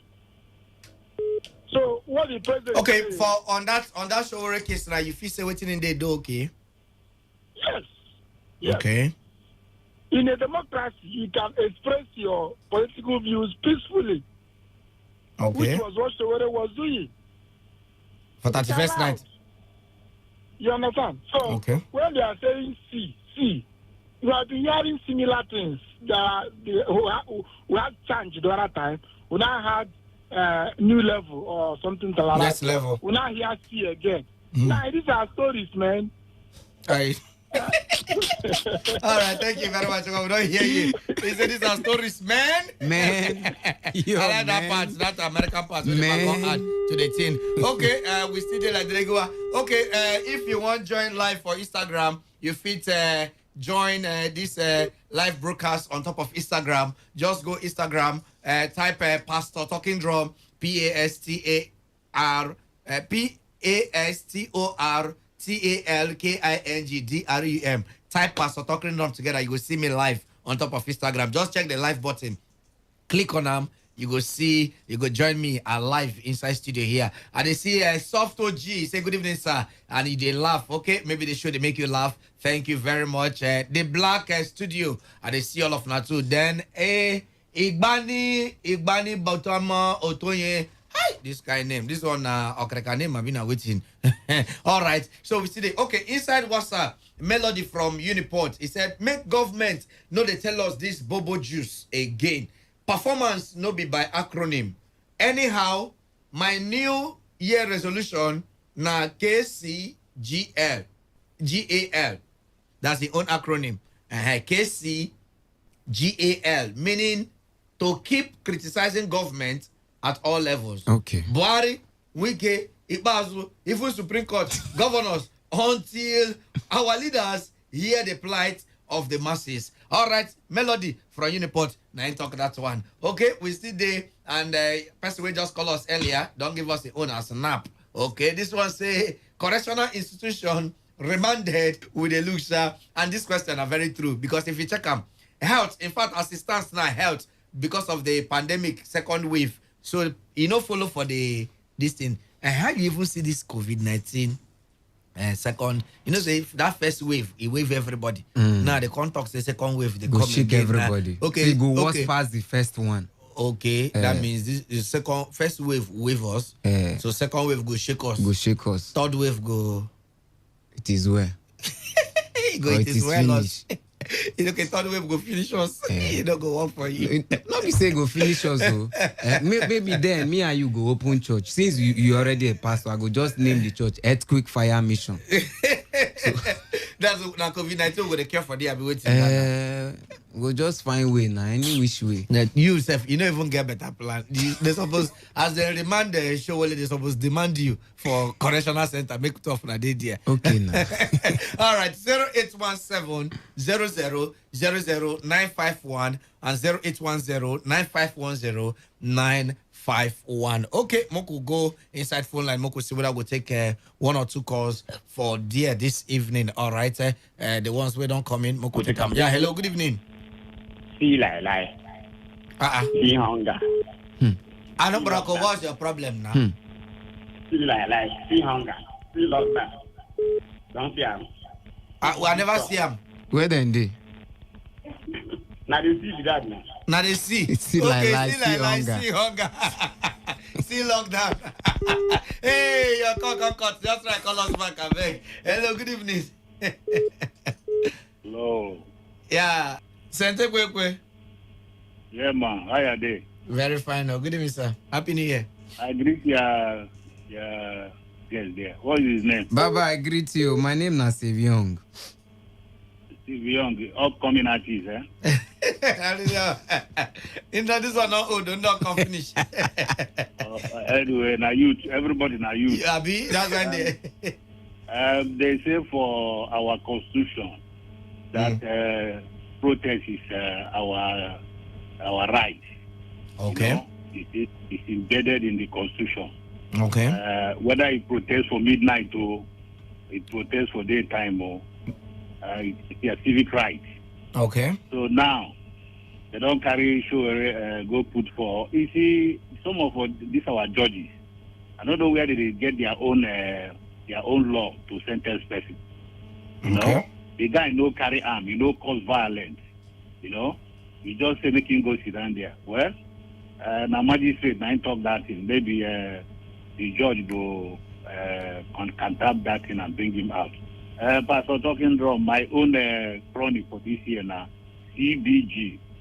EBG. Yes, CBG. Okay. Right?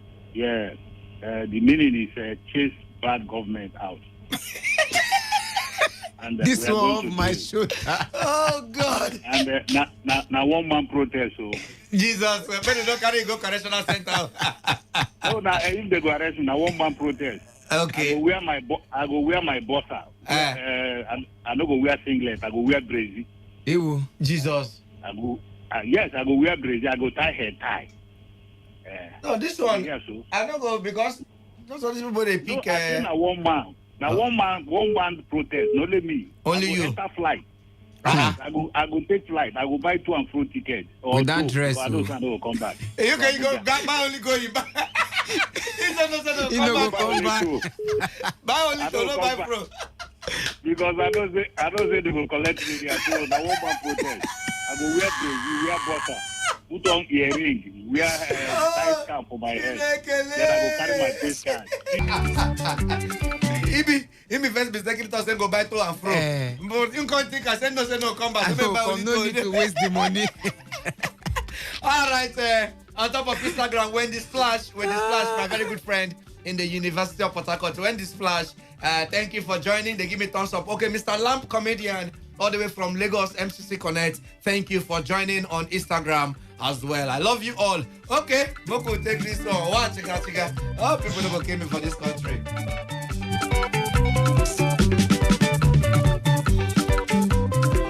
Or WhatsApp to 0 coat or suit or blazers, anyone where you call them. Now here we are. But one thing where you will know, I hold microphone for hand. I don't tell you, I know they carry microphone joke because now here they use chop. So I hold up for hand. Very fine wedding picture. Follow the account. You go check on top. You go see where they put the live button. Piam! Enter the live button. Me and you don't they are live together inside studio here. Live and direct. MC Nosa, all the way from Asaba, Delta State. I see you. God bless you, my brother, for joining. Okay, Kuti, Kuti Glow or Glow Gaga. They see you too. All the people who just they join live and direct inside Instagram. They see you now. Joe Beauty. They see you too. Okay, Moko quickly. Moko enter inside the Moko take this last call before I go refresh you. Hello, good evening. Mama G. Mama G. Happy New Year. Mama. Sir? This is what they do now. As they don't band knockout, you kukuma they use your mouth, they shoot the knockout. It's your wife with the birthday, man. It's a Nde. Inde, where Inde? Inde na Nde. It doesn't for Christmas. No, go green by that kind of market. Mama, Mama ask if na you go buy. You go buy. I go buy. You see the way you even take talk there, I go buy. I go buy. Because you know say wahala day.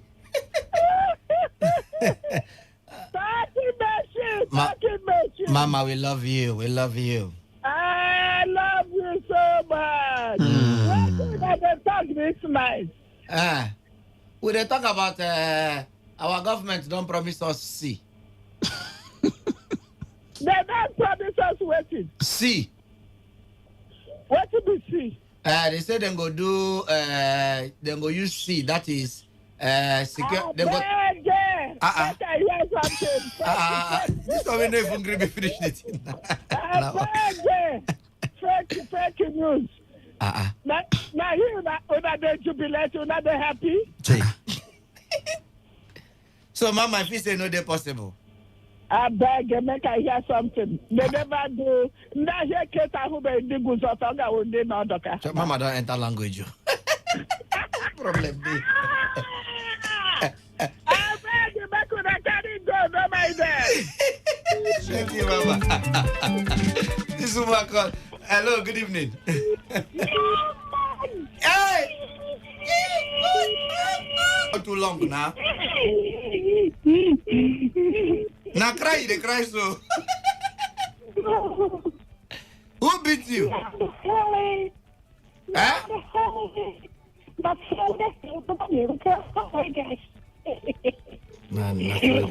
Nah, so she did. Nah, man, no. Nah, in lifestyle be this, abi. Nah, man, no. Why you stop my music, man? Play if you must stop, Alright, you got. Who that's a man?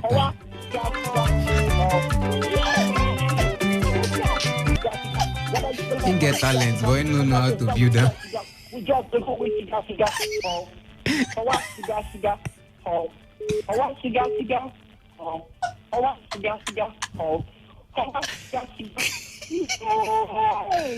Hey, Jesus, name. Oh, cigar. Oh. Person will do you this thing, God no go forgive him more.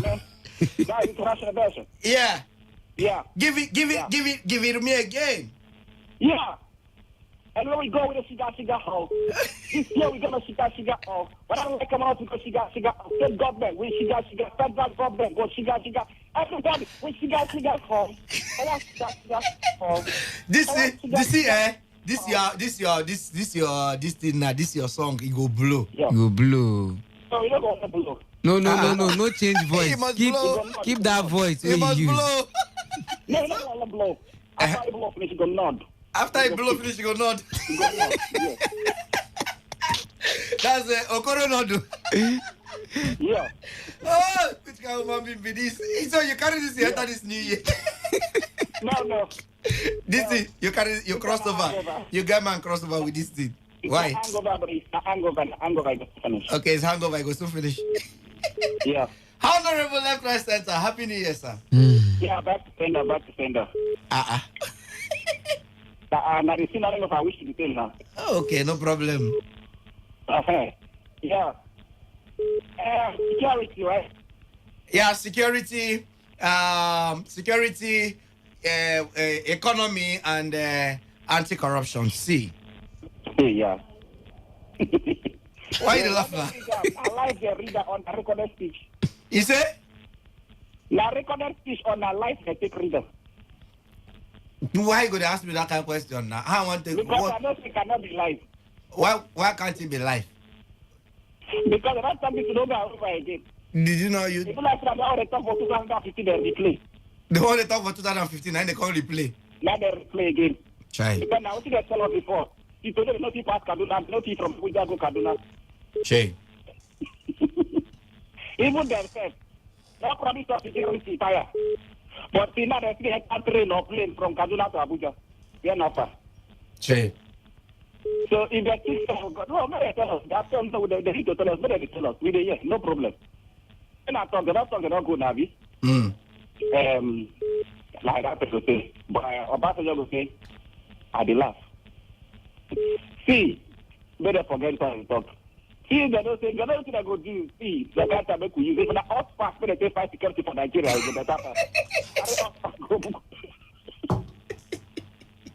Bye bye. I be go dey work. Bye bye. Give me your own acronym. May you go. My acronym. Yes. My acronym is the state of Uka Muka. All right, okay. MC Nosa, all the way from Asaba. I greet you, but he say entertainment beyond reach. Keep it up, world boss. Okay. Anyhow, we be my brother. I celebrate you too. MC Lowy, I believe I got that one correctly. All the way from Lagos, I think. He'd also join me and he'd give us thumbs up on top of Instagram. We dey greet all of them. Okay, we dey look at the matter we concern the presidential speech on January 1st, and to summarize the whole matter, they don't bring out acronym where they go take as their New Year resolution, and they call that one C. S-E-A. C. The C is for security, economy, and anti-corruption. So we were the inside studio here. We don't also bring out our own acronym, and we'd ask you how you see the statement and what will be your own acronym. And also, Omoyele, Showore, they don't baba Megeno, and Magistrate Court today don't order. Say make them remand them for Kuje Correctional Center. They don't call them prison. So if you the sharp prison, you know, so they send a correctional center and then babam. So the idea they say making day for the meantime. So that thing go fit take correction because it be like the man, you know, they take correction. You know, because after that first one, it's supposed to take correction. So that one, now come make them babam again. And today now they don't arraign them and they don't put them inside the Kuje Correctional Center. That is KCC. Moko enter inside phone line for people waiting there to put matter on top of this matter. Moko take them. Hello, good evening. Hello, Pastor Talking Drum. Good evening. For government, any government at all that stay in office in 6 years, that the economy was destroyed, it's not alive, the economy is not alive, that you use 1 year to bring the economy back to life. It's impossible. Nobody will believe that in this world. Nobody. Okay. So this is the only government that I know that since Nigeria will get independence, they have nothing to offer. Then they say even the ministers. You never prove which proof you get to call person corrupt. Except the person has been proven by court or has been I want to be a corrupt man. When I no get proof, how you go feel? Okay, Talking Drum. Yes. What happen for the money where they go borrow from China to do railway? What they call? And they thief the money. Or now you feel say they then chop the money or how? Okay, now you be the court where they sentence them.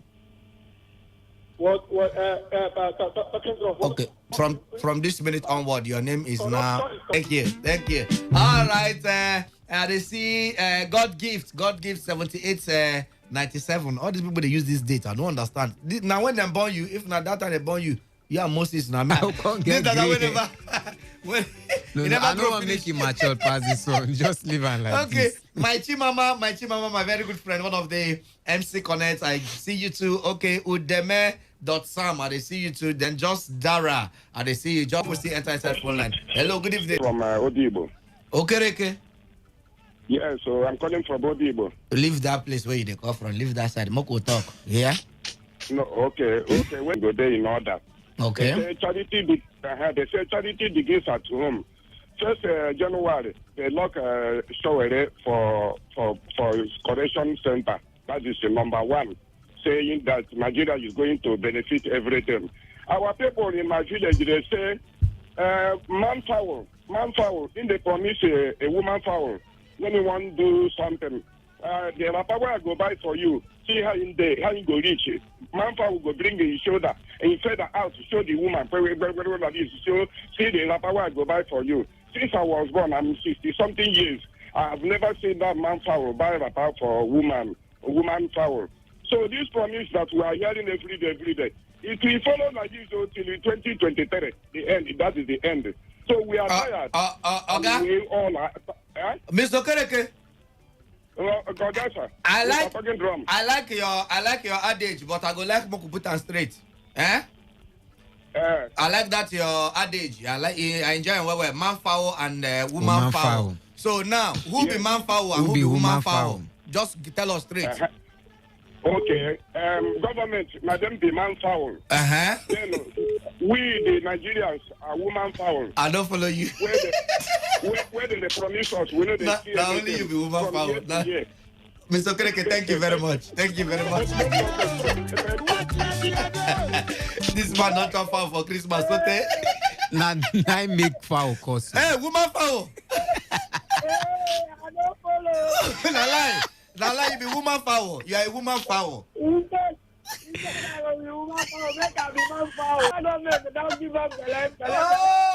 See, they can let. I'm not going to keep me for this country. I go pack my road one day run.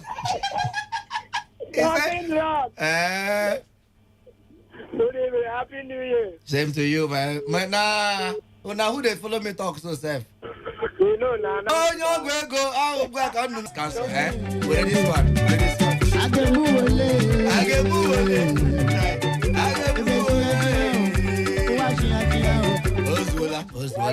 Ozola. Our new member, our new guest now. I don't know his name now. I call your name now. Okay, Oga, I greet you. My name is Seviong.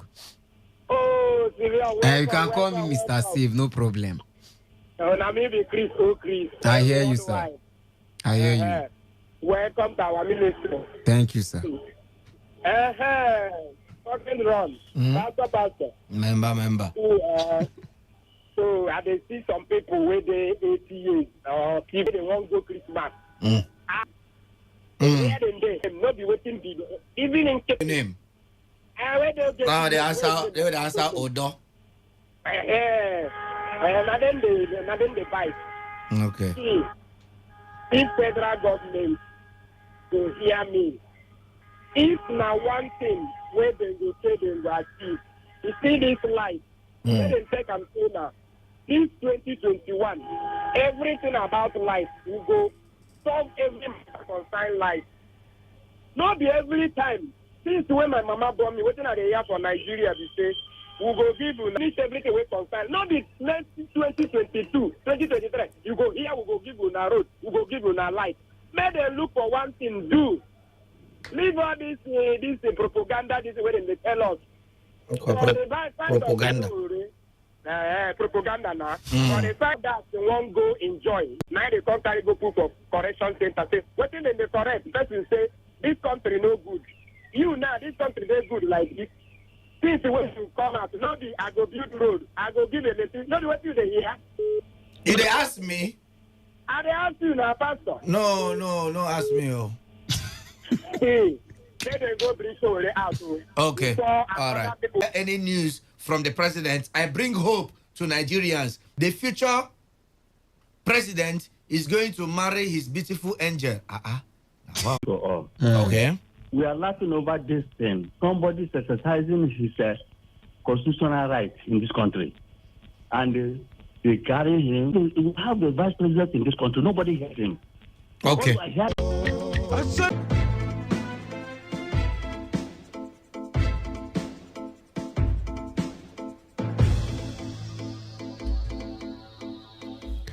Good evening, this is the World News on our Premium Talk Radio Today 95.1 FM Port Harcourt. I am Wisdom Obina in the headlines. Rivers State Government commences commissioning of some road projects across 7 local government areas. Emergence of Mossop factions hinders annual Ogoni Day celebration. Magistrate Court remand Omoyele Sowore and 4 other suspects in Kuje Correctional Center. On the foreign scene, court in London rules against extradition of WikiLeaks founder Julian Assange. Now, the details.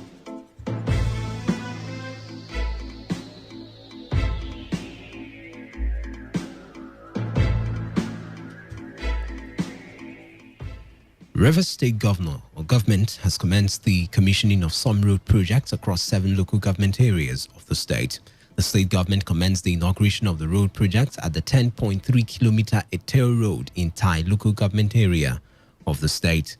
Governor Nyesom Wike, while speaking during the event, faulted criticisms that he has concentrated development in only Obiakpo and Port Harcourt local government areas of the state. Some people say, oh, we are commissioning projects in Port Harcourt and in Obiakpo, no projects in other local governments. Is this local government in Port Harcourt local government? Is it Obiakpo local government? Which local government is it? In which zone? Ogoni what? It's not Ogoni it is. So we have projects in Ogoni. Do we have projects? We are coming back here tomorrow to commission Sakuwa Border. It's not 16 kilometers. Tomorrow we are coming back. All these people who will never say the truth, may they never say the truth in their life. Look at the project of 10.3 kilometers. Look at the communities. So how will anybody say that we have not done anything for the people of time? How will anybody say we have no presence in Ogoni land?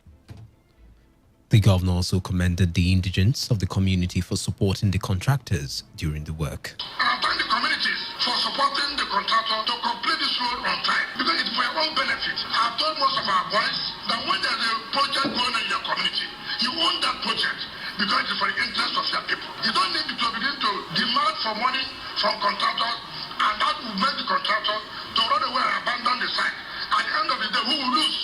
The contractor will not lose, but the communities will lose. But now that you have given the contractor the support, I will not see a gathered now, being happy that this road has been completed.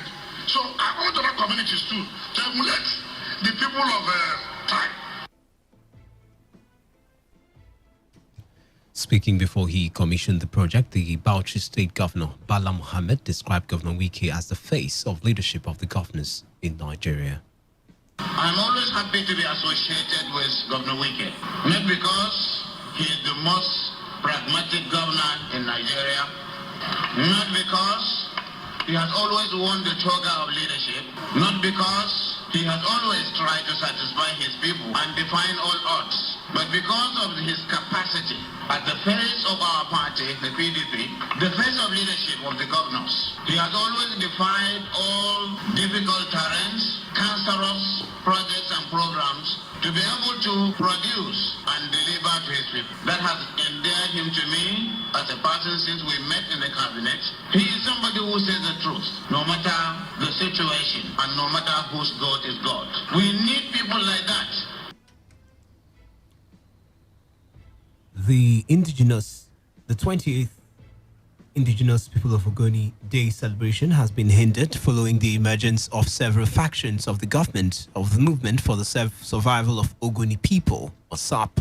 Our correspondent reports that the usual general celebration of the Ogoni people did not take place at the usual location, Birabi Memorial Grammar School, Bori, as security agencies sealed off the gate as different factions of Mosop emerged.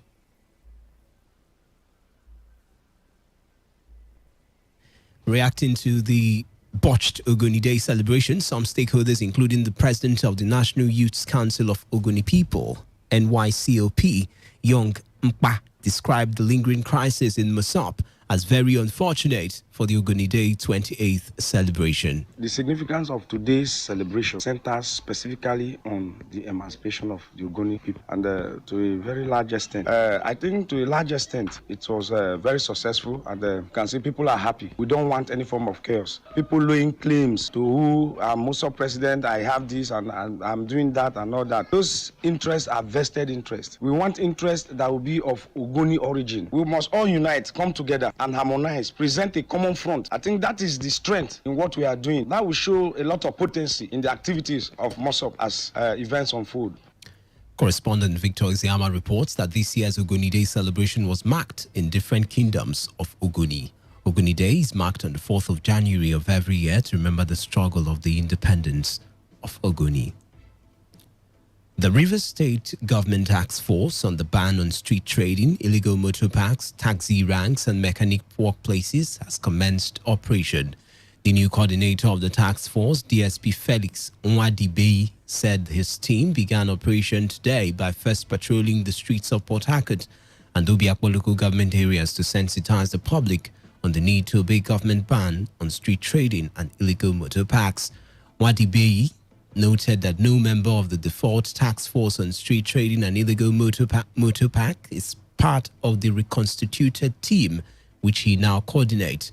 He also assured the public of the civility of the new task force, but warned that anyone who willfully flouts government ban on street trading, illegal motor parks, taxi ranks, and mechanic workplaces will be arrested and prosecuted. Today, we are going out to synthesize the people to make sure they are aware of our presence that we have commenced. For some time now, there was no task force working on them. We are now going out to allow the public that we have commenced. And anybody caught wanting today will be prosecuted accordingly. The men have been lectured. They are well schooled. Even this morning, we've lectured them. On Saturday, we lectured them. Yesterday, we lectured them on how to behave on the road. In as much as you are not ready to obey, perhaps others will learn from you. Because we will not spare you. If you refuse to obey, we will arrest you. Make sure you are being prosecuted. Then what happened to you will serve as a deterrent to others. No, there's no old task force member that is in this team. On his part, the officer in charge of the Rivers State Task Force, DSP Okuto Christopher, explained that the presence of security personnel attached to the task force is to make sure there is no breakdown of law and order. The presence of the security agencies to make sure there is no breakdown of law and order. Yes, if there's any defaulter, if there's any offender, ours is just to apprehend and take to the nearest division, and the defaulter will be charged with it. They have been briefed. The Commissioner of Police yesterday briefed the men, and they will be of good conduct. The policemen on ground now, 70. Yes, we'll be having a shift, morning and afternoon shifts. The 6th Division of the Nigerian Army has been advised to call some of its personnel to order over the activities about a land issue on Rumukurushi in Obiakpo local government area of Rivers State. This follows the alleged arrest of one Michael Fatai, who was farming on the land, which appeared to be in dispute by men said to be security operatives. One Ihiani Chuku Ihunwo, who spoke on behalf of his family, also called on the Nigerian Navy to investigate a setting retired naval officer, Iriebe, stressing that he can never be intimidated. We want to use great opportunities to call on authorities of Nigerian Army 6th Division and Nigerian Navy to call its personnel to order. It is sad that its personnel have allowed themselves to be used to intimidate and arrest its citizens. On the 22nd of December 2020, personnel of Nigerian Army and Navy invaded our ancestral land, shooting sporadically, and arrested one Mr. Michael Fatai, a laborer working on our ancestral land, and they took Mr. Michael Fatai to the palace of Eze Jeremiah. We will continue to defend our ancestral land, even with the last drop of our blood. We will learn that the two naval officers that accompanied the military men to shoot and chase us from our ancestral land are security men attached to one retired naval officer residing at Iriebe. We called on the authorities of Nigerian Navy to investigate its retired officer residing at Iriebe. We will continue to defend our ancestral land. We will not accept intimidation. In the meantime, Eze Jeremiah Warren has denied the allegations by Ihunwo. I was surprised that such a young man, while we were there, and he goes about telling people that on the 2nd of December that I, 10 military men, for 40 degrees do I have to actually send military men to intimidate them. The third land has been subject to litigation for several years, and we're in court. And I believe that if you say you own a land, why not endure? Let the court decide the ownership of the land. They have deceived the Nigerian police. They have written several petitions against me, which you have gone. The particular young man called Ejian have gone to CP monitoring, written petition against me. Various families in Imokos who have gone there. They cannot substantiate the allegation, and the police is still under investigation, and this matter is also subject to investigation. We presented documents of court and all the rest, and they saw it. The police said that it's better that we maintain status quo. A clergyman identified as Pastor Soje Masoje is now in the custody of the garrison of the 6th Division of the Nigerian Army, Bori Camp, Port Harcourt, over the disappearance of a young lady, Beauty Subari Wimbarani. It was gathered that 20-year-old Beauty Wigbarani, a final year student of the Department of Education, Rivers State University, last visited Pastor Imasoje on December 25th, 2020. While the army is still interrogating Pastor Imasoje of City of Angels International Ministries, Eneka, lawyer to the family of the missing girl, Gubari Debom, has asked the military to transfer the matter to the Rivers State Police Command for proper investigation. Well, it may be by the family of the victim, Miss Beauty somebody Wingbarane, a suspected case of adoption since the 25th day of December 2020, where she visited pastor, also suspected to be his boyfriend or man friend. Since that 25th, the 26th, 27th December 2020, the phone went off. 26-27, the pastor called the family members of Beauty, asking about whereabouts. They say Beauty told them that she was visiting him, that they've not seen her home. They say, okay, that Beauty is coming to see them. They now contacted the father, who now formally reported the police to the Nigerian Army 6th Division. He was arrested and has been kept in their custody. However, as legal practitioner, we know the people who are in charge of criminal investigation is the Nigerian police force. So we are calling on the Commissioner of Police to take over the investigation of the matter from the Nigerian Army to see that justice is done. Now, a correspondent reports that the telephone lines of the missing Beauty Sobari Wibarani have been unreachable since December 25th, 2020. Now, the Special Public Works Program, which is expected to engage 774,000 unemployed Nigerians, will kick off nationwide tomorrow. The Minister of State for Labour and Employment, Festus Keyamo, who made the announcement on his Twitter handle, explained that President Muhammadu Buhari has approved the commencement of the initiative. He said all NDE state structures are already in top gear for the takeoff ceremonies. The program, designed to employ 1,000 Nigerians from each of the 774 local government areas in the country, was initially scheduled for launch on October 1st last year, but it ran into hitches following the power play between Keyamo and the Director General, National Directorate of Employment, Nasser Ladan, who was sacked last month. The federal government has assured that Nigeria will witness improved security in 2021. The Minister of Information and Culture, Lai Mohammed, gave the assurance while addressing newsmen in Lagos. He stated that President Muhammadu Buhari has continued to provide the military and other security agencies with the required support to function better. Mohammed described 2020 as undoubtedly one of the most challenging years for the country, saying it was a result of the global pandemic that triggered an economic recession, a heightened security challenge, and unnecessary violence in the country. The minister revealed that a number of platforms that were expected to boost the fight against terrorists and bandits were due to arrive in the new year. He, however, faulted the opposition for constantly shooting down anything the present government does and condemning whatever the president does or says. Troops and putting the security of our country, enough is enough. It is sad that these organizations mostly rely on fake news and disinformation to reach their conclusions. As witnessed during the EndSARS protest, Nigeria is not and cannot be a failing or failed state. Of course, you remember that for the past 2 decades or so, some pseudo-analysts have been predicting the country's implosion. That has not happened, and will not happen, and will not happen. You're listening to the World News on Today 95.1 FM, Voice of the People. After the break, more news, foreign and sports stories. Stay tuned. Every day, every hour, when the big stories break, depend on our 24-hour news team to bring you the latest. Today, 95.1 FM.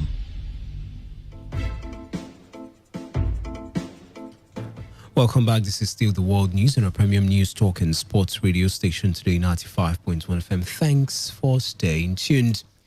The Magistrate Court in Abuja has ordered the remand of Omoyele Sowore and 4 others at Kuje Correctional Center.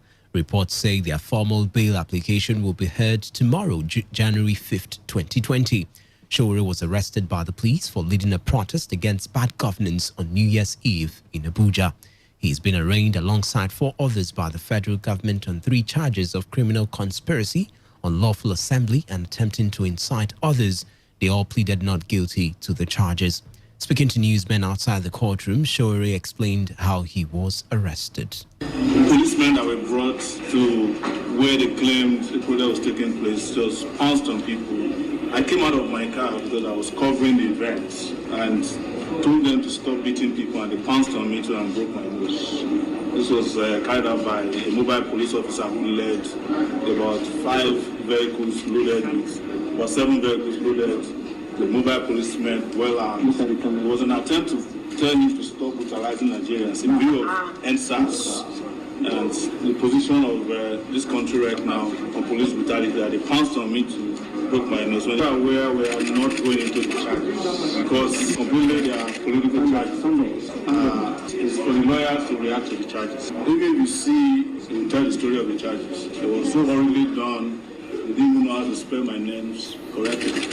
They put my age because there were no charges in the first place.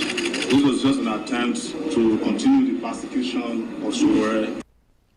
Also speaking, the prosecuting counsel explained why the suspects are being prosecuted. They were being charged for criminal conspiracy, unlawful assembly, and then inciting public disturbance to the extent that somebody is calling that there should be a change of government.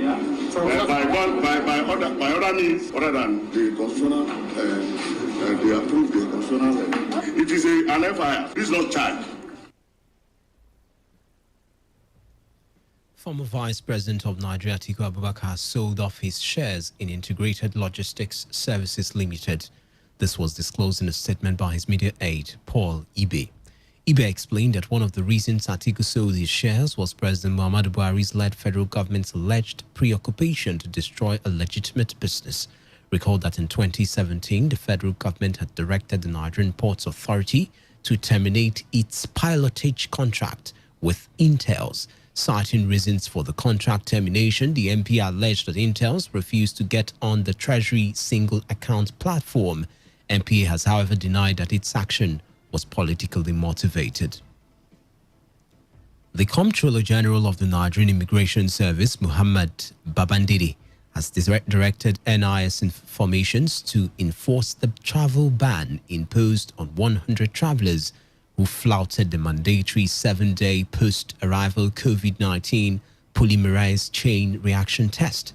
He said the defaulting passengers had been restricted for 6 months from January 1st to June 30th, 2021, in line with the federal government's directive. The CG, in a statement by the NIS spokesman, DCI Sunday James, said the affected passengers had been notified and will be prevented from passport reissuance and traveling outside the country during the period. The statement further warned the affected passengers to comply with the directive to avoid breaching public health protocols and refusal of departure. On the foreign scene, a court in London has ruled that WikiLeaks founder Julian Assange cannot be extradited to the United States. The judge blocked the request because of concerns over Assange's mental health and risk of suicide in the US. The 49-year-old is wanted over the publication of thousands of classified documents in 2010 and 2011. The US claims the leaks broke the law and endangered lives. Assange has fought the extradition and says the case is politically motivated. The US authorities have 14 days in which to lodge an appeal and are expected to do so. Assange will now be taken back to Belmarsh prison, where he's been held, and a full application for his bail will be made on Wednesday. His lawyer, Ed Fitzgerald, QC, told the court there will be evidence to show Assange will not abscond. Iran says it has resumed enriching uranium to 20% purity in its most significant breach yet of the 2015 nuclear deal with world powers. Government spokesman Ali Rabai told state media the process had started at the underground Fordo plant near Qom. Enriched uranium can be used to make reactor fuel, but also nuclear bombs. Iran, which insists that its nuclear program is peaceful, has rolled back a number of commitments under the deal. It has said it is retaliating for the U.S. economic sanctions that were reinstated by President Donald Trump when he abandoned the accord in 2018. But Israeli Prime Minister Benjamin Netanyahu said Iran's decision cannot be explained in any way except as continued realization of its intention to develop a military nuclear program. To end the news, here's a summary of the major stories.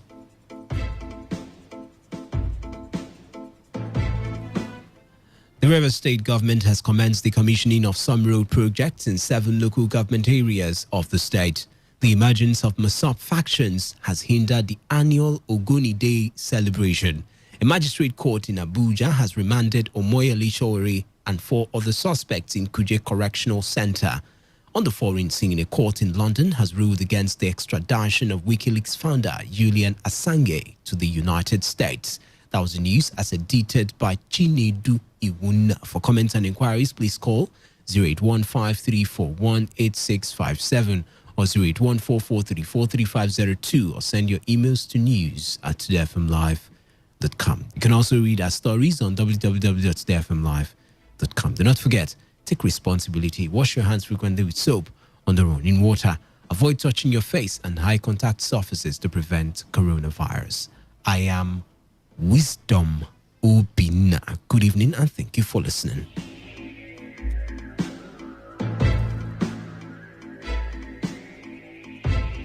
Today's news, today's entertainment, today's sports, today's issues. Today on Today 95.1 FM, Port Harcourt.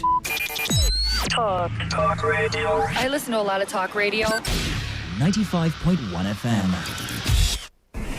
This is Today 95.1 FM. To copy this tune, press 9. This is Today 95.1 FM. For current news and information, press 5. They are politicians, all of them. They know what they do. So they know how they attack each other. To stay connected all day, press 1. The person who raised the name is the one who made the public know about. Good afternoon and welcome to the World News on your Premium Talk Radio station. We are your Premium Talk Radio station. Today 95.1 FM, the station with a unique dial.